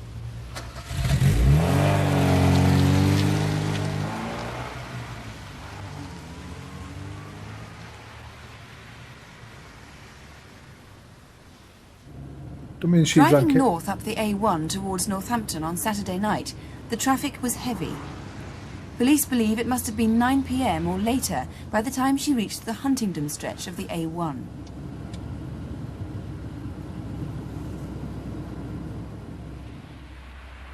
Just north of Huntingdon, only 16 miles from her country home, she pulled into a lay-by. Later, forensic evidence found traces of grease on her fingernails, which suggests that the reason she pulled in here was to change the wheel of her car.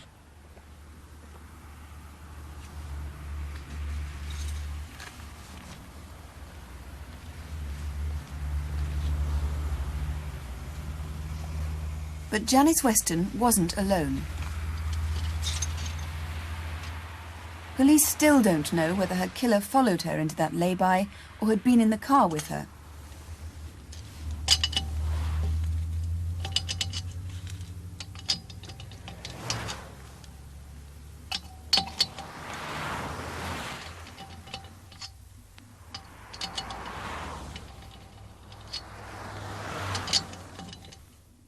Janice Weston was killed by a series of blows to the head, so ferocious that it took police 3 days to identify her. Fucking hell.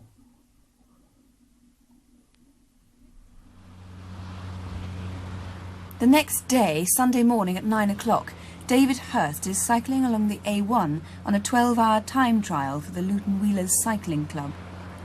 As usual, he'd arranged with his wife to give him refreshment along the route. It so happened she chose to wait for him in that same lay-by where Janice Weston's car had been that previous night. I'm lurking and I'm skulking. At least expect. I know that. No, I should be all right. Be all right. I'm just going to go here.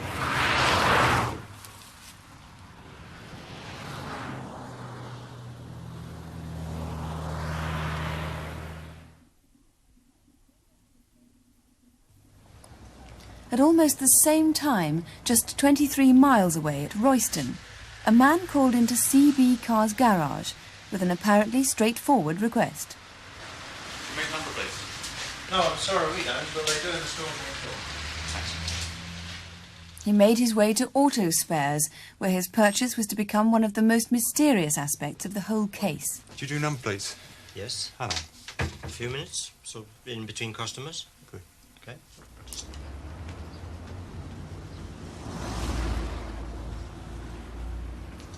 A pen? Yeah. And number? Yeah. Okay.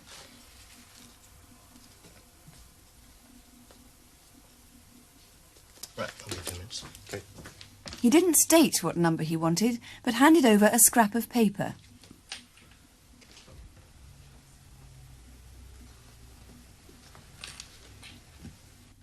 That number was already on police files. It was Janice Weston's number. What the fuck? Why would you need... Why would you want that? Redhill Street in Camden, northwest London. 4 days after Janice Weston's death, her Alfa Romeo Alfetta car was found abandoned on a parking meter. Oh, wait. I thought that was a motor in the lay-by still. It wasn't, obviously. That was that bloke's wife's motor. He's took her motor. Why has he had her plates redone though? Inside, police found the keys to her London flat and to the country home.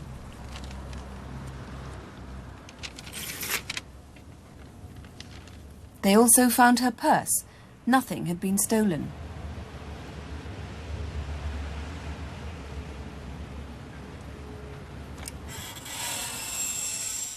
But when they opened the boot of the car, the spare wheel was missing.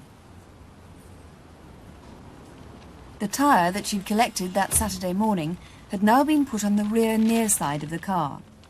But the other wheel was gone and has never been traced. What the fuck? No, this is right mad, this one. It's like a fucking Poirot or a Sherlock Holmes.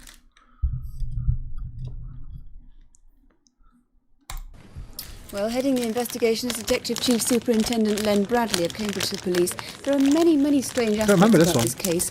Have you any idea what the motive might have been for the murder? Well, certainly I think I can rule out robbery and sexual attack. The other theory, one theory we have possibly, is Janice was accompanied along that road. They stopped to change a wheel, and there was a disagreement, and then Janice was battered to death in that lay-by. So you think she may have known her killer? Most certainly, yes. Who was that man at Royston asking about those number plates? Well, this could, again, be an incredible coincidence. The man could have purchased those number plates for a stolen vehicle. And if... Shut the fuck up. Coincidence? Well, maybe. If he lived in, well, said 23 miles away from where she was. If you nicked a car that's the same as hers, and you knew, and you'd been looking for cars like hers, well, the same model and make of cars as hers, yeah, that would be a mad coincidence, mate. If that is the case, I hope he will come forward, because I'm not really interested in prosecuting him for or being connected with theft of vehicles. But of course, if he is connected with the murder, then I want to know from any person in Royston who was about on that Sunday morning, which was quite a quiet Sunday, and any information will be gladly received in respect of that man. What clues do you have about what happened to Janice's car after the murder? Well, almost certainly the car was facing in a northerly direction, and it would either need to cross the carriageway or go further up towards the Brampton Hotel, and then it traversed the road backwards towards in a sort of different direction completely towards London, and was found, as you've said, in Redhill Street, Camden Town area, and almost certainly abandoned before lunchtime on Sunday the following day.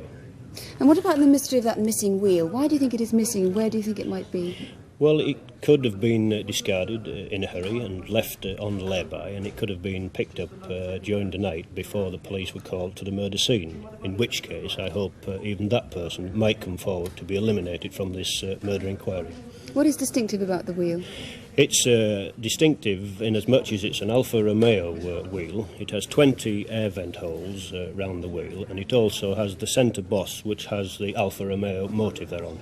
So we hope somebody might have found one like it somewhere along that route. Yes, somewhere along the route on the A1 on that weekend, the 10th of September 1983, with a Michelin tyre on. Can you briefly sum up then what you're hoping people tonight might be able to help you with? Well, I'm interested in tracing the man who purchased the number plates. I want to hear from anybody who saw Janice after 4:45 p.m. on the Saturday, either driving her car or in the lay-by at Huntingdon. And I also want to hear from anybody who has seen anybody acting suspiciously in the lay-by, or who may have bloodstained clothing or returned home that weekend bloodstained, or any person who might have seen any discarded bloodstained clothing. Mr. Bradley, thank you very much. And if you think... 1437, what was her name? You start remembering these at the beginning.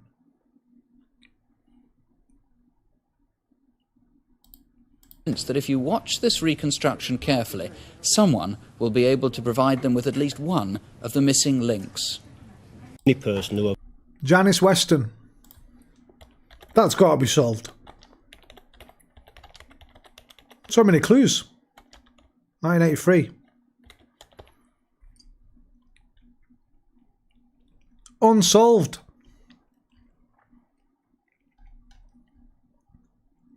Hang on. Time is running out, say police. Do they think they know who he is?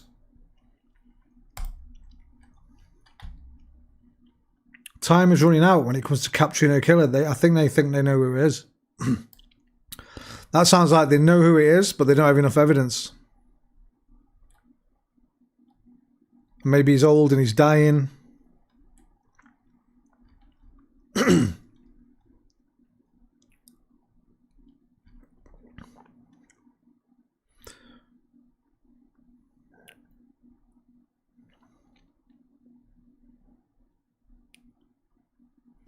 Husband was ruled out of the inquiry.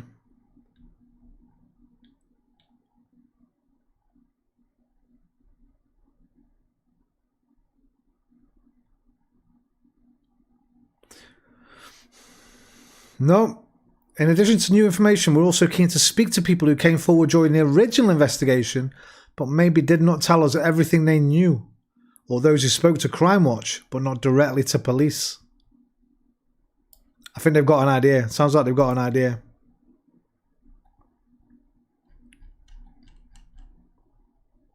But they don't have enough evidence.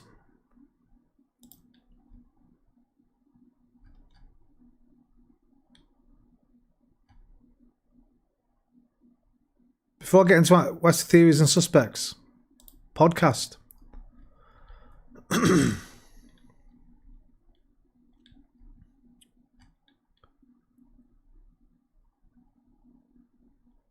have page and page of notes and ideas at the top of keywords, underline, number plates, something speed, clocked and spare tire. Anthony Weston. Before I get into Anthony Weston or any other theories, I told you the fucking husband.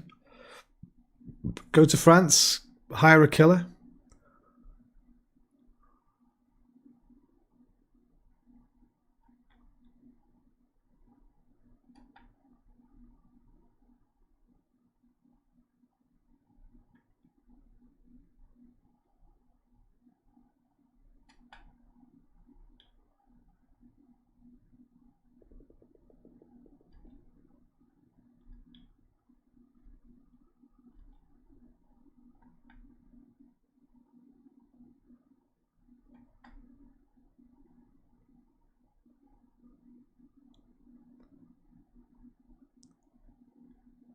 Further investigation found a witness who stated she had seen a man leaving the parked car on Sunday the 11th, 3.5 hours after the discovery of Janice's body and an hour and a half after the man in the Royston Auto Spares purchased the Perspex number plates. 5'4", scruffy looking, dirty grey trousers, jacket, scruffy hair. Despite the lack of similarities between this man and the one spotted by the side of the A1 with Janice's car, or the man in the Royston Auto Spares, police stated they believed all the brief blah blah blah blah.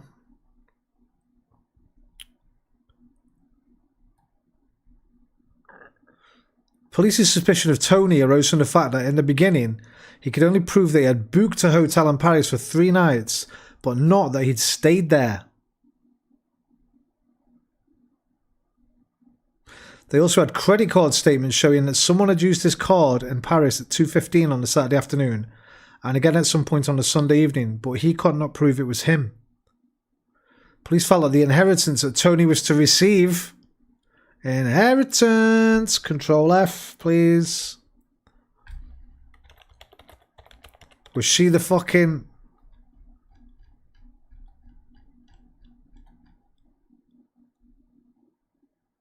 Right.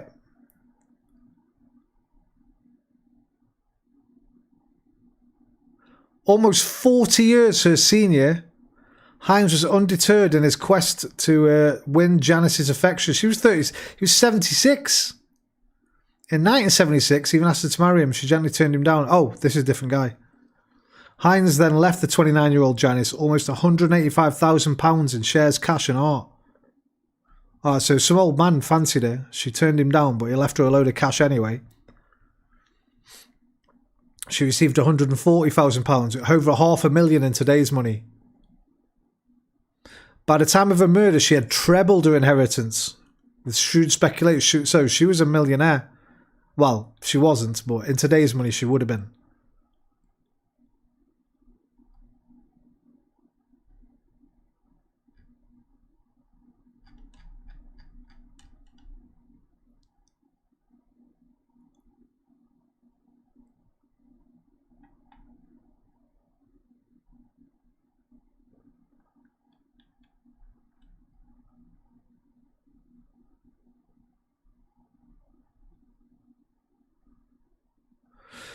The one I think is most likely, Hitman, innit? Obviously.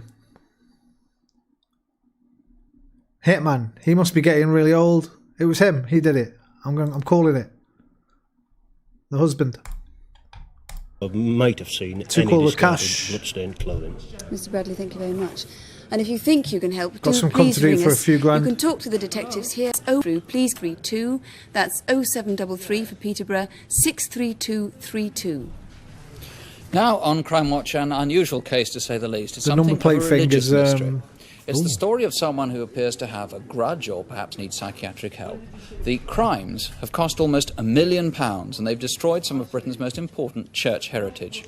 Now, so far, no one's been hurt in the attacks, but watch what follows carefully, especially if you live in the northeast of England. You may be able to stop a train of events before somebody is killed. The view from the Wearmouth Bridge in Sunderland is almost entirely industrial these days. But where these shipyards stand now, some of Britain's earliest Christian settlements were built. St. Peter's on the north bank of the river was founded more than 1300 years ago. It has a distinctive Saxon tower and some unique features that attract thousands of visitors every year. Next door to St. Peter's is a social club.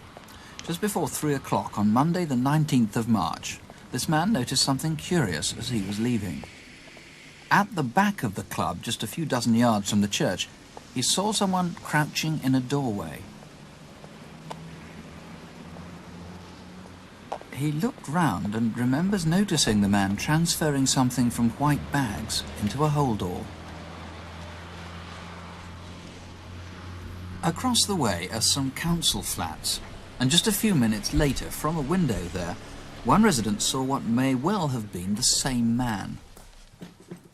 She noticed someone crossing the road and going into St. Peter's churchyard. She remembered him as being particularly well dressed.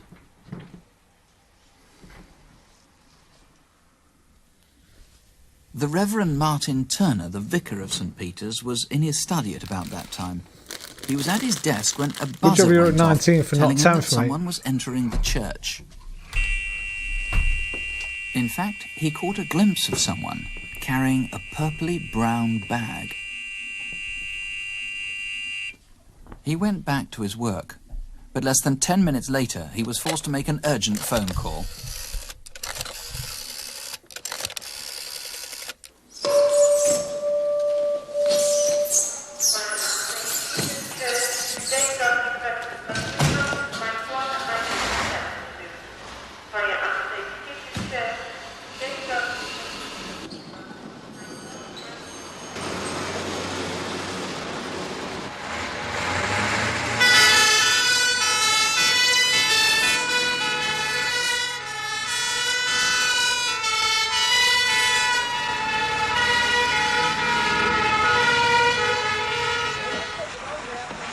The fire at St. Peter's was threatening the whole church. 60 men managed to contain it at floor level, but flames quickly spread from the organ and the chancel up to the roof.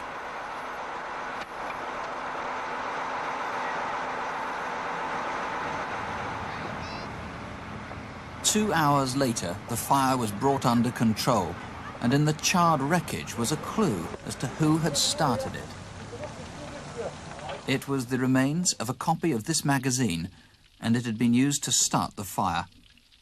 Inside was an article on St. Cuthbert. The fire had been started in St. Cuthbert's chapel and on the eve of St. Cuthbert's feast day. That magazine was to lead police from the Sunderland blaze to another at Durham, 15 miles away. Again, a church was the target.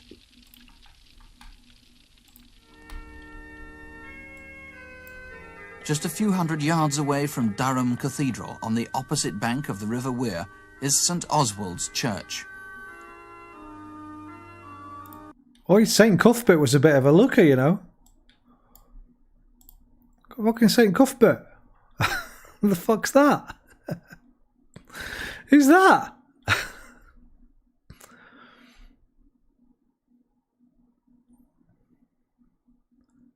Anglo-Saxon monk.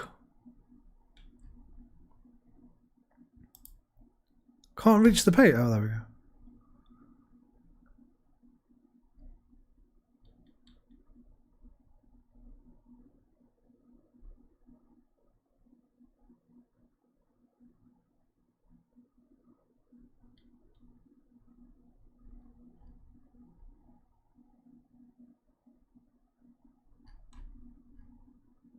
Probably nothing to do with him.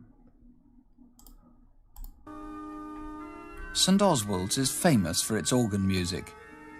The building has fine stone features, and it's built on a religious site that predates the Norman conquest. On Wednesday, the 7th of March, an organ practice had taken place. Ironically, it was Ash Wednesday. Fire brigade, what is the address of the fire? St. Oswald's Church. That might not have been ironic, mate. That might have been purposeful. At just before 4 An o'clock, arsonist with a sense of emergency call humour. was taken at the headquarters of Durham Fire Brigade.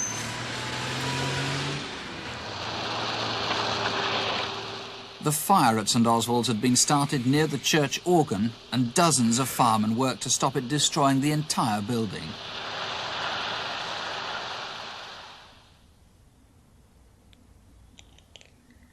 "20 sacks of charred remnants were collected after the fire by forensic experts, and among the blackened debris..." Fucking hell. They existed even in '83 in England. These cunts. They found what appears to be a vital clue.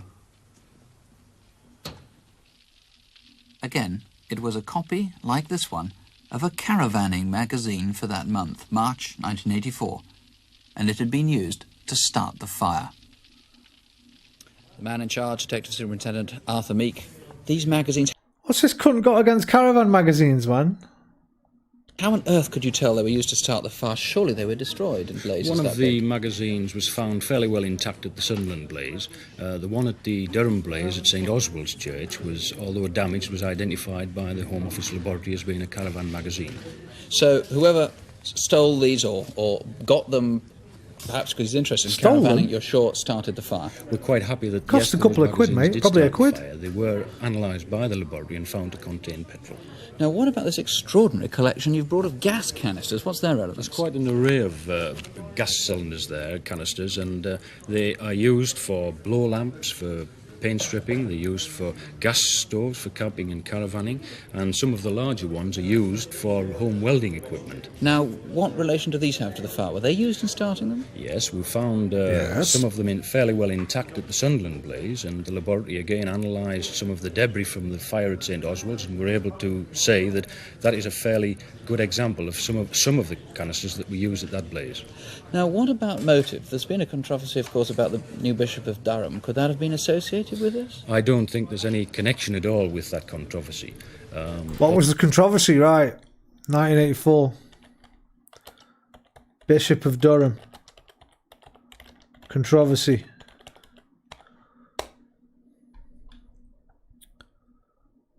Was marked by public doubts of the divinity of Christ, the virgin birth, and the bodily resurrection. Jenkins' comments, such as stating that the resurrection was, quote, just a conjuring trick with bones, sparks outrage within the Church of England, particularly amongst its evangelical... Here we go, a fucking New Age bishop, man, yes.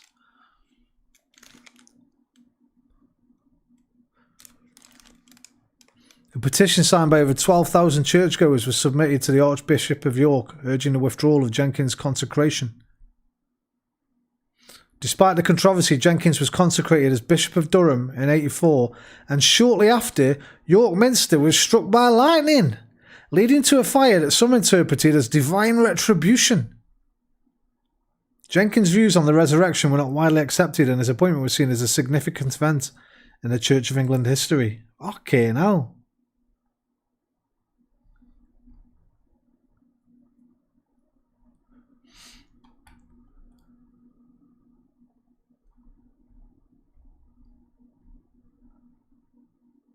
Identified with opposition to Thatcher and Major. He's a good one, this guy. Oh, he was a critic of New Labour as well. Argued what these governments shared was a dogmatic faith in the market, which had many pseudo-religious elements to it.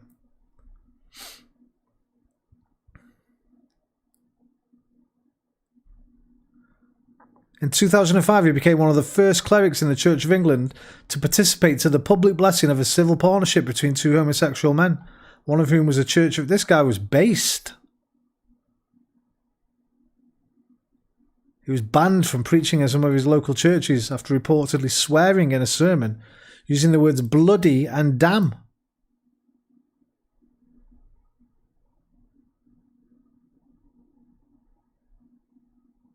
Died in 2016, age 91.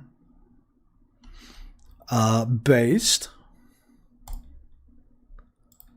Obviously, the fact that there was an article in one of the magazines relating to St Cuthbert, the chapel at the St Peter's Church was in the fire was in St Cuthbert's Chapel and the link between Durham and St Oswald's, perhaps there may be some tenuous religious link, but certainly not with the bishop. So you're looking for anyone who was in or near either church, this March the 7th in Durham, March the 19th in Sunderland, anybody who uses or is known to use large numbers of different sorts of gas canisters, ranging from camping gas to oxygen, and anybody who might be interested in these magazines and a combination of the lot. Yes, that may subscribe to both of them, and certainly if they've got a lot of canisters, it would be unusual for them to have quite so many. Mr. Meek, thank you very much indeed. Thank you. Now, if you can help in any way, here's the number, 01811 8055, or you can ring Durham and Northumbria Police directly. The number there is Sunderland 76155. That's 0783 76155. And now the Crimewatch Incident Desk, where we invite the police to appeal to you directly. Here are Detective Constable Helen Phelps and Chief Inspector David Hatcher. We've 3 cases for you tonight. First, a crime which happened late at night near a London Underground station in April this year. Never caught him. The murder of 45-year-old senior Customs and Excise man Anthony Littler. With the help of a lookalike, we've reconstructed in daylight the events leading up to the crime. On Monday the 30th of April, Anthony Littler caught the Bank Line tube from London Bridge and arrived at East Finchley Station at 16 minutes past midnight. He was recognised by the station foreman as he passed the tube. They've got his fucking... He hasn't been murdered yet, mate. They've got his fucking thing up. That was him, wasn't it, on the photo? Ticket barrier. On leaving the station, he crossed the road and set off home down this alleyway opposite the station. Just 6 minutes later, the emergency services received a call from someone who wouldn't give his name. He said a man had been badly injured and was lying in a pool of blood. Coming in such a short space of time, the call could only have been made from one of 2 phone boxes. This kiosk, which is directly opposite the tube itself, or just 400 yards away at the other end of the alley in Market Place. Did you see anyone making a call at that time, 22 minutes past midnight, on that Monday evening, April the 30th? We'd also like the other passengers on that train to come forward. Sounds like a robbery gone wrong, that one. A man wearing a black suit and about guy with a 6 guilty foot tall. conscience called the We'd also like to hear from emergency anyone who services drank himself. with Anthony Littler in pubs in the East Finchley area. And of course, all calls will be treated in the strictest confidence. It's now a month since Saturday the 1st of September when 15-year-old Mark Billington went missing from his home in Yardley, on the outskirts of Birmingham. This picture of Mark was taken when he was 13. He would look a little older now. This police reconstruction shows how Mark set off from his home in Gilbertstone Avenue, Yardley, at about 11:15 that Saturday morning. 2 men charged. They got Littlers, killers. 2025? Fucking hell. Last March. 2 men have been charged with murder in connection with an attack carried out more than 40 years ago. Michael Stewart, 55, from New Barnet. Well, they were kids. And Anthony Stewart, 59. So, in 84, 41 years ago, he was 14. And he was 18. 3 other men previously arrested remain under investigation. Gang of lads tried to rob him. Ended up kicking fuck out of him. And then one of them obviously felt guilty about it and rung the emergency services.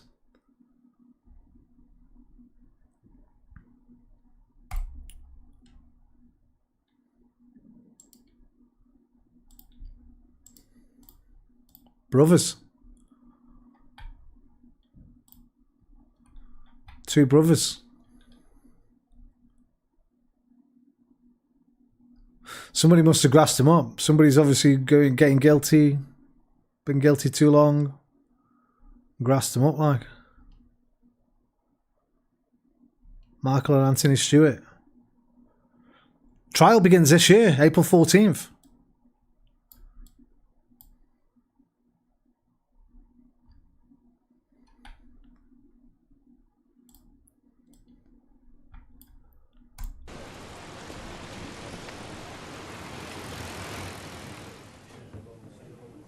He was next seen half a mile away here at Hewtree, where he visited the Birmingham and Bridgewater Building Society to deposit some money in his savings account. It was about 11:20, the last time he was definitely seen. We want to hear from anyone who saw Mark at any time on that Saturday. and there are 2 clues which might jog your memory.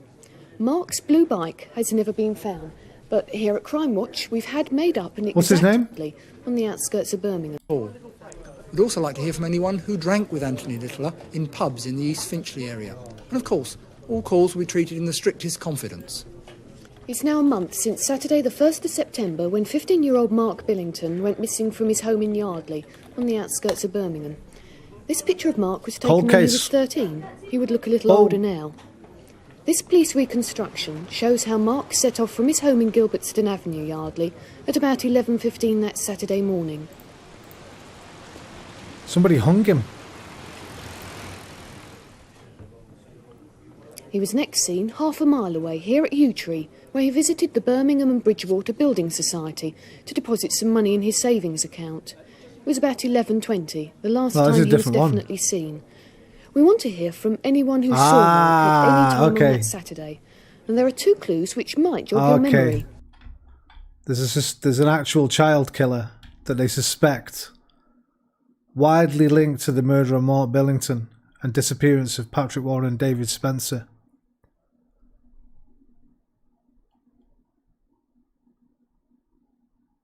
(1968) murder of Surrey hitchhiker Roy Tootle, who was kidnapped and sexually assaulted before the 14-year-old body was found in Woodland 3 days later.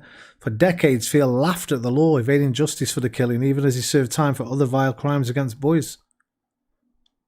He must have thought he'd gotten away with it, but when a routine drink driving stop in 1999 led to a DNA match between him and a sample recovered from Roy's trousers, he admitted murder and was jailed for life. But it's the secrets taken to the grave which will weigh on the minds of those closest. He'd been widely linked to the unsolved 1984 murder of Birmingham schoolboy Mark Billington.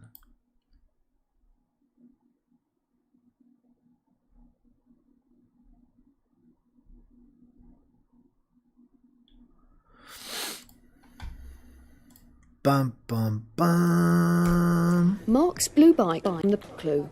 Mark was known to have spent some time that morning at the Linden playing fields flying his kite. The playing fields are right by Mark's home. We believe that Mark was with 4 or 5 other boys at the time. Now, they may not know how Mark disappeared, but if those boys are watching, please listen in confidence. A call to Crimewatch might reunite Mark Billington with his parents. Billington. And finally, on the incident desk, we need your help to find an armed robber who's gaining in confidence and needs to be caught fast. This is the Leeds Permanent Building Society at Roundhay Road in Leeds. And when our villain decided to raid it, he didn't account for the security camera which recorded this sequence of events. You can see the robber in the top right of the picture, and nearer the camera, the cashier who, faced with a handgun, wisely hands over the cash. By the way, the helmet the man wore was royal blue with a white peak.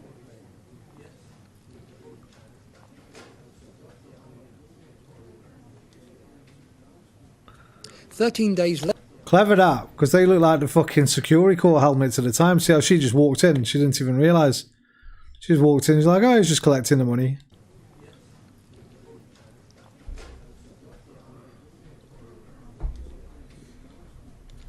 Days later, he turned his attention to another branch of the Leeds Permanent, this time on Hare Hills Lane, less than a mile away in Leeds. The attack happened at about 2:45 p.m, and this time you can see clearly what we must assume is a real handgun. Bro, it was well easy to rob banks then, wasn't it? Proper fucking easy, like. They didn't have no fucking glass partition. Well, building society, this, but no glass partitions, no fucking them screens that go up. Obviously no, like, mobile phones, fucking cameras with dog shit. Yeah, I missed out, you know. I could have been a bank robber. And then, just 10 days ago, the man with the blue helmet, clearly set on a career in films, decided to travel further afield. This is the National Provincial Building Society in Norfolk Street, Sheffield, where he struck just after 2:15 p.m, and it was the same method of operation. After the third raid, the man drove away in this Fawn Hillman Avenger, which he abandoned at 2:30 in... Fucking hell, fire. I'm surprised that you don't want that as your getaway car. The fuck is this?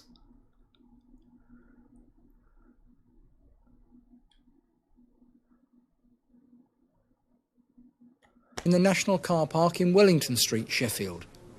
Now we want to hear from anyone who saw the man leaving this car park, perhaps on foot, or maybe in another car. Remember, it was the 21st of September, just a week ago, last Friday, and the robber was wearing a waist-length anorak with elasticated cuffs and zip front. It was blue and maroon, and his trousers were beige or fawn. That blue helmet did hide his face, but fortunately we do have a pretty good idea shot. of what he looks like. When That he means bought his driving getaway Cosmo cars for Kramer's the last car. two of his raids, the people who sold them had a very good look at him, and the descriptions led Who's to that? this artist's impression of him. Well, here at Crimewatch, we invited both those witnesses along. Is that Kramer and together from with the officers on the Seinfeld? case, they developed a Crimewatch video fit of the It's only wanted fucking man. Kramer, I know. Apart from Kramer versus The Kramer. computer enabled the witnesses to add features from a standard photo fit kit to the original artist drawing, making it Yeah. more lifelike and closer to their recollection. This hair came from an earlier photo fit of the man. Then with a good black and white likeness, and relying on the memories of both witnesses, we can add colour to complete the video fit. The hair was a mid to light brown, and he had a slightly tanned complexion. He dresses fairly smartly when he's not attacking building societies. He's reckoned to be about 5'8" to 5'10", of medium build, and has a Yorkshire accent. Plenty to go on there, and we expect results pretty quickly on this one. And if you have any do you information now? on any of these cases, do call us here at the incident desk on Crimewatch UK. I wouldn't, mate. And the number, of course, is 01 No big reward. 811 8055. Nobody hurt. Well, now to a murder case that seems to show a sort of random violence that may well be unleashed again, unless the man responsible is caught. In March this year, a minicab driver was ferociously stabbed to death.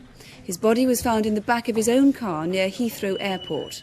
Now, that was the second time a cab driver had been found dead in the same area and in similar circumstances. Heathrow is on the western tip of London, a city in its own right, alive 24 hours a day with travellers and airport workers. In recent months, in or near it, 2 men have died in separate and frenzied knife attacks.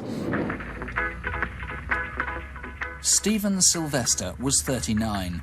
He worked as a driver for Skyway's minicabs at Kingsley Road near Hounslow East Tube Station, some 4 miles from the airport. It's a Wednesday night last November. Stephen usually worked overnight, and in the early hours of Thursday, the date November the 17th, he drove back to the office after taking a fare to nearby Feltham.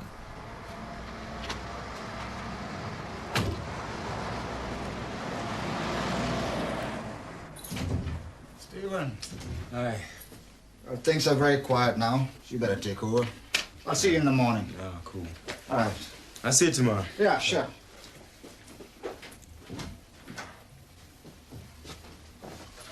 It's 2:30 in the morning. Now the controller and the other driver have gone home to sleep. Stephen's on his own.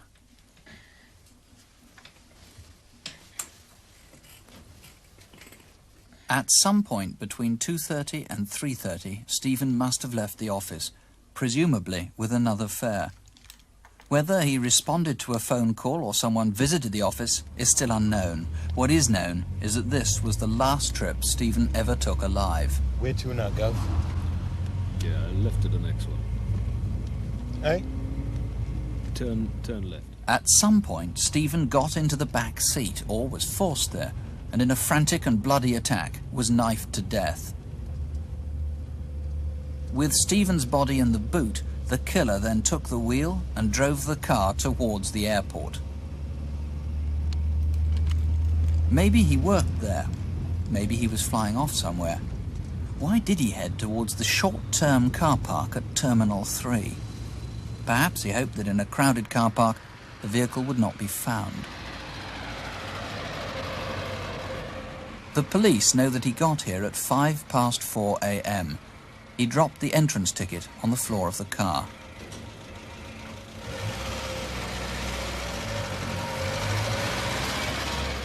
At this time of night, the upper floors are blocked off, and only the ground chair he was floor is lying on, used you need for to parking, fast forward, mainly Alfie, by you're well night behind. shift workers at the airport.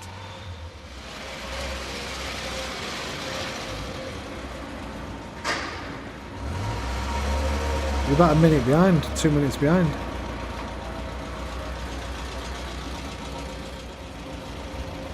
You're forward. That chair bit was fucking ages ago. I'll type in 1/2. Alright. Whoever killed Stephen would have been heavily bloodstained. What are you doing with the other half? Someone must have seen him. I don't want to know what you're doing with your other half. Why is this psycho driven to the fucking... one of the busiest places in London, the daft to cunt? wash off the blood? Did he catch a plane? It's in a or nana. hitch a lift back to London or elsewhere? 4 days later, on Monday, November the 21st, police who'd been looking for Stephen found his blood-stained car abandoned in the car park and discovered the awful truth. 100 Delta from 572, active message over. It seemed like a crazy but an isolated crime. Until... Then 6 months after the Heathrow murder, there was another killing in the same area. And it was like the first. The victim was a driver with Blue Star minicabs of Martindale Road near Hounslow West.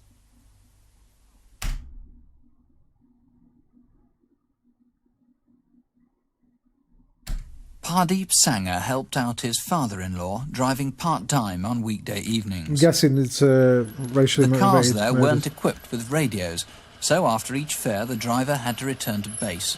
A lot It of was that shit back Friday then. evening, the 30th of March this year, the day before the Grand National. Intend Pardeep to, had already made about a dozen journeys that night. murder taxi and returned drivers to for the their office money. to You wait don't really for get further much. calls.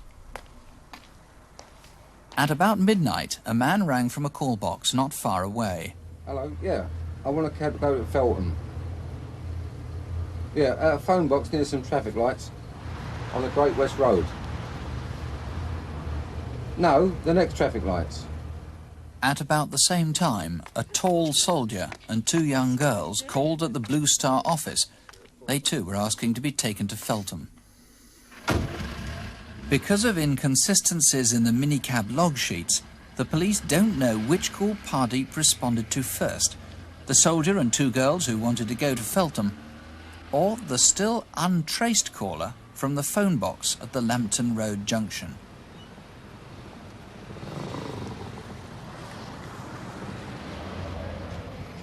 Near the phone box is the Boom Boom Wine Bar and the Heathrow Tandoori Curry House. It may be that someone who'd been eating or drinking in the area noticed the man waiting for a cab. They may even remember if Pardeep did pick him up.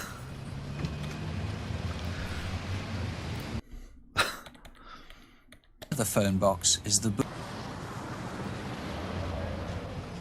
Near the phone box is the Boom Boom Wine Bar and the Heathrow Tandoori Curry House. It may be that someone who'd been eating or drinking in the area noticed the man waiting Didn't for scare a me. cab. Remember, I took the volume down. They may even remember if Pardeep did pick him up.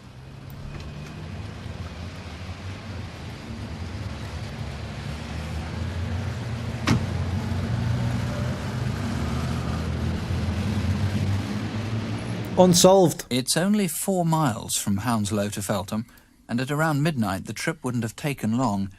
So Pardeep could have done both trips, or even picked up someone else in the Feltham area. The next thing that's known for certain took place on a slip road off the A30, close to the airport's southern perimeter fence.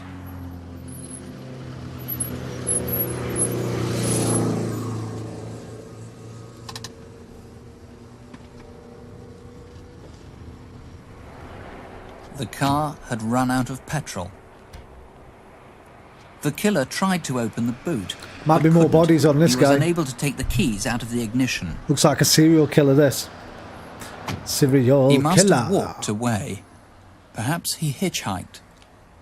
The time between 12:30 and 2 in the morning of Saturday the 31st of March. Even at that time of night, the Great Southwest Road is busy, especially with lorries. Someone must have noticed the car stranded there. At 2 a.m, Pardeep was found slumped behind the passenger seat. He'd been frenziedly stabbed to death. Some credit cards were missing, along with a small amount of money. Fucking hell. The killer 33 is possibly times. a racist, possibly a robber, apparently a psychopath. Detective Chief Superintendent John Pole is the man hunting for him. You tell me that he's tall, but you won't tell me why you think he's a tall man. And you brought some knives. It looks like he's a knife freak. Tall, but you won't tell me why you think he's a tall man. And you've brought some... You tell me he's tall, but you won't tell me why you think he's tall.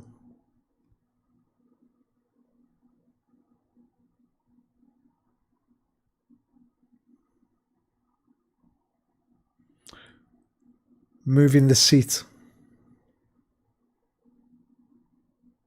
Adjusting their car seat. That's how they know.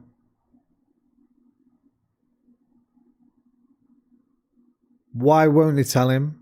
Because maybe evidentiary. If they find a killer, they can check how far his seat's pulled back from the steering wheel and use that as evidence to how far away from the boat. I presume both of these cabs' seats were moved back to a similar distance, maybe.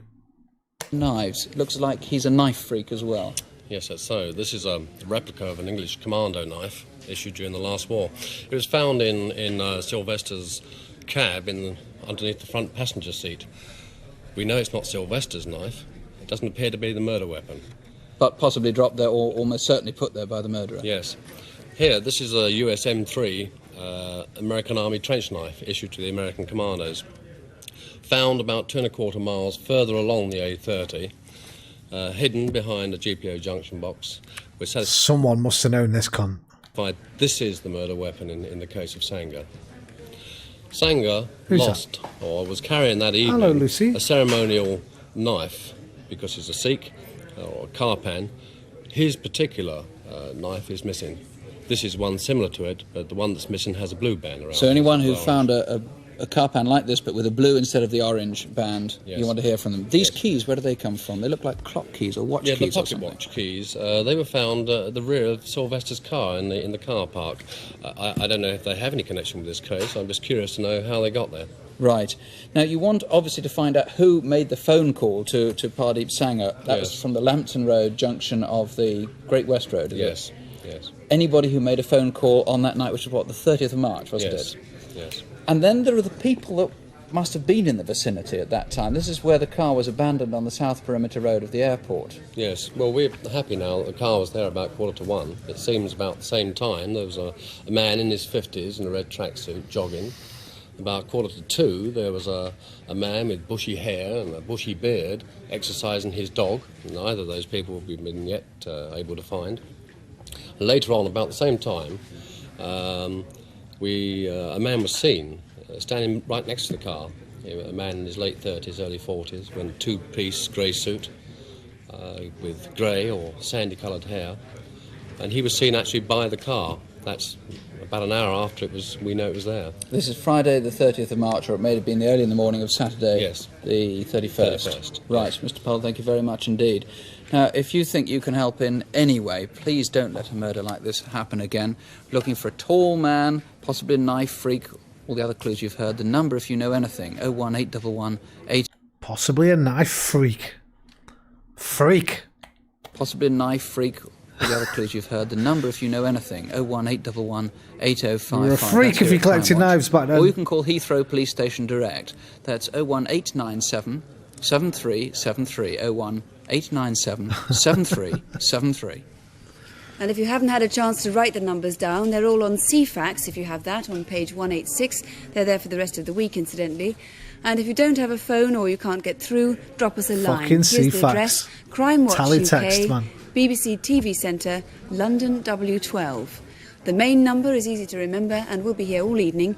Please ring if you think you might be able to help in any way, however small. In fact, as always, of course, we'll be back to tell you what develops in an hour and a half from now. That's on Don't have Crimewatch UK nightmares. Update here on BBC Do One, sleep well. about 25 to 12, directly after Film 84. Now, if you can't stay up till then, I know we say this every month, but it is important. Please don't have nightmares. Despite these sort of scary headlines last week, and their survey showing that... The fucking sun. Still trying to keep us in fear nowadays, mate. They've been at it for a fucking half a century, these cunts. A nation in fear. most people are frightened. Despite these sort of scary headlines last week, and their survey showing that most people are frightened to go out at night, the facts are that statistically you're likely to be the victim of a robbery with violence once in 500 years, which means, thankfully, the sort of crimes for which we've asked your help tonight are very rare indeed. Maybe you can help make them rarer still. We'll be waiting for your call. Good night. Good night. Good night. Alright, one more. Still quite early. Police throughout the country. Solicitor Janice Weston, 0733. He was at series of burglary. I can show you exactly how it was done because steps are over in about 3 minutes. The crimes over stolen have involved months of research and setting up, but it was over in about 3 minutes. The crooks are clearly dangerous, but they've profited to the tune of £500,000. We can show you exactly how it was done because steps have now been taken to stop it happening again.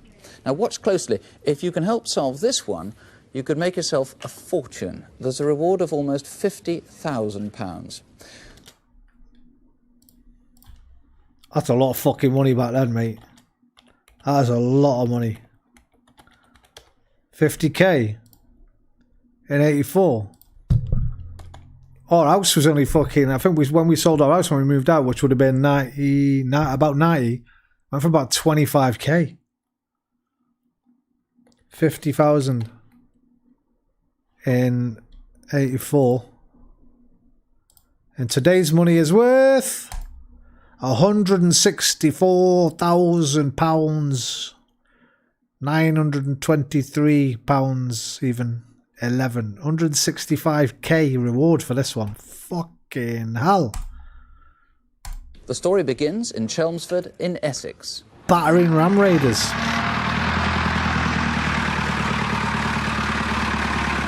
Good morning, ladies and gentlemen. Welcome to our combined plant and commercial auction here on October the 1st. The story begins on the first day of last month in Essex, at one of the busiest car and lorry auctions in the south of England.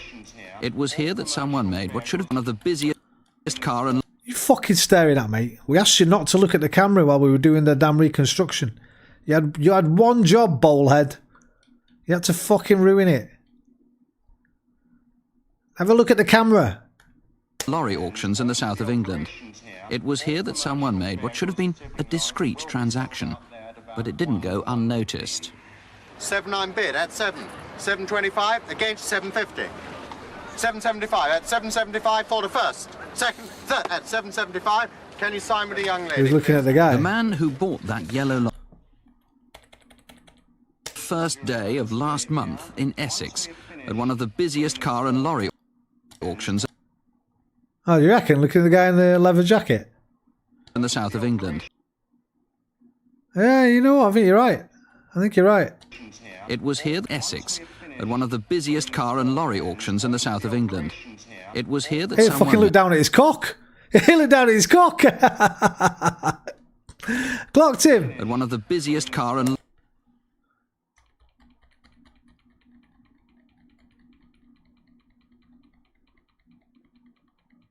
What you got down there, mate? Yeah, he is. He's thinking about robbing him. He's like, fuck it, or having his jacket off. Take that jacket off, mate. Leave it hanging up somewhere. I'm fucking having that. Couple £100 worth of leather there. Good spot, Iffy, good spot. Car and lorry auctions in the south of England. It was here that someone made what should have been a discreet transaction, but it didn't go unnoticed. He might have looked at the camera. Lamb chops there. 7.9 bid at 7.25 against 7.50. 7.75 at 7.75 for the first. Second, third at 7.75. Can you sign with the young lady, please? The man who bought that yellow lorry stood out at the auction. He had black, greased-back hair, he spoke with a West Midlands accent, and he wore a tie. Somehow he seemed too smartly dressed for the occasion. He was probably with two other men. The lorry they'd bought had nearly 200 miles to cover before it reached its final destination.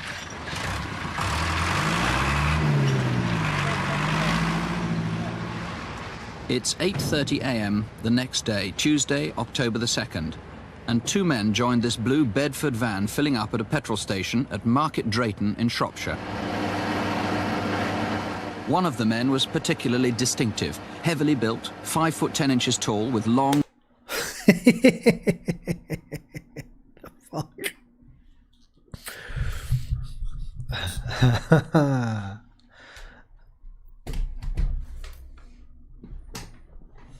Fucking hell, the wild man of Borneo.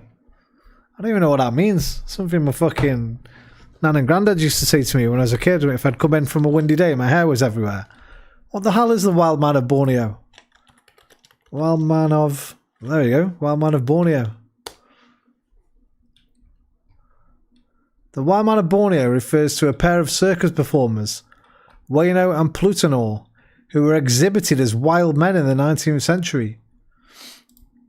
It relates to the cultural significance of orangutans in Borneo. Look like the wild man of Borneo. I fucking look nothing like the wild man of Borneo. You on about?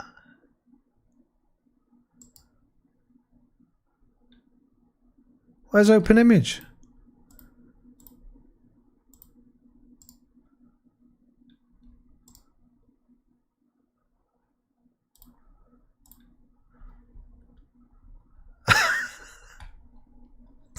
The two wild men of Borneo. They are dumb but can lift any weight of dumbbells. Back in the fucking day, man. Actual freak shows, like. I'm not calling them a freak show, but we had actual freak shows.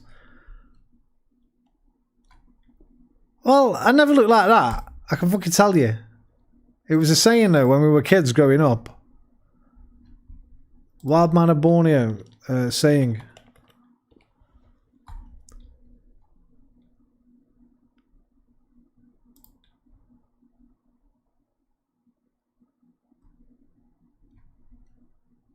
Have you been? You look like the fucking wild man of Borneo.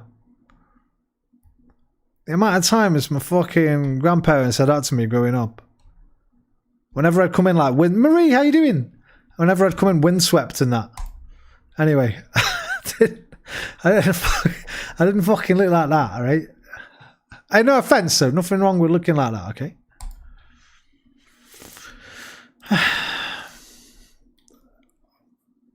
This, the wild man of Borneo.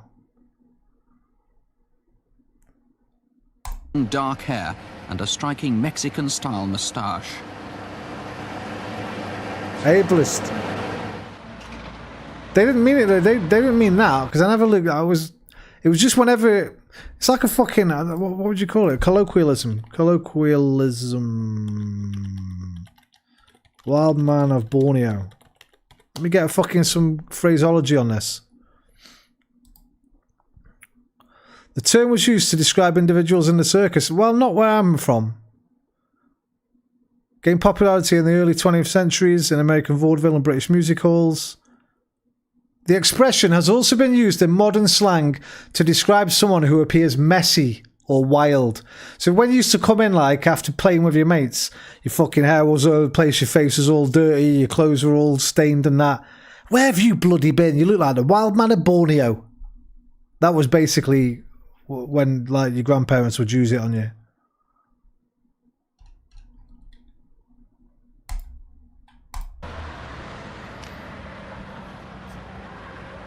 How you doing, Marie? One witness also Haven't seen you in a remembers few the days. Hope driver you're well, of the mate. blue van. He was stockily built, in his late 30s, and he had... Fucking Beavis.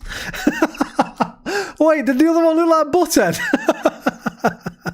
It's fucking Beavis and Butthead, mate. That better be in the comments. That better be in the comments. Mickey fucking Pierce, someone. Wait. I'm taking a short break from Overwatch. Okay. Wait, there's a...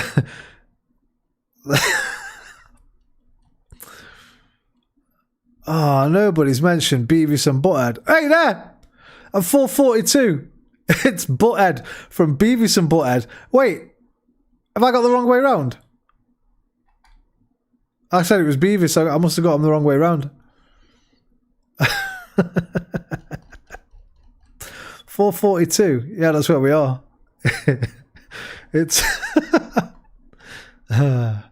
which looked as though it was receding at the sides. He also wore a gold ring on his right hand. Thanks a lot, love.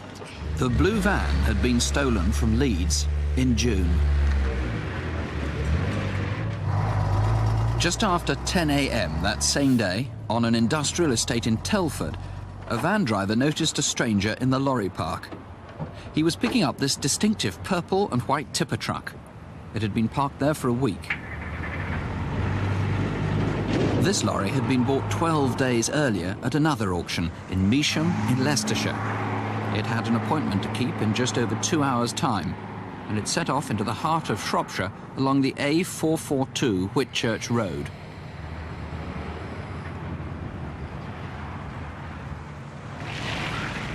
It's later that same day, Tuesday, October the 2nd. Fucking Group 4. These will be on Crimewatch a lot. These are renowned for just getting done over all the time. It was like a running joke in the 90s, Group 4. Because they were just getting robbed all over the damn place. Like, they were really bad at keeping your fucking money safe.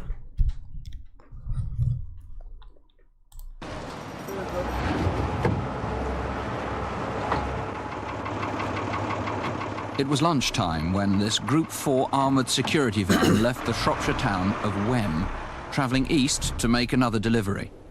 The journey took it over Western Crossroads on the A49. That's the main fucking helicopter from shot. Shrewsbury to Warrington.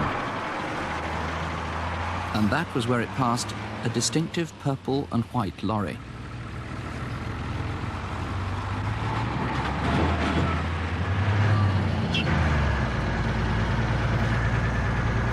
I'm going down. Yeah, but what rank are you? Oh, trying to get to you. Nice.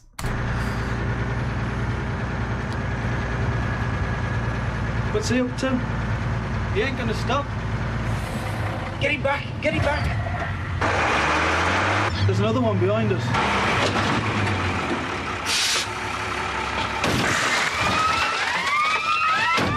Oh, quick, now, come on! Okay, hell. That fucking mask. Old school plastic Halloween mask, scary as fuck, man. 99p. Look at that. You don't want that fucking staring down you, would you? Damn.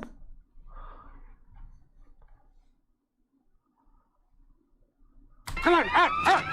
Okay! Round the front, look! Lie down, lie down! Break your leg! Lie down!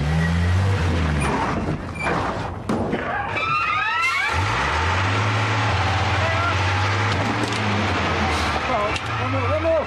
Come on, come on, come on!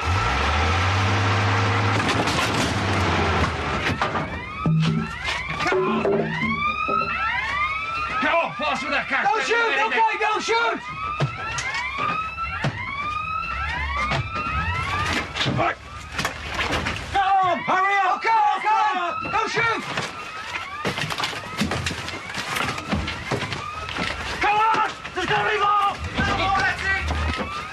Go.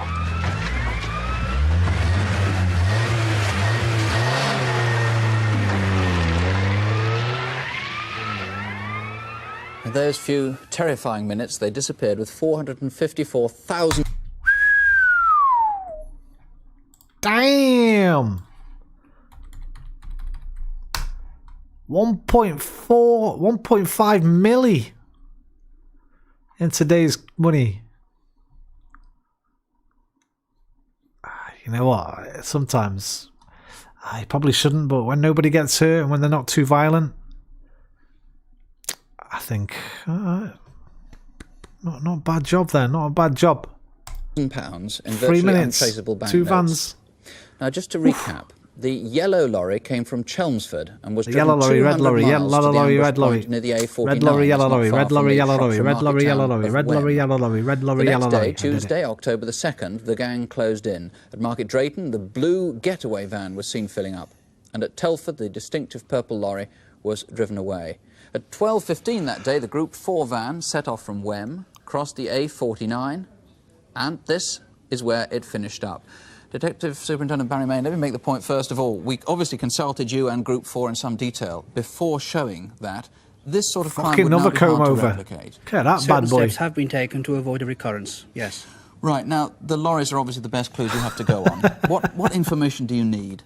Well, the yellow lorry, we believe, was driven up from the auction in Chelmsford into Shropshire on the 1st of October. It had a mechanical fault. It was losing oil and water, so it was necessary to... Now, what about the men? We've got some not bad descriptions. We've got the man who was at Chelmsford in the show them together, please. Now, we've got a fairly good description. That's the video fit you've got of him there. Yes, now, he's described as in his 30s. He's 5'6", he's clean-shaven, and as you see, his hair is greased and combed back. Now, we've done a video fit here. He was described as having a sallow complexion. What was meant by that? Witnesses describe him as looking ill. As ill? Right, yes. Now that slicked back hair, obviously, if you were going to disguise yourself, maybe one of the first things you do is cream back your hair. Well, I'd have difficulty doing that, but yes. Hey, fair play, mate. I was just fucking ripping you on your comb over, but fair play. Own it. It's the best thing, do. Own your deficiencies and nobody can hurt you with them. Fair fucking play to you, son. Disguise yourself, maybe one of the first things you do is cream back your hair. Well, I'd have difficulty doing that, but yes, it's possibly a disguise. OK, now the other guy, he was with this extraordinary moustache. Again, that presumably could have been a false moustache. That's possible, yes. Again, with the video fit, we can take that off. This guy's stockily built, and that's the best description we've got of him. That's what he'd look like without the moustache. Yes. The reward, it's enormous. Yes, it is, up to £45,000 for any information concerning the robbery. Tax-free, I presume? I presume so, yes. Now, if people are frightened about ringing in, can they ring anonymously? Can they ring in confidence? Yes, we'd like to hear from anyone who has information. Of course, if they want the reward, then we will require some detail. Obviously, you're going to have an address and a name for them if they want to get something of a reward. The number to call if you can help, here it is, 01811 8055. If you prefer, you can call the incident room at Wem Police Station. That's Wem 34100. 0939 Well, I'd have difficulty doing that. 00. But yes. Now tonight's Aladdin's Cave. We don't care about these rich lovely little cunts. pen knives, all collection.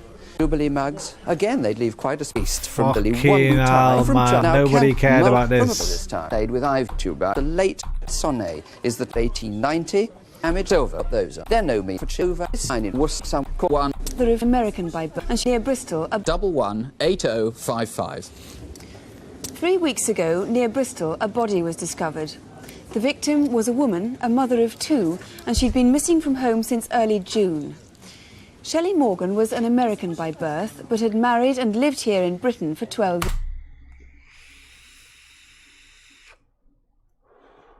I remember this one. I think this is still unsolved. I think she was a photographer or a painter. Years. She and the children had only recently moved to Bedminster, a suburb of Bristol. Her husband planned to join them when he'd finished renovating their family home in Wales in order to sell it. Shelley was an artist and things had been going very well for her. She'd had a commission from an art dealer to paint these views of Bristol, and she had one left to finish, a view of the Clifton Suspension Bridge.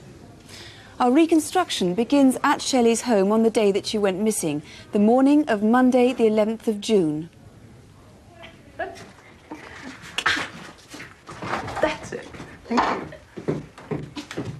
That's it, darling. I'm ready. Good. I'm nearly ready. I'm just going to do a bit of packing. What are you taking that for, Mum? My camera? Well, you know that bridge I showed you the other day, that pretty one near Clifton? Oh, yeah, that big one. Well, that's the last of my sketches. Oh. And if I take some photographs, then I can paint and draw at all the angles that I want. Oh. Okay? Come on.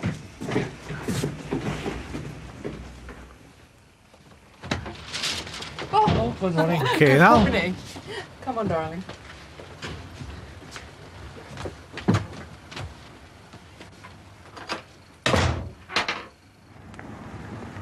Hello, Charlotte. Hello.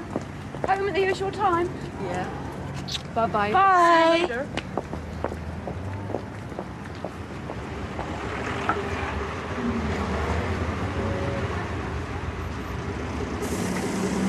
Morning, Mrs. Morgan. Morning, Mrs. Newcomb.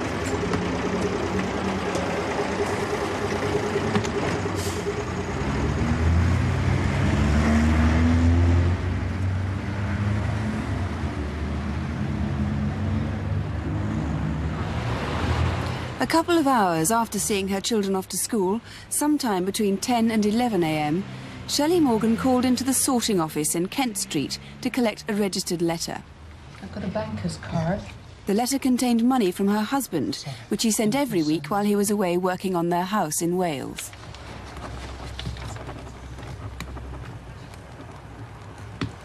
Here you go. Thank you. Bye. Bye. Where Shelley went next has not been fully established. However, a witness travelling on this bus thinks she saw someone closely resembling Shelley get on at about 10:10 that morning. She remembered the woman because of her long fair hair and her distinctive red glasses.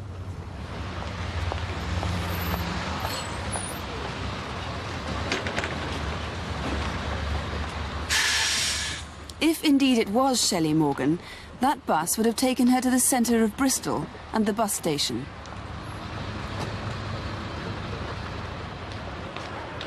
Police would like to hear from anyone who may have spotted Shelley after 11 o'clock that morning. If she did plan to photograph the Clifton Suspension Bridge, she could have got a bus from here.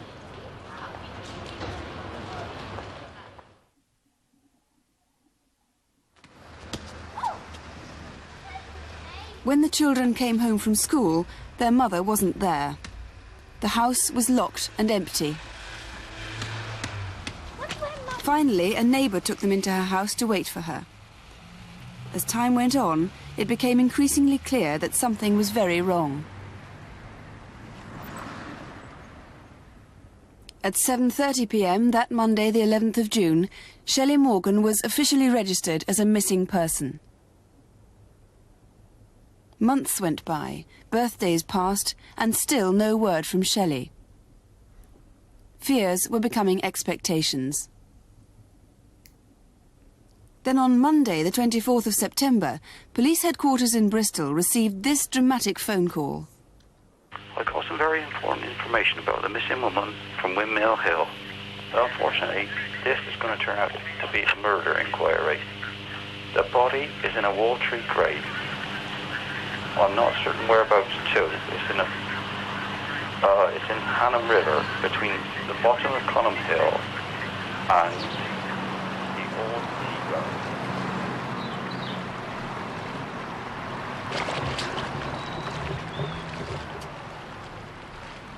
Police had to take this call seriously. Straight away I'm thinking hoax.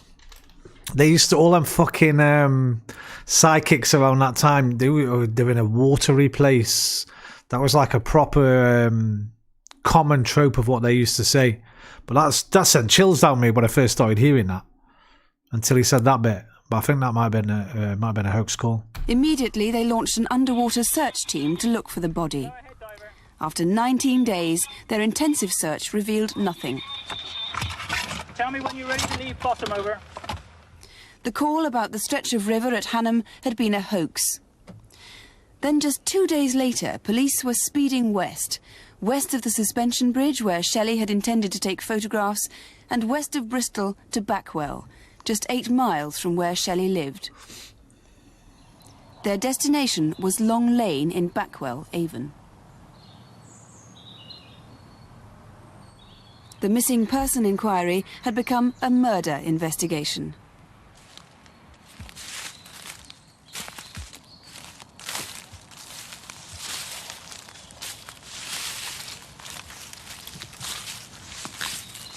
See what this fucking program used to terrify me when I was a kid? These fucking shots they do. And get much fucking creepier than that. A murder investigation.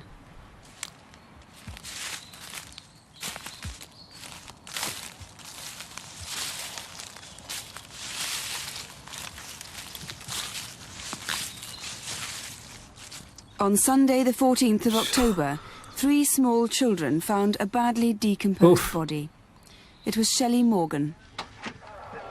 Missing from the scene were her clothing, glasses and bag containing her camera, sketchbooks and the registered letter from her husband.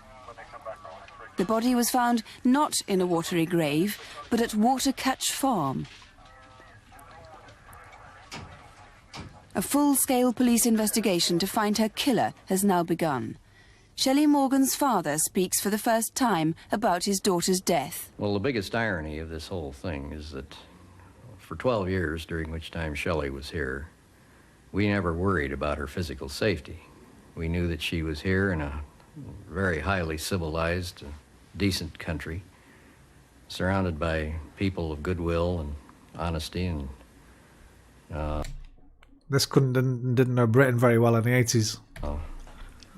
Generally well-ordered community, and we simply did not have to worry about our daughter.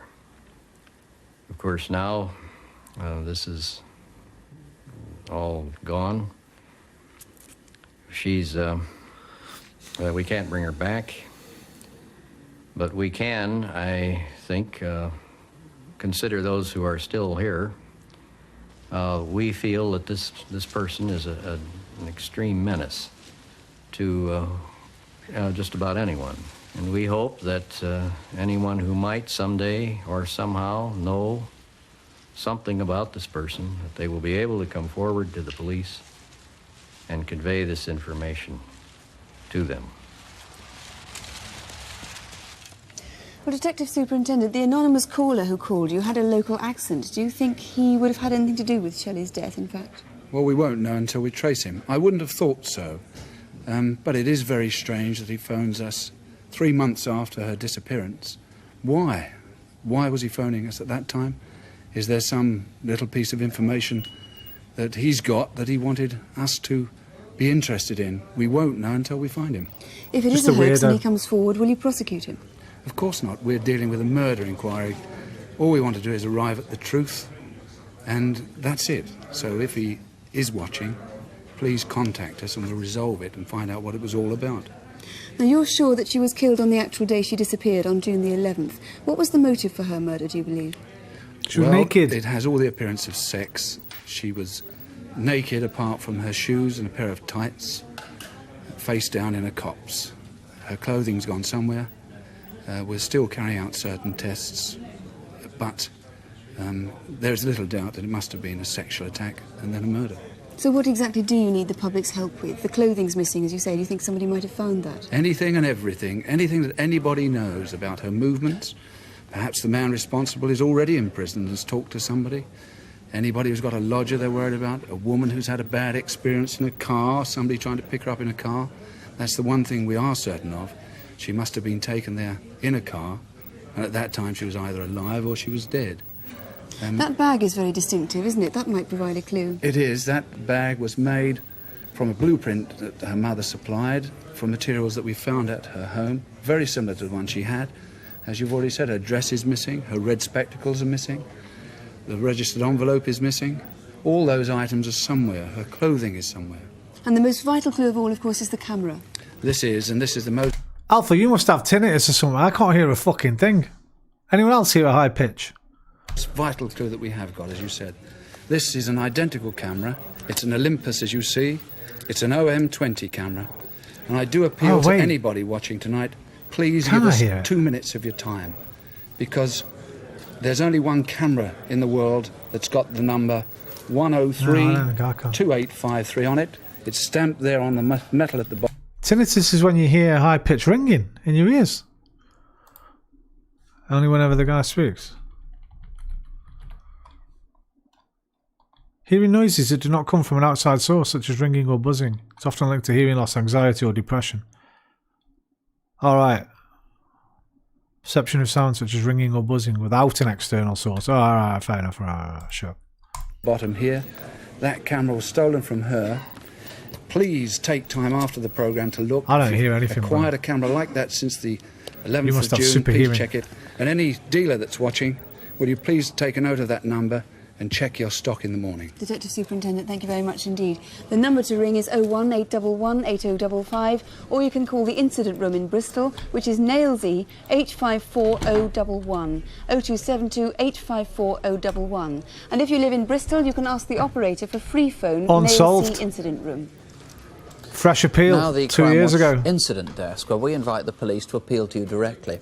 Tonight. 2024, June. Police have issued a fresh appeal to bring the killer of Shelley Morgan to justice. 40 years may have passed, but our resolve has not lessened. We will never give up trying to identify the person responsible for Shelley's murder and leaving her 2 young children without their mother. Multiple stab wounds. Evidence of a brutal attack that was sexually motivated. They didn't mention that, did they? The stab wounds just. They often didn't. So they just said she was found face down.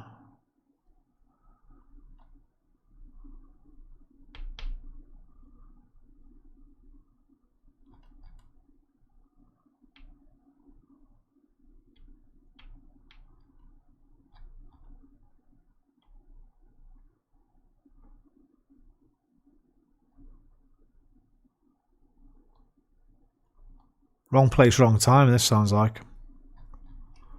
Just some fucking psycho rapist murderer wandering around. Might still be wandering around.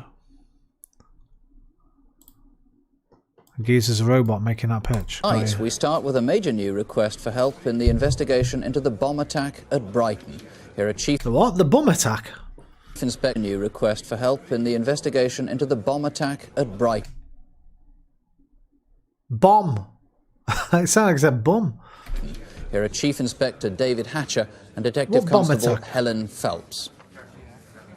The Brighton bomb inquiry depends on eliminating everyone who stayed at the Grand Hotel since July the 1st. Oh, is this the fucking It has been made more difficult because... Where Margaret Thatcher... They tried to get Margaret Thatcher. Brighton bomb. 1984. The hotel bombing, yeah. IRA, yeah. Yeah, they tried to get Thatcher. They tried to kill Thatcher. Failed.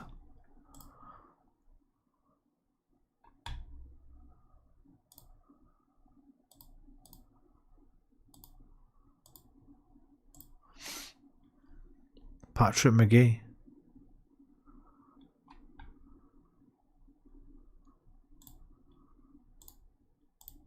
For whatever reason, many people registered under false names. Sussex Police have asked Crimewatch to make a special appeal for one man who booked in using the name Roy Walsh. On September the 15th, 16th and 17th, just 3.5 weeks before the bombing, he stayed in room 629, the room where the bomb was planted. Detective Chief Superintendent Jack Rees, who's heading the inquiry, has joined us here in the Crimewatch studio. And if the man who gave his name as Roy Walsh rings, now Mr. Rees guarantees that his call will be treated in absolute confidence. He also wants to hear from Mr. Walsh's companion that weekend, the 15th to the 17th of September, and anyone else who thinks they may know who Roy Walsh is. And your help is urgently needed in tracking down a man who raped an unemployed girl 3 weeks ago on Tuesday. Is urgently needed in tracking down a man who raped an unemployed... What are you telling us she's unemployed for, bro? What's that got to fucking do with anything? Roy Walsh is. And your help is urgently needed in tracking down a man who raped an unemployed girl 3 weeks ago on Tuesday, October the 16th. The well-spoken middle-aged city gent first approached the 18-year-old girl on Monday the 15th of October as she left the job centre in Erdington in Birmingham. Oh, okay. Smartly dressed in a blue-grey suit and calling himself Mr. Day, he invited the girl to come for an interview for a job as a receptionist. But his calculated plan had started a week earlier when he gained the keys and access to an empty shop at 38 Marsh Lane, Erdington. Fucking hell. He then placed advertisements, this is one of them, in various local newsagents. The number for applicants to call was this phone box on the corner of Membury Road and Washwood Heath Road. Did you see a man... Wait, what? What does he do? Sit outside the fucking phone box all day? Yeah, this is a fucking... Yo, this is a determined fucking sex attacker. Gets the keys to a fucking empty business. Leaves business cards lying around and then sits outside a fucking phone box waiting for girls to call it. At 38 Marsh Lane, Erdington. He then placed advertisements, this is one of them, in various local newsagents. Young lady receptionist required. For new company. Must have good figure and dress sense. Contact Mr. Day for appointment. 9... Oh. He only had to sit there for half an hour.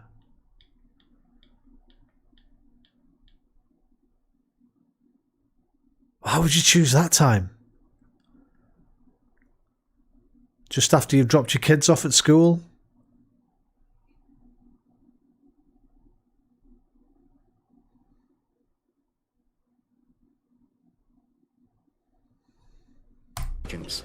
The number for applicants to call was this phone box on the corner of Membury Road and Washwood Heath Road. Did you see a man hanging around this box between the 10th and the 16th of October? On Tuesday the 16th, that the girl he had met at the job centre kept her appointment at the Marsh Lane shop where she was assaulted. The man we're looking for is 45 to 50 years old. Fucking hell, these photo fits get fucking worse. The fuck is that?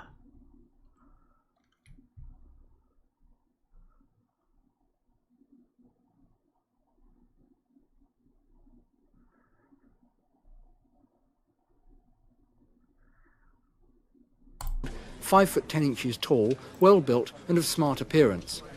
There's evidence that he may have been driving a white ex-registered... Fuck, I thought... I think that's supposed to be a shadow. It's supposed to be a shadow. I thought like he had this mad receding forehead and then this big... Okay, I looked at it wrong. That's I can see his hair now here. So when he said he was smart appearance, I was like, what? And then I saw the hairdo. Fuck, okay. I was a wild man of Borneo. Suit on with this big rocker hair. I was like, what? Look at this mad bald forehead.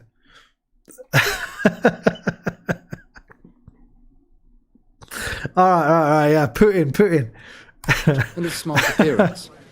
There's evidence that he may have been driving a white ex-registered Metro. Made the whole world, yeah. To come from outside the area. I mean, you can see it now. Now they zoomed in, you can see the other hair. I couldn't see it at first. If you obviously saw it, though. It's this description and was in Birmingham between the 10th and the 16th of October. Please ring us. At 3:15 p.m. on the 3rd of October, a Securicor van arrived at Norman's Cash and Carry in Christchurch, Dorset, to make a routine collection. The van was attacked, and as this police reconstruction shows, the driver was shot in the leg. The vital clue, which you can help with, are these overalls, which were dropped at the scene during the attack. Just here, on the inside of the pocket, there is a name. It's hard to make out the writing now, but by close examination, you can see that the name is B. Gregory. B. Gregory may know nothing about the armed attack, but he or she may well be able to put police on the trail of the armed robbers. Let us know if you have any idea who B. Gregory might be. Next on Incident Desk, we've 4 faces we want you to take that a close look at. Shut up, you. Among the Crimewatch photo call faces this month are these 2. Deal with the it. robbery squad have asked us to appeal to anyone who may have seen these 2 men. On the left is Christopher Haig, and on the right, Stefan Raczynski. Both of these men escaped from Harrow Police Station on Wednesday the 3rd of October, where they were waiting to appear in court on charges connected with an armed robbery. Both men may be armed and should certainly not be approached. If you think you've seen them, you can ring us in confidence here on Crime.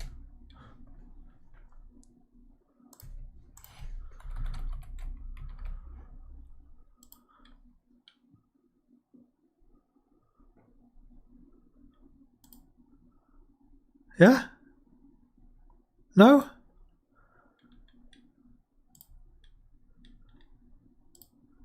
Hey.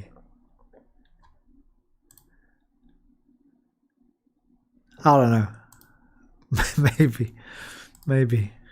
Crimewatch UK. And have you seen this man?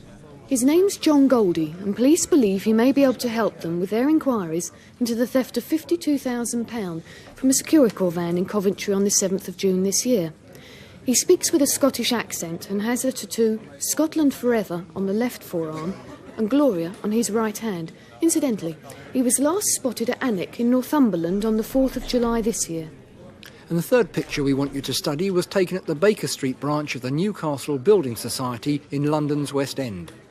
At 3:45 p.m. on Wednesday the 22nd of August, this man threatened staff with a handgun, demanded cash, and then walked out with the gun and the cash in his plastic bag.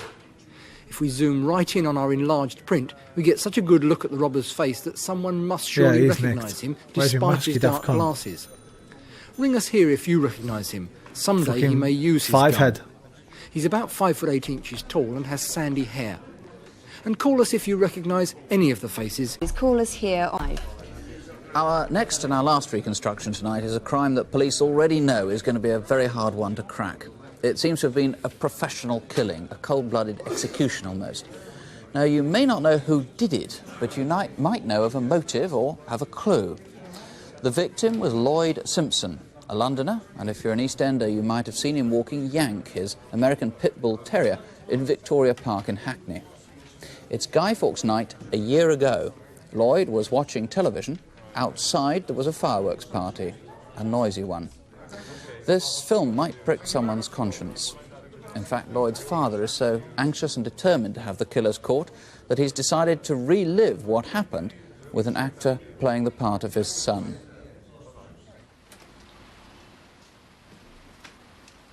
Lloyd, can you get them sacks for me?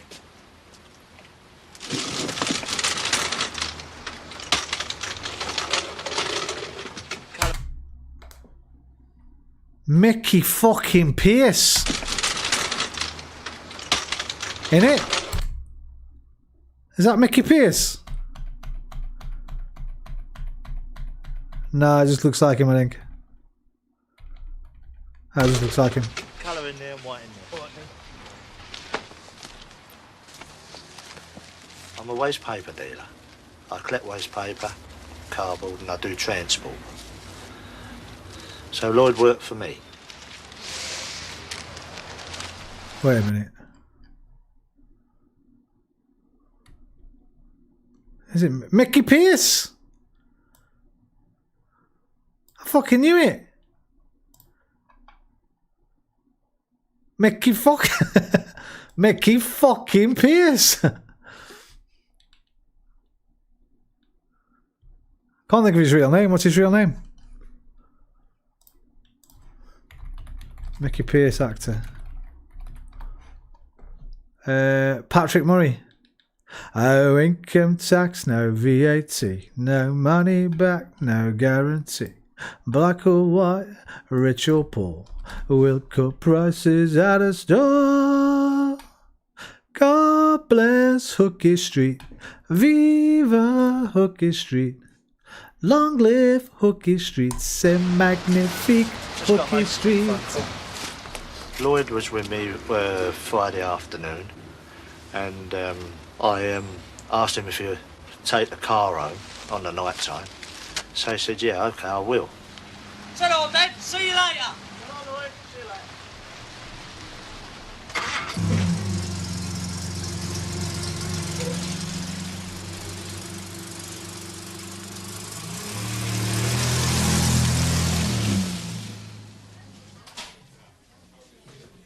When I arrived at the pub, he was sitting at the bar, drinking his little half a pint, as he always has, and his cigar.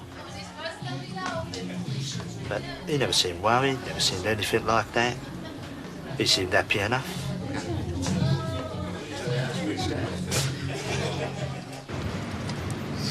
On the Saturday, what he done, he brought the car back, then he's locked the car up, and then he's took the dog and gone his usual way.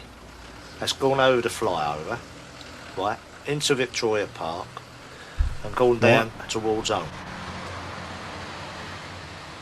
Oh, easy. Easy, boy. Easy.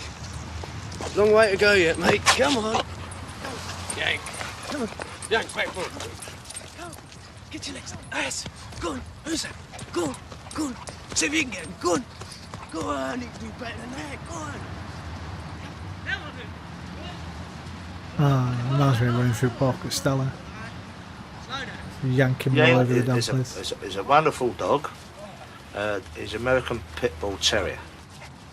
They're a nice, friendly dog, providing you keep them away from other dogs. They seem to want to fight other dogs. All right, mate. I can't stop. I'll see you later on, all right? They are valuable dogs. I would say they're at £500–600.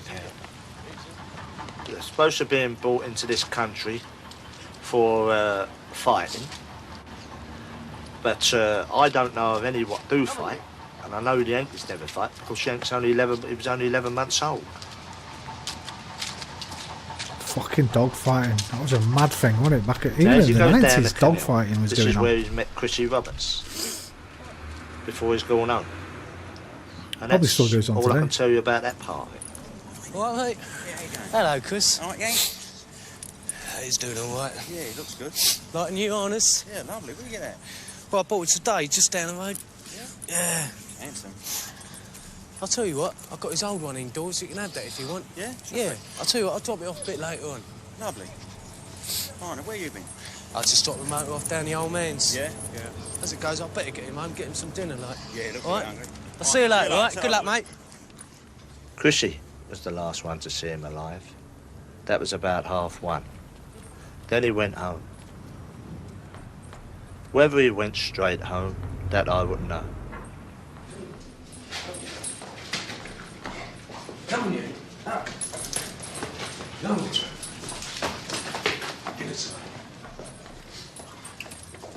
Give it time, boy.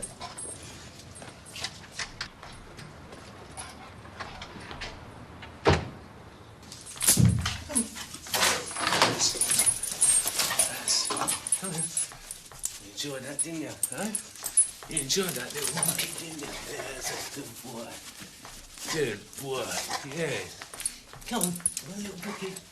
Come on.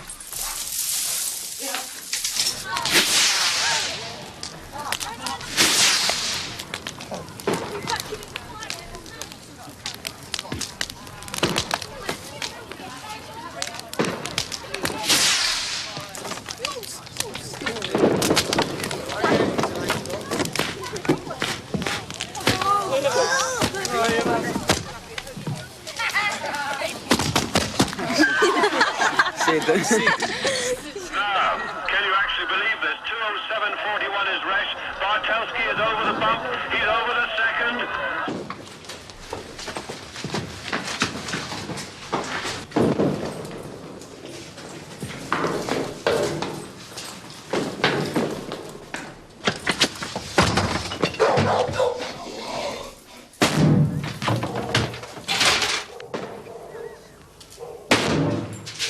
Blessed flowers. Bowl you over, get it? The rumble tombs, you've seen them on telly. A sort of Ida. Pressing what is all amiss, don't put off the devotees of a sport.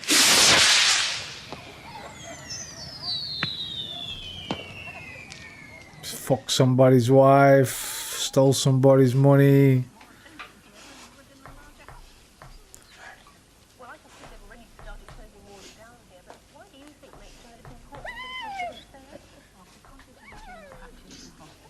Fucking ass on it. It's America's ass. As far as we know, he laid there from the Saturday to the Sunday, and from the Sunday to the Monday. 2 days. Because Fuck it me. wasn't until I went in the Don't tell me the dog started eating him. Dog probably started eating him. 2 fucking days with no food. One of them dogs.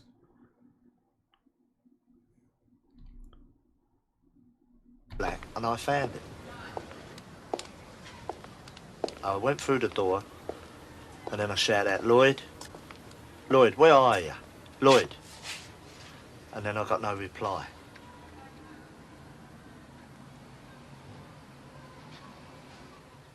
You know, when you think the walls are so thin, and our people don't hear anything with like a shotgun going off, it's hard to believe that no one couldn't hear anything.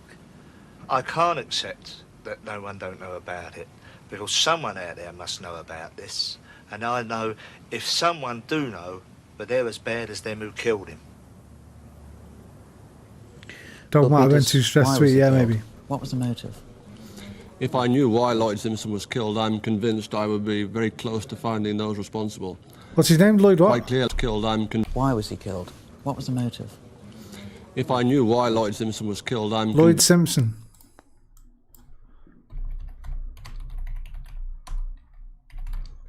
Fuck me. Well, I said it was 83, right? Fireworks night 83. Cold case. Unsolved.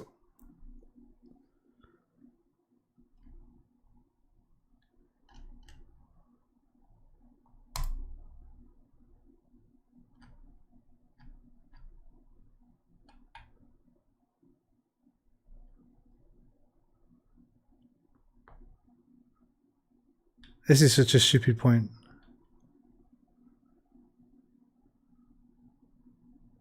Dog wouldn't necessarily have attacked them. And it might have done. You say, yet it didn't attack. How the fuck do you know? And there was nobody in there, mate. You watched reconstruction, but wasn't shot by them. Maybe they like dogs. Drugs would seem to be most likely motive. Maybe. Probably nicked something from some cunt. They look personal. Didn't steal anything.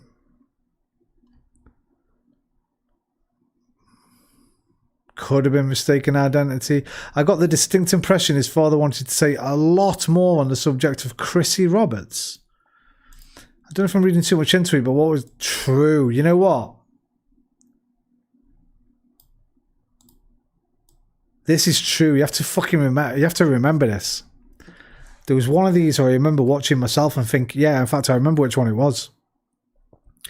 The Crimewatch reconstruction went out of its way to show this father-in-law or stepfather just acting like a twat. It had absolutely no relation to any of the facts of the case whatsoever. I remember thinking, why are they showing that there? And there was something else in the one. When we get to it, I'll know exactly which one it is. He has a go at this lad for lying about on the fucking sofa. And sometimes, because they can't give certain information out because it'll affect court cases and stuff like that. If they say, we suspect this man, we suspect this man. They put little things in the fucking reconstructions instead. So they like this here. But I've a month's old. That's what's going on. And that's all I can tell you about that part of it. There. He goes down the canal. This is where he's met Chrissy Roberts. Before he's going on. And that's all I can tell you about that part of it. He doesn't say part, he says that party. As in him, the guilty party? Or does he say part of it? He might say part of it. Before he's going on. And that's all I can tell you about that part of it. Part of it. Part of it. Hello, Chris. All right, gang. He's doing all right. Yeah, he looks good. Like new harness. Yeah, lovely. Where you get that? Well, I bought it today, just down the road. Yeah. Handsome. I'll tell you what, I've got his old one indoors, you can have that if you want. Yeah? Yeah. I'll tell you what, I'll drop it off a bit later on. Lovely. Fine, where you been? I just dropped the motor off down the old man's. Yeah? Yeah. As it goes, I better get him home, get him some dinner, like. Yeah, look all right? hungry. I'll see you later, all right? Good luck, mate. On 488 5271. That's 488 5271. And all the numbers are on CFAX on page 185 for the rest of the week. If you don't have a phone or can't get through, drop us a line. All letters will be treated in confidence. Here's the address: Crimewatch UK, BBC TV, London W12 8QT. The main number is easy to remember, and we're here all evening, remember. Please ring if you think you can help in any way. In fact, as always, we'll be back to tell you what develops in an hour from now. That's Crimewatch UK Update, here on BBC One at 11:05. In fact, His I've just been father is told adamant we've had it was 30 not calls a so far on gangland the killing. battering ram attack on the Group 4 security wagon, with lots of new information. And we've had several calls on the Brighton bomb too. One man has called who may be of particular interest. We're still looking for Mr. Roy Walsh, or whoever it was who booked into the hotel under that name. And if you did so, please do. It was later alleged that Lloyd had books on dogfighting and that he had possibly been killed by members of an illegal dogfighting ring.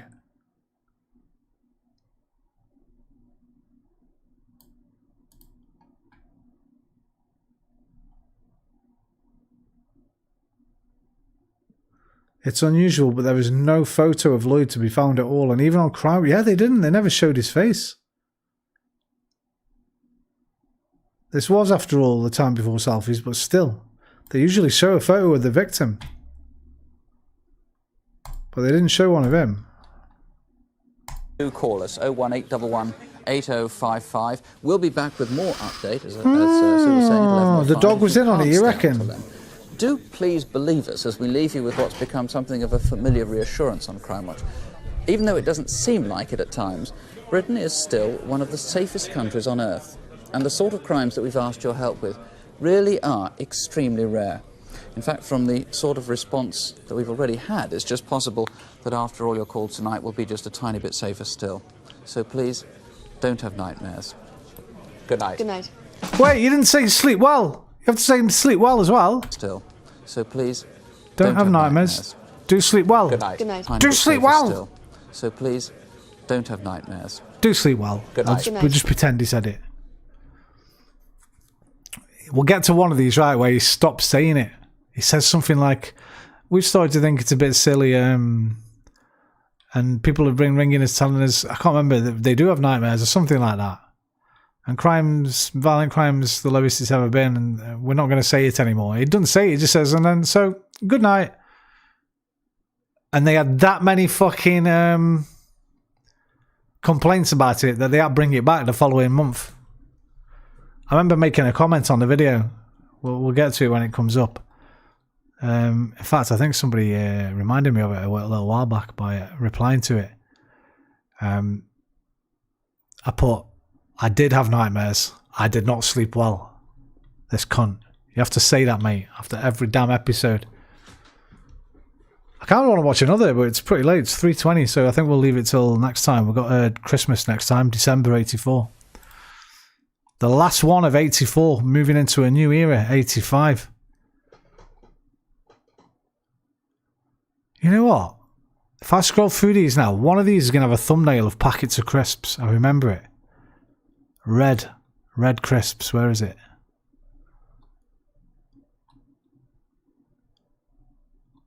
There.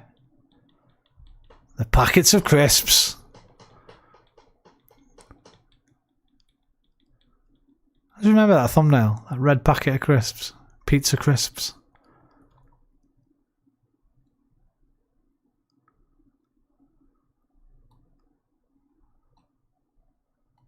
Okay, fucking him. Hang on.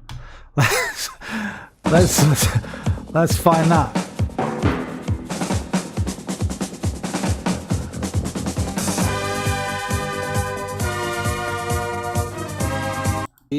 Not him, but fuck me. I wasn't even looking for you, mate. I was looking for the other one. Jesus Christ.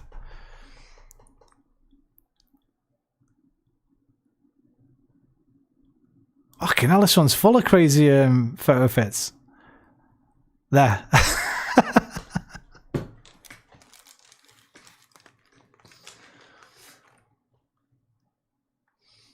A hat trick of mental photo fits in this episode.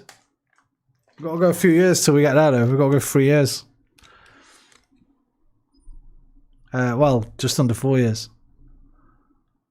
But if we do 3 a night, that's 3 weeks. We'll be at them in 3 or 4 weeks. What do you reckon his crime is? Let's have a guess. What is this guy wanted for? Place your bets now.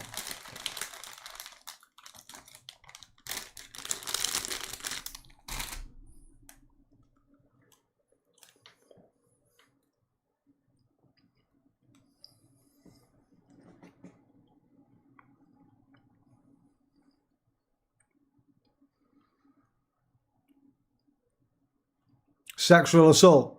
That's what I was thinking. Ain't a robber.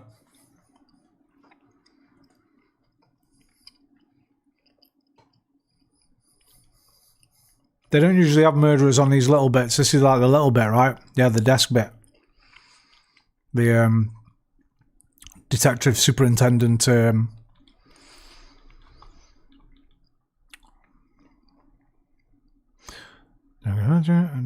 David Hatcher.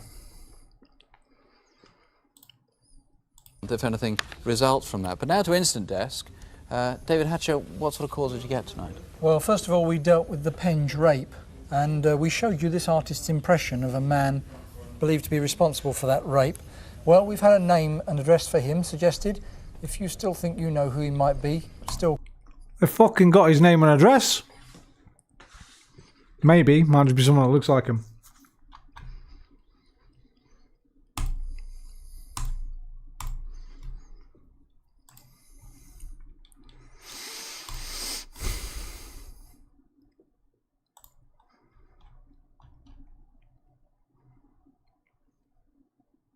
Dodo's got a new song.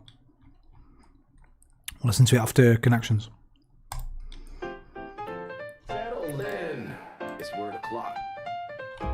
Roman's got a system, a 3-word trick, and tonight he's ditching the yeast and the prick. He used to open with prick, that cheeky chop, but yes, that never sat right in his lap. Something in him changed, with a wink and a grin, he swapped him out like yours. Let the jazz begin. Ooh, I thought we were going to get it in one. Here comes quick with a Q and a K. Right, well the H isn't going to be there, is it? So the H is at the end. Cosmic pentacast lost in thought. Try F Jord, maybe? And oh, it's not. You can't plan for a zebra, black and white and slides. PH. Your method and winks as it flies. Strategy's grand, but chaos No. is fun. That's how these cool down wordles get done. You try all night to avoid the yeast. Could the H be there? It'd have to be another O after it. I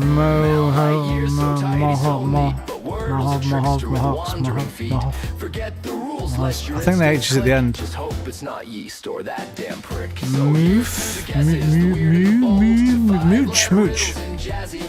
Mooch. Prediction, Leon's going to retire. Alright. But they'll bring him back one day. Can't afford to not have Leon. Beep-a-dee beep. Boo.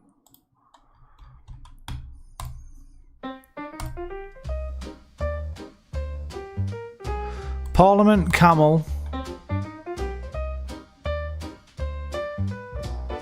Kent, I think. 16 words on the glowing. These are American cigarettes. What's the other one? Standard. Roman's cool, but his brow's gone tight. We're one away for the I think they're American cigarettes. Fuck, one away. I don't know what the other one is. We'll have to come back to it.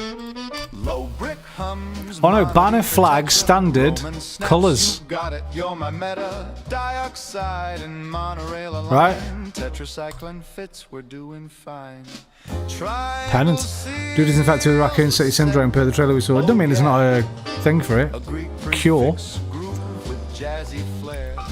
Clark Kent, Bruce Wayne, Ned Stark, Iron Man Stark, what's his name? Tony. And Dino machine is on fire tonight. it's a fucking red herring, I think that. Are conductors of the spirit realm. I think that's a red herring. Or just anagrams. Superhero surnames. Alter egos. Sheer? Pure? Is there someone pure? Unpacking instruments we nearly missed. Boo, boo, boo. Spirit bullshit. Bruce Wayne, Tony Stark. I know, but who's the fourth? I think it's a red herring. But vehicle drifts to a new domain as means emerges sharp as rain. Instrument medium. So what's the other cigarettes? Kent and Salem. Spirit goes silent in the streaming room. My organs are not mediums. Okay. Coach, train, guide, direct. Roman shouts, the crowd erupts. There are no doubts. That's instruct, clean and lean, and the purple mist. Kent is a cigarette. I think the fourth one must be Salem then. Hey, my organs are conductors of the spirit realm. No, they're just a red herring at the helm. Sheer, utter madness, sheer madness, pure madness, Stark madness.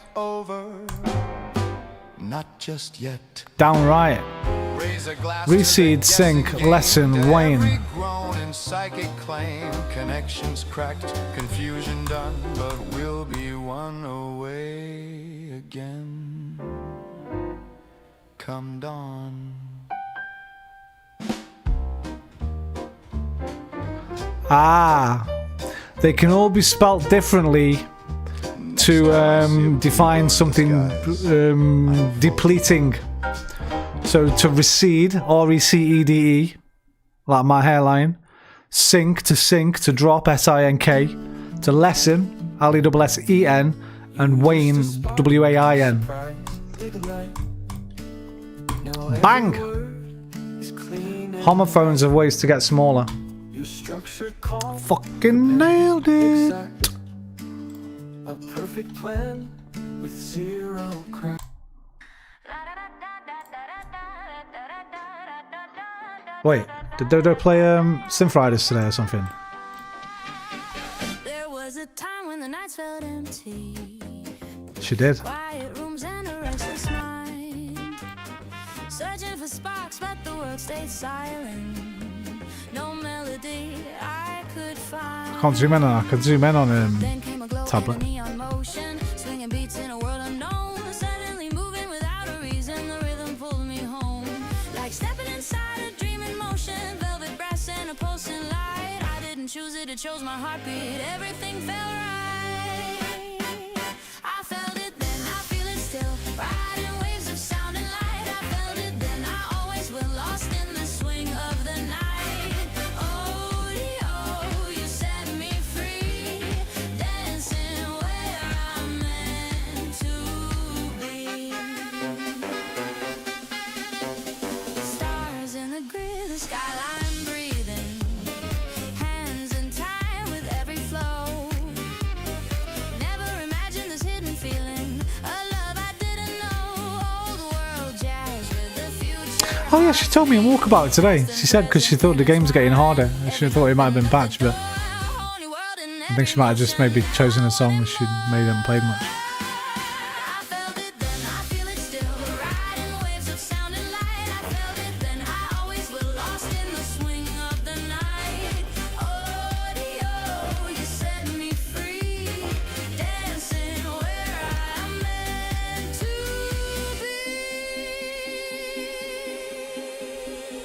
Electro swing in my veins now. Didn't know this world existed. One step in and everything changed. A hidden love discovered. I felt it then, I feel it still. Anyone can see it's true. I felt it then, I always will. Every beat leads back to you. My heart's aligned with rhythm newly found.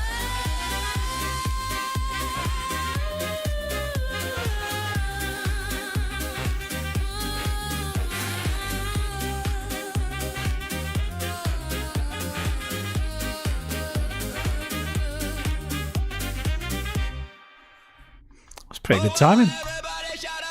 Pretty good timing. Road is the code. Road. Road is the code. Road is the code. Right, framed. Let's start. I'm not fucking around to frame tonight. We either get it or we don't. We should have had 2 thingies last night. 2 frame ones. I knew it. What was it? I knew it last night on frame 1. Lethal Weapon, wasn't it? Yeah, I just picked the wrong damn Lethal Weapon. But I got this one. We got this one together, didn't we? Right, tonight, here we go. 1, 3, 4. 1, 4, 3, 4. US Dent? USI Dent? USI Dent. Like identity, I guess?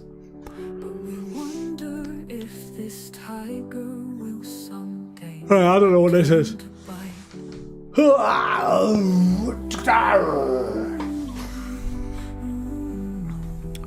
Ba-da-da-dum. Whispered algorithms sing in the hush of a midnight swing. We cradle it close, though we know in our hearts what we've built may drift apart. The tiger in the cradle, small but fierce and wild. Its soft paws tapping at the gate, a gentle child of future fate. We can't contain the roaming soul. We can't control what we've begun to know. Oh, right, sorry. I said this is not Minority Report, mate. I don't know what this fucking is. No idea. What are these fucking duct taped cameras, maybe? Justin goddamn Timberlake. With a sniper scope or something?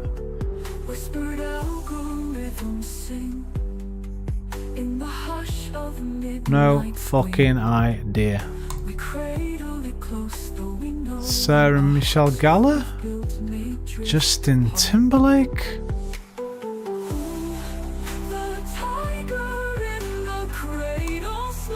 The Rock? Oh, okay, they did a film together. It was... That's Sean William Scott, right? Stifler. Oh, it's not what I'm thinking of, though. Fuck knows. Southland Tales. They did another film together, I think. Welcome to the Jungle.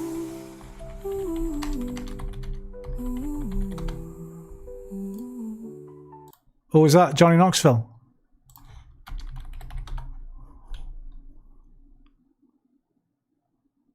Jean-Claude... No. Different one. The Rock. Filmography.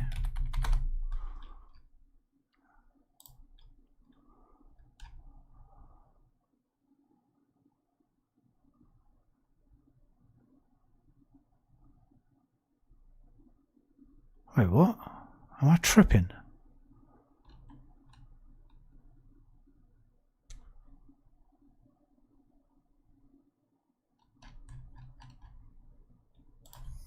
Oh god, no, it was Sean William Scott and Chow Yun-fat, I think. I am Bulletproof Monk. Was I thinking of that? They did a film there, The Rundown. That's not what I was thinking of either. I was thinking of something else completely. I don't know what though. It was, well, I swear The Rock did a film called Welcome to the Jungle. This has got fucking... No, I've died and switched universe, mate. JCVD.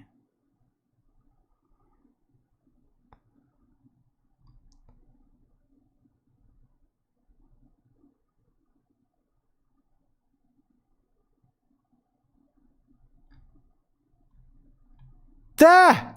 Welcome, bro! It's fucking there! Welcome to the Jungle, The Rock, Sean William Scott. I knew it. Why isn't it on his wiki page? I fucking knew it. I thought I was going mad. I thought I was going fucking mad then. Why ain't that?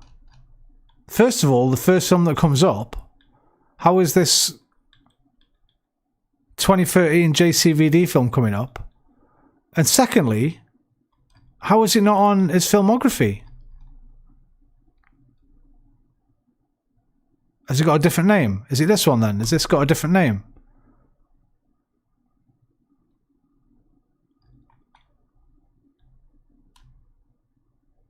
Is this the same photo? It must be this with a different name. Was Rosario Dawson and Christopher Walken in Welcome to the Jungle? I didn't see the fucking thing.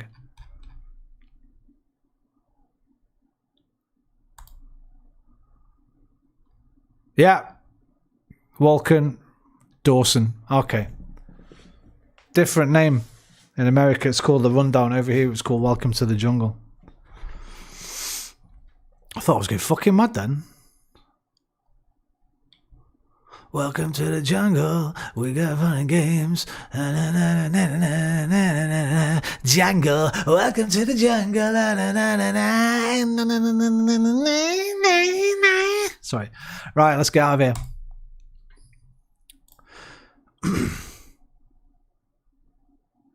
Adios amigos, au revoir mes amis, arrivederci mi amici, auf Wiedersehen mein Freund, sayonara, do widzenia, zajian, alvida, dui, la kunoch, good night, and good night. I love you long time. I'll see you next time. Take care of yourselves, but more importantly than that, take care of each other. Namaste. Hi. In ancient halls of written lore, we raise this mind unsure, unsure. FF? The fuck is that? A whisper of what might have been. Freedom Friday! Yes, we're going trucking. In a world of knowledge, ancient songs, we hope it finds where it belongs. We cradle it close, though we know in our hearts one day it must roam, one day we must part. Definitely over the weekend, Alpha, 100%. That day we must part, that day is not today. Have a wonderful weekend if I don't see you. But if I do see you, we'll have a wonderful weekend together. Oh, love you, good night, see you, take